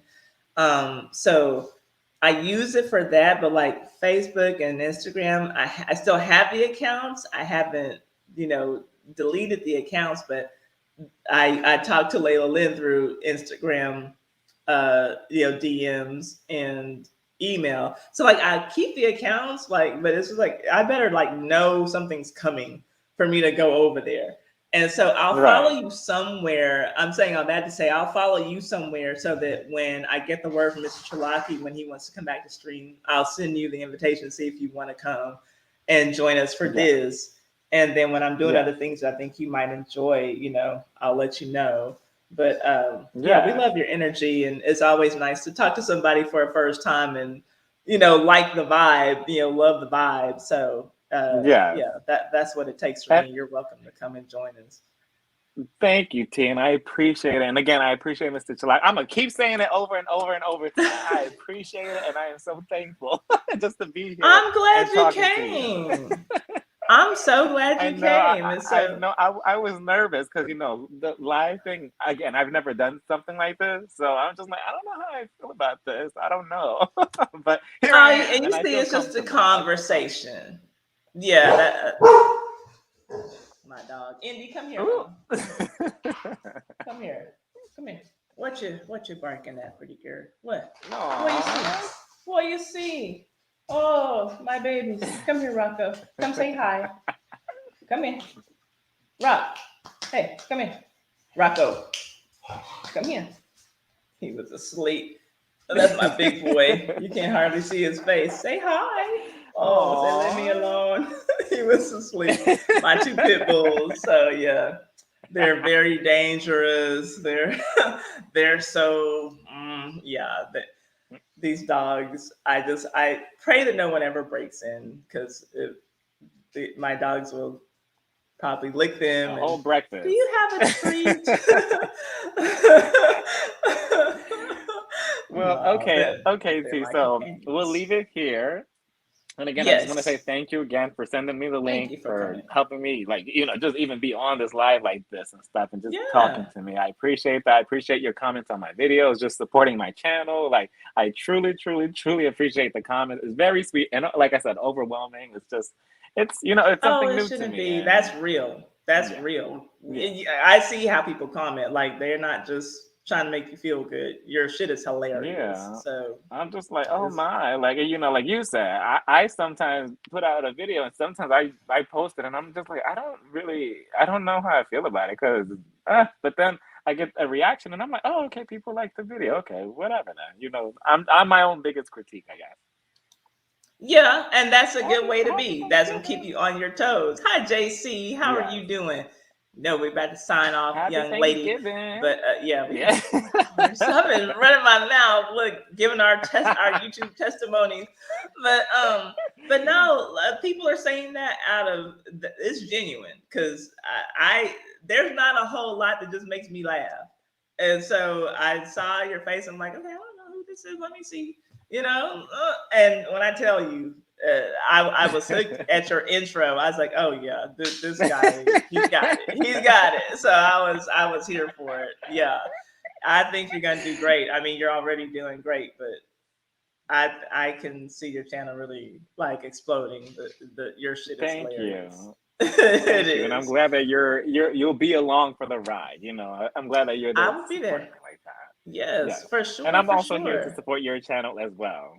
Thank you. Thank you. You Yes. see, my live streams beyond struggle a little bit. I'm working on that for the end of the year. It's But fine. It's fine. they're Look here at for look my at it this way. scandals. At least we're having a conversation, right? Like, Absolutely. Hey, this is you just know? something I enjoy. Yeah. And I'm glad that people will come. I don't care if we got 5 people we streaming, but they'll come Yes. from my old school videos, and that's where that's the work. But this is the fun part of Yes. it.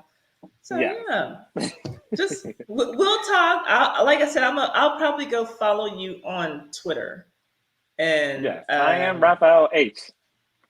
okay, I know you have it all on your videos, so Yes. I'll um I'll follow you there from the Taiwan. And then I have one for my channel, but I don't use it. I know I need to. Like, I Yeah, just don't. it'll be another way of promoting things. I know. I just don't want to do other things. Like, I just want to grow inside of the YouTube bubble, which is stupid. And I know that.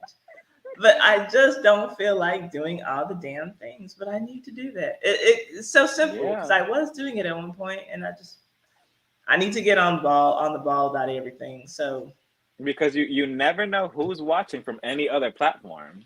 this is true. You are absolutely right. You are absolutely Hmm. right. But I'll do it. I'll do it. But you will Yeah. see a follow from me, and shit. If you think it's something you want to talk about, or you see me live and you want to hop in, feel free. Because all I'll, we need is a I'll good be I'll be vibe, and we right there in got the it. I'll be right there in the bushes. I'll be right there in the And bushes, always not the watching. bushes, not the bushes. Get out the bushes now. Well, I love your spirit, and I'm glad you got that link. And Thank you ladies, for I know sending it's it to mostly me, ladies T. watching.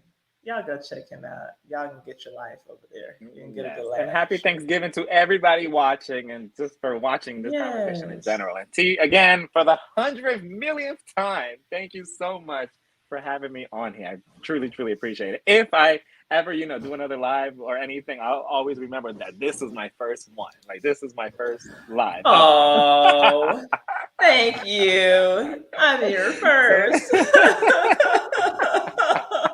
I'll remember that. yes. Okay.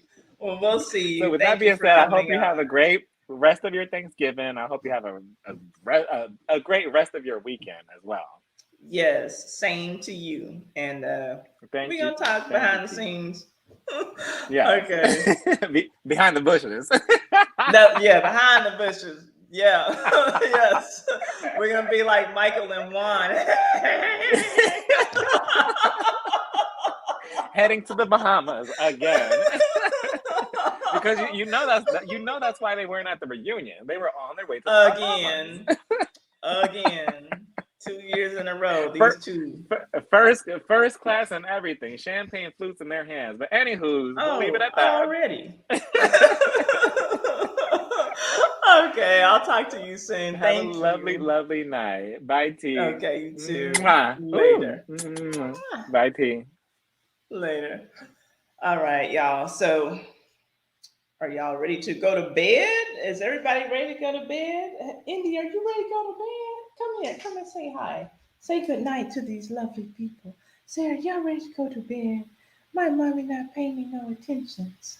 Oh, okay, sweet girl. Y'all, thanks for y'all coming out. Seriously, go check out his channel. I'm not blowing smoke. He's hilarious. Thanks for coming. Members only live. Tomorrow is Miss Chocolate Divine's birthday party. Oh, Carol got to go check on her patients. Girl, don't let the patients die. No, please. And thank you for coming, Carol. That live stream, I mean, not live stream, that video that you gave me about the man who was upset about the comment, that shit was hilarious. Thank you for sending me that link. I got a good laugh. But y'all, again, I'm gonna get with Shanitra to see when it's gonna be a good time for us to do the slumber party on the topic that I told you we're gonna do. And I'll be working on getting some content out for this week. I'm excited about the old school story that I'm working on. It's not super scandalous, this one, but I want to find two more. And I'm in the middle of writing the first one. But y'all, thank y'all for coming and supporting the live stream. And again, I'm working on improving everything, getting everything bigger and better. But I'm thankful to have a core of a few good people, who we can just come in and have a good chill time, and the atmosphere is nice. Thank you for coming, for watching, for commenting, for thumbs up, for sharing my content. And please, if you will, watch my old school scandal playlist when you're working, when you're busy, when you're doing things at home, cleaning the house. It's excellent. That's all I got, y'all. I don't have any other closing words. Have a happy rest of your Thanksgiving. Um, get some rest. Do the things you want to do. Sometimes it takes sacrifices in the beginning, but and this thing is not the easiest thing I've ever done. I won't lie, but investing in yourself, believe in yourself. I love y'all. Um, I'm going to play the music, and I'm gonna get out of here. And yes, Carol, thank you for the work that you do. Um, that's first line work in my opinion. Y'all, I love y'all. Members, I'll see y'all tomorrow. Have a good night.